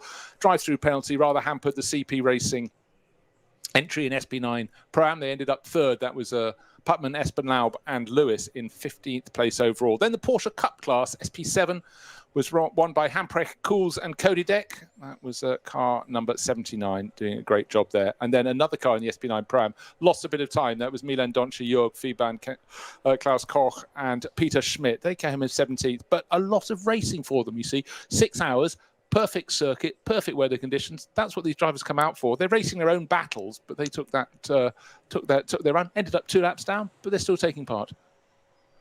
So, this is a rather greedy car. SP40 and SP8T won by the same runner, 18th place overall.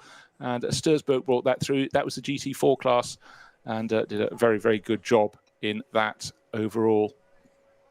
Looking down through the classes as well. SP10 at the end won by 165. That was a Schnitzelarm racing car just at the tail end of the top 20. Of course, that was given a helping hand when the Pro Sport Racing Aston Martin, one of the pair, pulled off. Nico Verdonk, still don't know. It seems it was just a mechanical problem. Pulled at the side of the circuit on the Dossinger Höhe, went no further. And the numbers will keep on coming as we look down and down the field of cars, because with so many classes competing, I'll pick out the people who won classes. The M240i class for the BMWs, Gabriele Piana, he's won so many times. That was car 700, 47th overall, but victors in class, and that's what it's all about. The next car down in the VT3 class, a Porsche 718 Cayman, that 474. Weber, Fielenbach and Helt, they won their class. Scroll past the top 50, and we will get some more class winners for you. VT2, Green, Connerth, Watovic and Zimmer, they won the 330i class. That's the VT2 class as well. TCR AM class, Wolf Tascher Voltman, 61st overall. So you're down halfway down the finishers list, and we're still getting class winners. V5, Porsche Cayman, Schubert, Daugard. SP5 class, Egbert and Kloft in a Porsche 911. V6 class, another Porsche Cayman. So many Porsche Caymans in recent years have stepped on up. And then you get down to the H class, the Renault Clios, Overbeck and Overbeck. Shared victory, shared a surname, and job well done for them, 68th overall.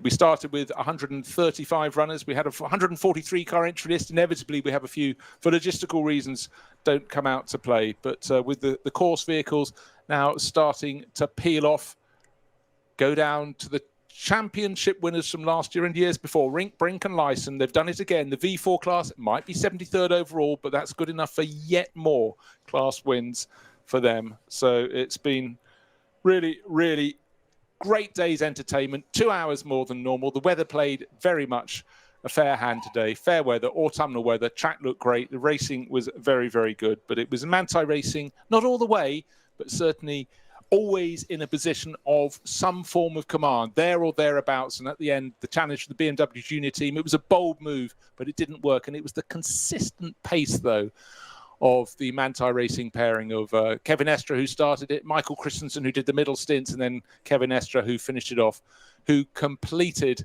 their second win of the year. The first one was shared with Lars Kern, the opening round that got run this year, the second round of the championship, because the first one was called off because of snow. But the podium is ready for them. The trophies are out there, and the top three finishers are going to be coming out very soon indeed. This is the 6-hour race, the 6th race of the championship, the ADAC Ruhr-Pokal-Rennen classic race that's been run across the decades, and new names on the trophy will be applied later. But it's a race that's been won by some great names over the years. 2020, it was won by Matthias Drudy, who had a good stint, Christopher Mies and Kelvin van der Linde. But today, Alessio Picariello, Martin Ragginger, the first drivers out onto the podium for Falcon Motorsport, the Belgian-Austrian pairing, they finished in 3rd place. So for Picariello, as he gets his trophy, he, of course, has the honour of taking pole. And then the 3 20-year-olds. Yes, 20-year-olds allowed out to give it their best shot. And it was a really good shot for the BMW Junior team. Neil Verhagen, Max Hesse and Dan Harper up on the podium getting their trophies. But the biggest trophies and the biggest round of applause for the 911 crew from Manthey Racing. 40 laps of runaway fun for them. And on to the top step, it's Kevin Estre and it's Michael Christensen. Smiles around, of course, wearing their masks, so their smiles can't be seen, but you can see them around the edges of their eyes. That was a really good run for them today, Snowy. It certainly was there, and I think it's Kevin Estre that's brought up the pit bull there with 911 at the top of it, appropriately number 55 and 222 underneath it. Is that 222 wins for Manthey Porsche, do you think? It could be, or it could be 55 hamburgers and 222 bottles of beer. I'm a rank amateur, clearly. Just a thought. Anyhow, it's not beer at the moment, it's fizz, it's bubbly and it's firing on the podium. It's been job really well done. Great addition, the 6-hour race at this point in the championship. And next year we'll not only have this one, we'll have a 12-hour race on this equivalent weekend in 2022. Can't wait for that. And you can be sure that all of these crews are going to be back in some form, in some team or other, to take part in the NLS again next year. It's been a great day's racing, and with so many drivers getting out on the circuit in these lovely dry autumnal conditions, these will be the sort of races they all remember. They got a lot of track time today, and there was some really good scrapping. A little bit of barrier repairs, but nothing untowards. And I'd say this was a really clean running. And any time you can get this many drivers on a circuit as complicated and as testing as this, and race as well as this, I think it really is a tribute to all concerned. So fireworks, well, that's fantastic up on the podium, and it was great to have the fans back today, Peter, as well, up in the grandstands. They love it too. They don't want to be kept away, and the crew's all laughing down in the pit lane, as so they should. I'm just looking at the Kevin Estre teammate there, just holding up the pit board and checking with the team whether do I leave it up here or do I bring it back down again? He's getting a nod from the mechanics. You might have won the race, but don't forget the pit board. That's ours. It's up there for a reason. Bring it back down again. He only had 2 things to do, and he left one of them up there. Yeah, had 2 jobs. 2 jobs. Pick up the trophy. Don't drink all the champagne. I'm just going to come back to pose for the photos. But going back to the highlights, we were excited. We're always excited when there are 4 hours of racing, but we knew today we're getting 6 hours of racing. The Falcon Motorsport Porsches led away on the formation lap. In fact, not every car completed the lap. Someone crashed on the formation lap, but that was after this lot had got underway, and it was fearsome down into the first corner. The Falcon Motorsport cars were rather out-muscled up into the lead when the black and red Audi of Matthias Drudy followed incredibly by from 6th place up into 2nd by Kevin Estre. And the car to look out for was the BMW that started in 10th At this point, going into turn 3, up into 4th, back into 5th, then up into 2nd, or trying for 2nd, and then David Pittard, just as they came across the car that had crashed on the formation lap, they had to back off. He tapped the back of the race leader of the car in 2nd place. Kevin Estre did a little bit of damage, but unfortunately more damage to his own car. That had to report to the pits. It was fearsome in behind. We had cars going off the circuit with some robust action, and unfortunately the number 22 Ferrari, the one Ferrari in the top class, got damaged and had to limp its way back. And then it was Falcon Motorsport in the most amazing moment in the race. We had 3 cars side by side, and Peter and I reckon in the first 4 corners we had about 5 changes of lead, and the car that got pushed wide, the BM Junior team car with Dan Harper, we thought was out of it. 2 corners later he was at the front of that grouping again. Absolutely brilliant racing. Phoenix Racing Audi, Falcon Motorsport Porsche, and in the mix right at the front of it was the BM Junior team car, but always at the front of the race we had the Bantai Racing car, 1st or 2nd. Running very well for a while was the Assenheimer, Hout and Metzger yellow and blue number 6 Mercedes for Hout Racing Team, but it didn't have the ultimate pace today. That was definitely being fought out at the front between the 911 Porsche from Manthey Racing and the best of the Falcon Motorsport Porsches. And then just on the end of his first lap out of the pits, poor Frank Stippler was hit from behind, caught up in traffic. No real blame apportioned to anybody, but that took him out, and that left the stage clear for the checkered flag to be waved for Manthey Racing. A valiant chase from the BMW Junior team. We thought they might have had it in their pocket. It didn't quite work for them, but a great day's racing at the Nürburgring.